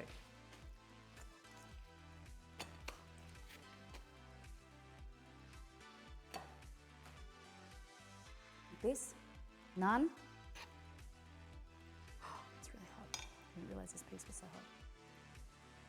Naan like that. Salad, cucumber, some chili, and then you wrap it up like that. So good! We lobbing it. Oh, we lobbing it. Oh, it's really hot. The naan is burning my fingers. Mmm.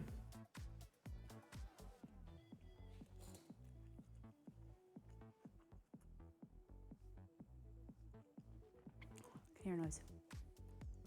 Thought my stove was still on. It's not. It's not, just sizzling. All right, I'm just gonna eat this one piece. And now, it's cake time. Take this way.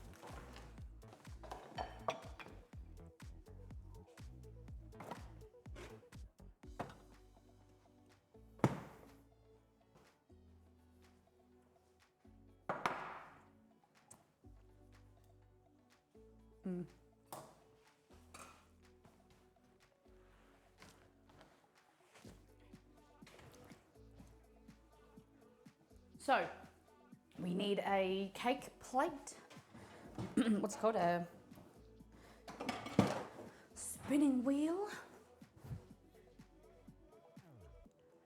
Time to die by chocolate. That's it. Oh, my microphone thing. Oh, I had my apron on and I didn't remember to pop it back up. Okay. I'm going to use a cake plate or a baking paper. I'll use a baking paper.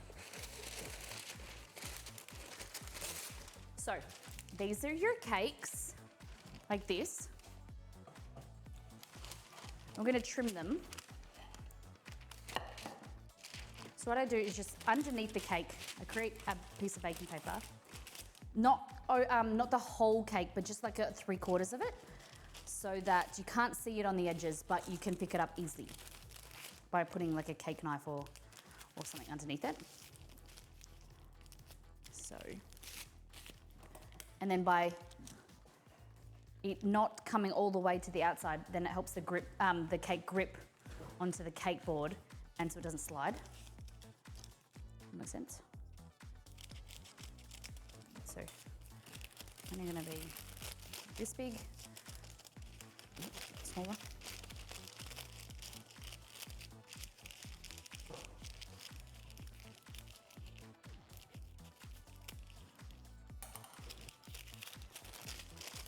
Yeah, kind of like that. Just so it's little. The other thing you want to do is get a kind of cake slice if you want to take off the top to make them more even. I have this magic tool, which you do not need. It's funny, I would have never bought this for myself, but I love it. My auntie gave it to me. This here, but it is overkill. It's like a commercial, if you're making like commercial cakes and things like that, it's pretty cool. But I didn't know until she gave it to me. She bought it for my cousin's birthday cake that she made. It's like $300. So you don't need it. Basically, it's super sharp, so it's got this guard that you unscrew. It's basically like a massive bread knife type thing. Check that out, take that out. Keep these.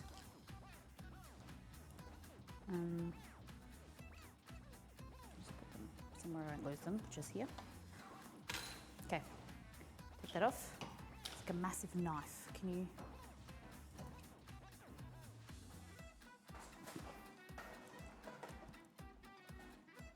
It's a massive knife, serrated knife. So, what you want to do is just get your cake like this, pop it there, work your way up. It's got, oh my poor knees. It's got measurements on the side, so you can just figure out what's even. Okay, so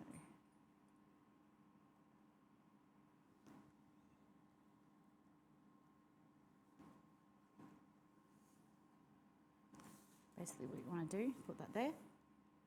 Oh, sorry. Wait. So, just want to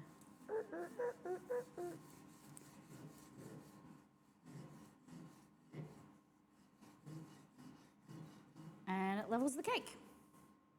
So keep these bits because they're delicious.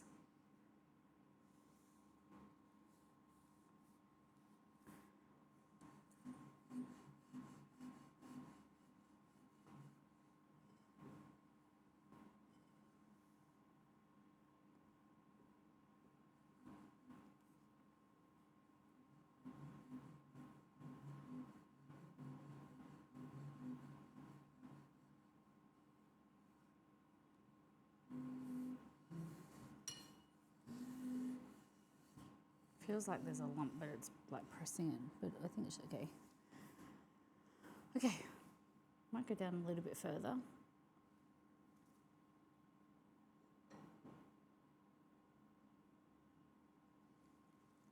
This, and then go.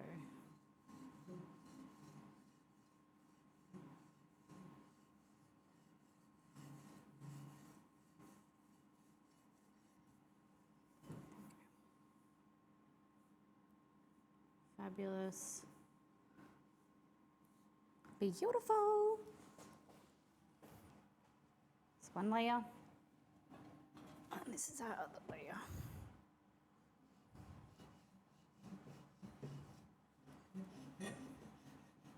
So it makes really quick work of layering the cake. There we go. So cool, right? And then basically just pop this on top of there, and then I'll wipe it over later.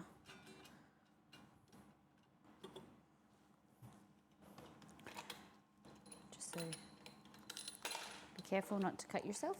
It's always good to protect it at all times. But yeah, it's very, very lucky that I got given it.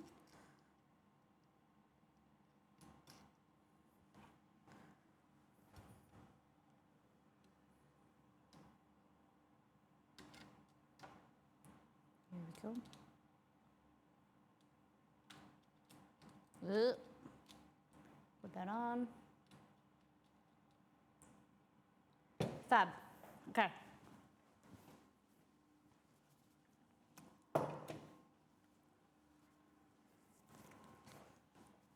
So we've got our offcuts here.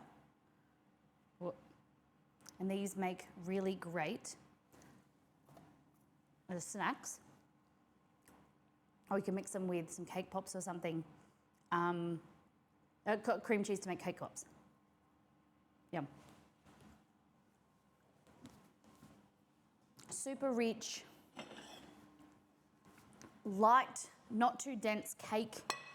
It's really, really good. Alrighty. So, like that. So with these, you don't want to cut off too much of the dome. So you want to like plan for them to be as even and as possible, so that they're flatter rather than like super. Means that you don't want your oven too hot. Okay.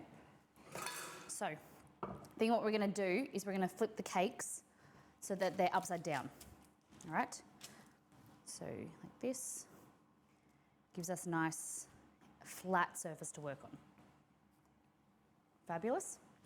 And before we get on to the next stage, we want our buttercream here. We're gonna put that in a piping bag, which I'll grab here.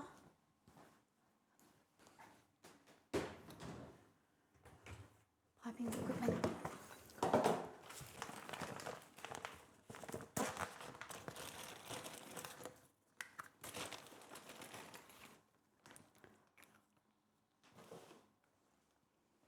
Just trying to think of what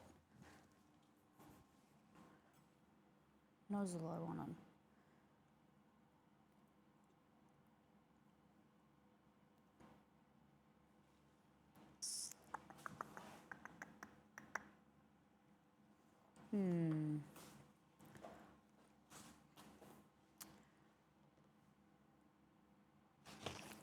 Thinking I might do a naked cake with that. Oh, nah, too much work. All right.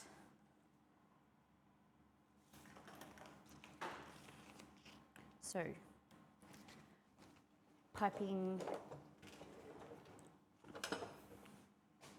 I'm conscious of making, using all different fancy equipment or something that you guys don't have or you don't need, and just to make it pretty for the photo. You know what I mean?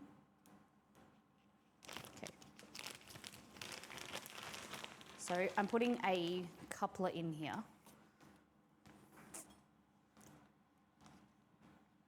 No, I'm going to put a star tip.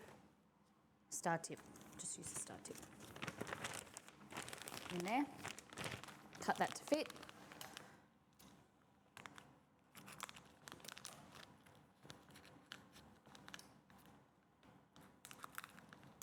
Good morning, Craig Princess. Right. So you want to fold that. So that's your piping bag. And then fold it in on itself, over. Put it into there. Open it up. Somehow. There we go. Like that. Black cake. Chocolate cake. It's chocolate cake.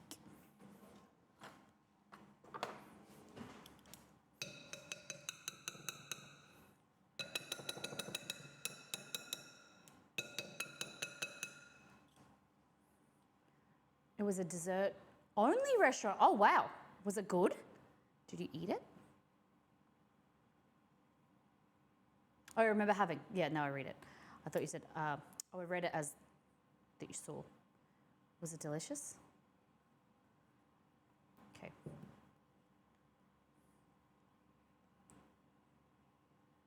Scraping the beaters.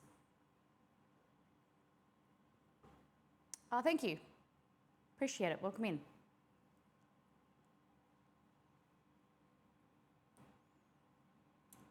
Alrighty. So, death by chocolate cake. Everything's chocolate. Chocolate frosting, chocolate cake, and then chocolate. It was so decadent, I was almost sick. That's the purpose. This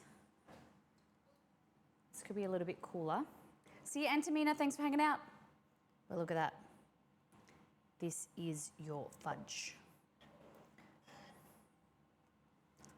Good, huh? Yum. It's gonna be so good.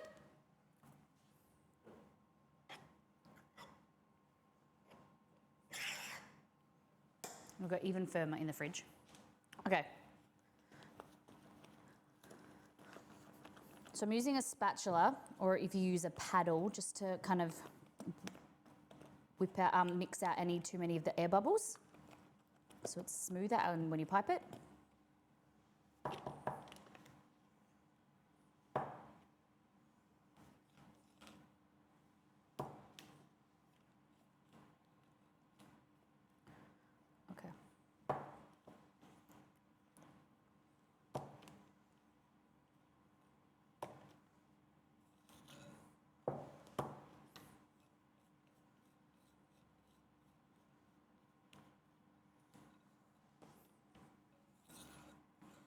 So this is 2 8-inch cakes, or you could do 3 6-inch cakes, if you'd like.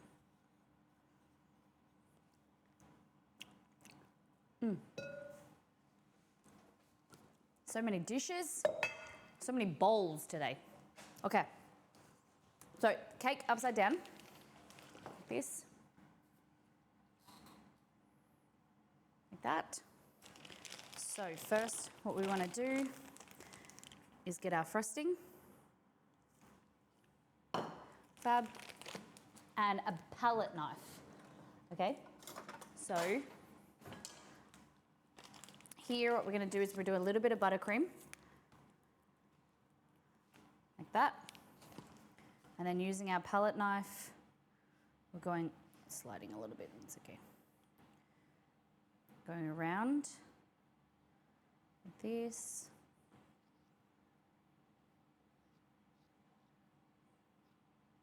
All the way to the edge, just.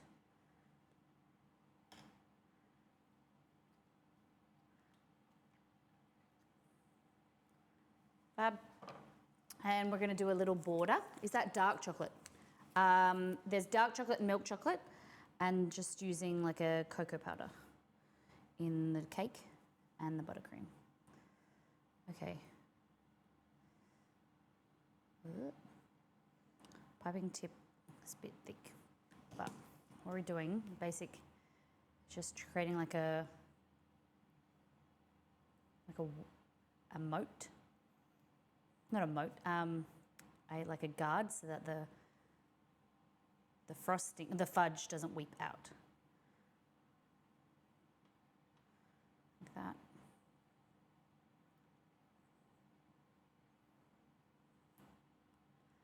There we go. Like that. A frosting guardrail. That's it. That's it.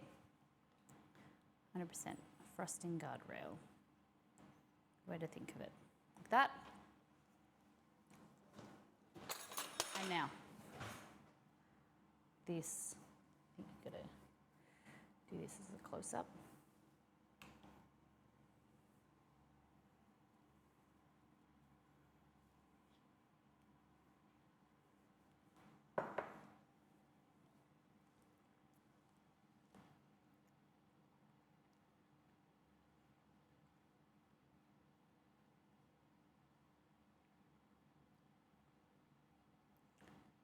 We're not going to use all of this fudge.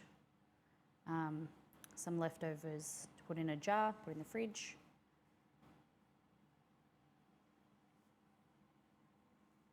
Oh.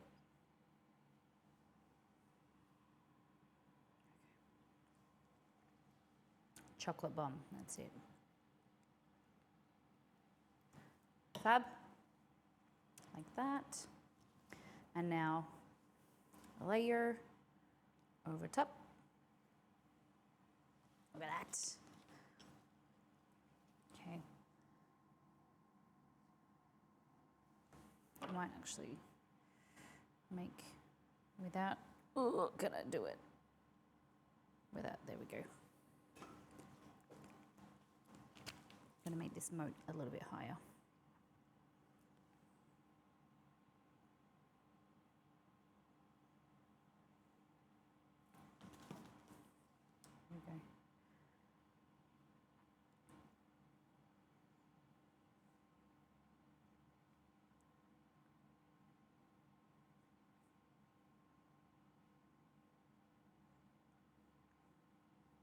To keep all that chocolatey goodness in. There we go.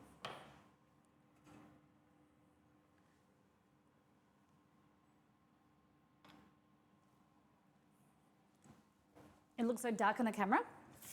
Yeah, it's Dutch processed cocoa, so it's a dark cocoa.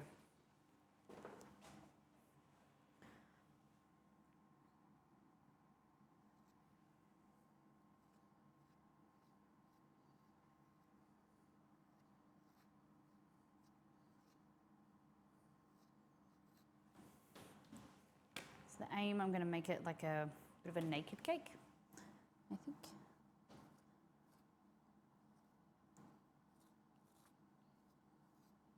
I don't know. We'll see how much. Do this top. See how much we've got left.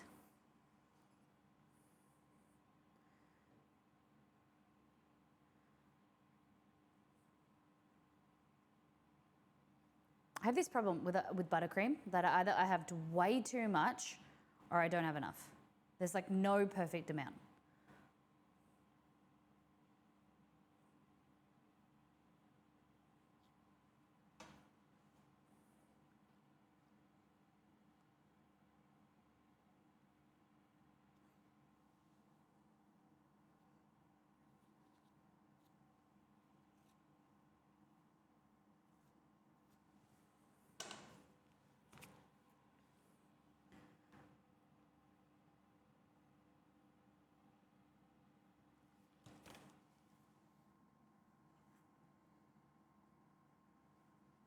Is today going to be the day when I have enough?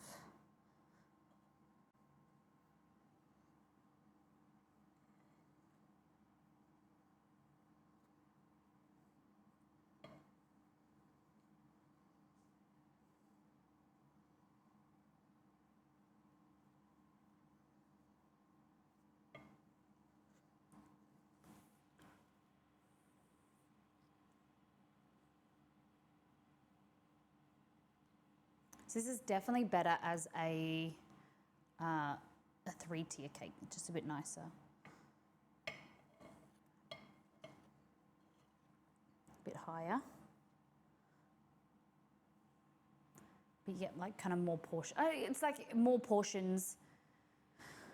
It feels like more portions because you would do the same size cake, but they would just be taller. Do you get what I mean? Because you're less likely, even with a tall cake, you're less likely to give a thinner slice. I don't know about you guys, but do you know what I mean?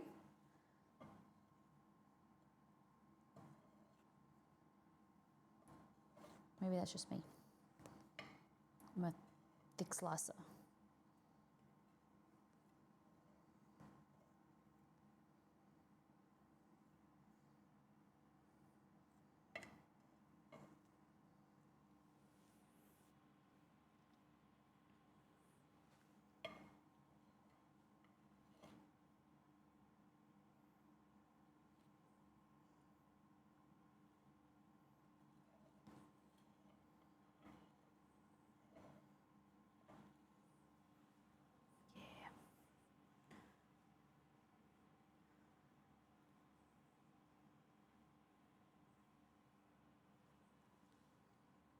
That cake looks so good. Oh, thank you. Thank you.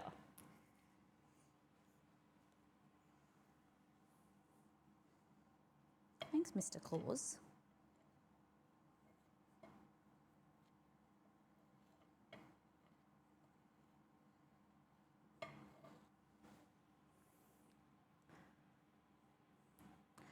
Okay, so do I do the drizzle over top? What do you think? Hey, Green Dog, welcome in. Lovely to have you here. How's your stream? How's your stream? How's your day been? Where are you coming to us live from today?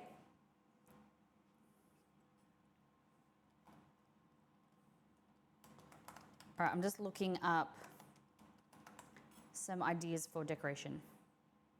Yeah, so what I'm thinking, I think I want to let it cool though. So I can't do it on stream, but knowing me, I'm going to do it anyway. But ideally, you would let it cool so you could make it nice and the edges nice and smooth and straight and whatever. Looks more rustic, more doable. You're from Iowa, fabulous. Welcome on in. We are coming to you from Western Australia, West Coast. Okay.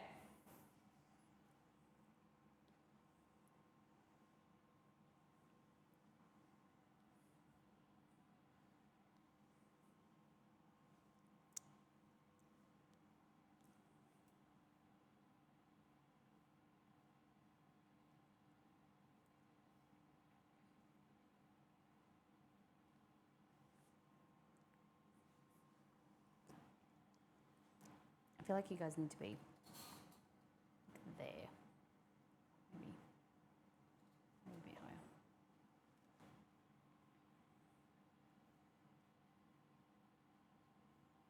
So this is our salted chocolate fudge.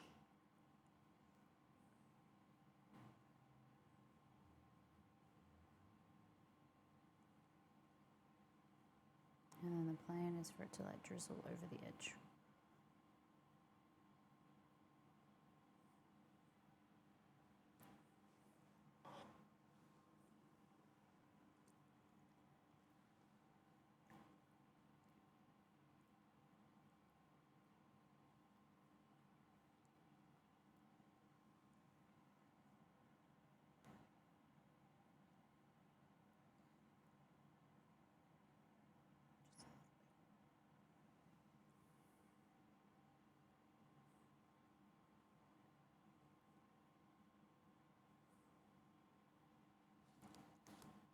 Fix this bit here. Oh, put my finger in it. Damn it.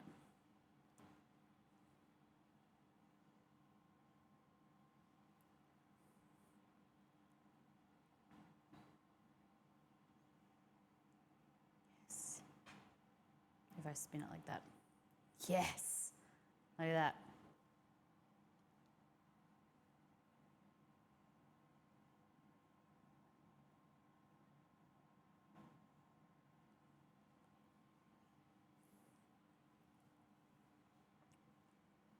Oh my God, enough. No, no, no, no, this is it. We need 2 layers. If we did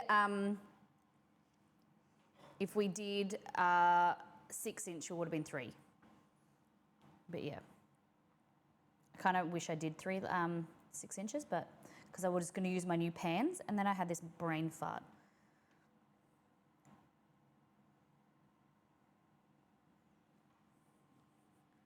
Okay. Does it look pretty good?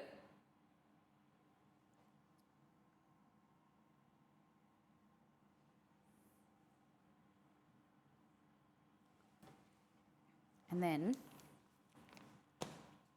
kind of just want to like, oh no. Damn. Damn, damn, damn.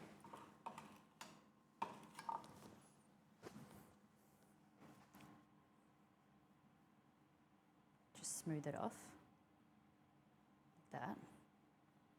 Yeah, this cake, I told you guys, it's not for the faint-hearted. It's death by chocolate. Okay.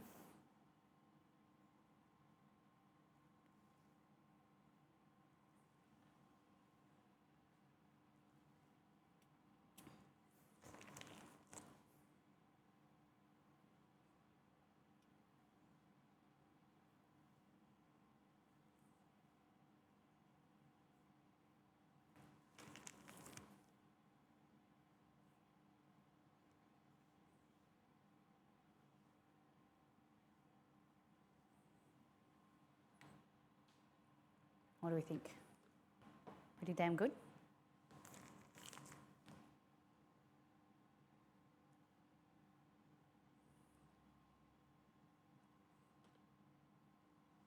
Oh. I'm a fan. This is not Dex, it's not covered by health insurance. Hold on.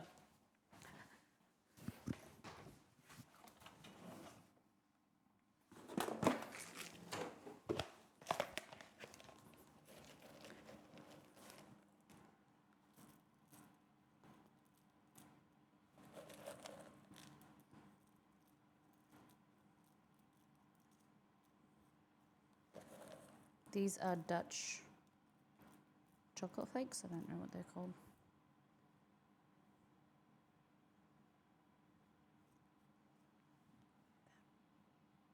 What do you think? Death by chocolate.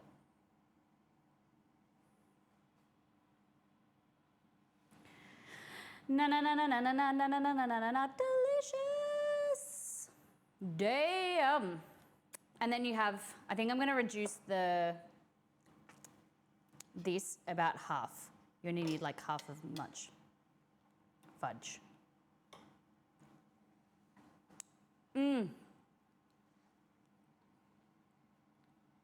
Looks pretty good. Thank you very much.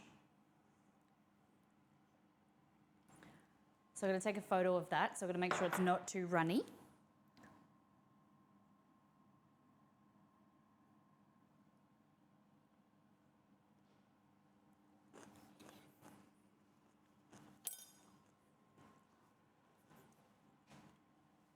That looks, look at all that cake. No, don't, it's mine. Now, the leftovers should be part of the recipe. Would you guys like the fudge, right? That has like, I used about half of it. Do you think I should keep it in there? I think I used to do layers of fudge, but it's depending how thick it is. I don't think you need it all. But do you want it in there so that you put it in a jar and use it? What do you think? The remaining fudge is to dip your cake. I just want, yeah, I'll release the fudge recipe on its own. You can dip the cake in the fudge as you eat it. Like Matilda style. Release the fudge. So, holy dooly. Bruce.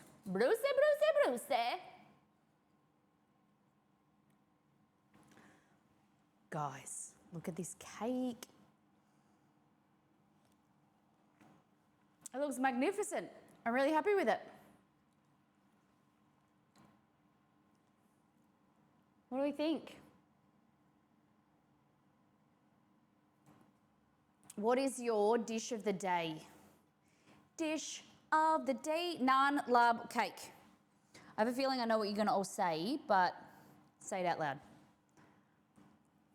Are you savory, naan, or cake? The naan and the cake.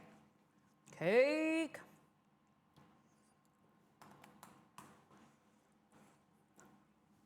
Cake. Cake. Fudge. Fudge. Claus and Whiskers has made the fudge before. Loves it.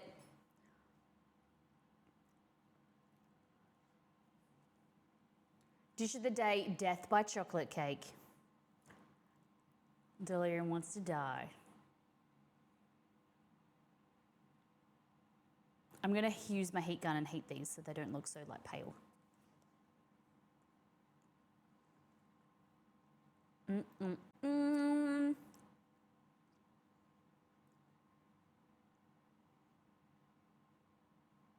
Ba-ba-ram-ba-ba-dam. All right.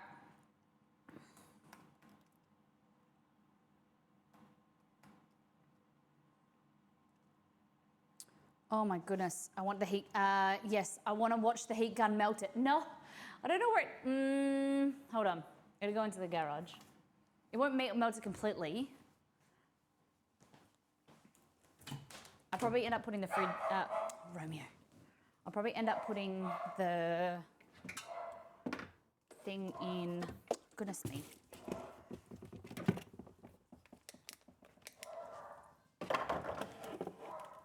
Oh my gosh, I just remembered we've got a giveaway to do. Not today, but this week I've got to talk to Exceed about. I'm worried about this heating up the actual mousse. This is a Zito. This is the company that I use for all my tools. Yeah, you can see it started changing colour. Yes. Can you see?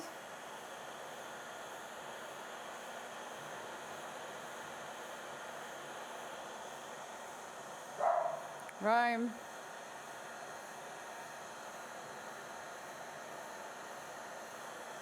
Oh, look at that.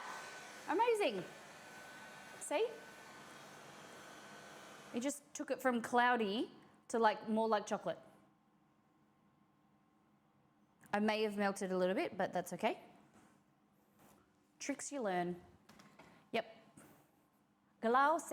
Yeah, but I don't want it to be, I've got to let it cool. I've got to put it back in the fridge. All right. All right, beautiful it's gonna go beautiful children. Just get out of here. No, we're gonna go and visit my friend Emmy Lou. She's playing The Sims 4. Guys, it's Turkey Day on Wednesday. Get excited. Thank you for those who have supported this channel already. On Wednesday, we're making Thanksgiving turkey, smashed potatoes, pecan pie, and we're making roasted Brussels sprouts. Okay? Thank you, THA.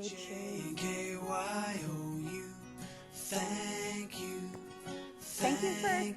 Holy shiza! Ali's on Sun for 7 months, Shadi for tier 2 for 34, Kemster for 11, Mouse for 47, The Only Deaf Guy rated, Elliot rated, Beware My Brain for 13 months, Thinking for 41, Delirium for 10, Jess for 2. Thank you so much, BCK, everyone. Thank you for supporting the channel today. Go and check out the website if you can, and give me some feedback and advice or some suggestions. Get making, and I hope you have a fantastic week. Take care, brush your hair, be good to yourself and those around you. Love the heck out of you. Let's go see Emmy Lou. Love you. Bye. Copy and paste these. No, that's not right. I've done this before.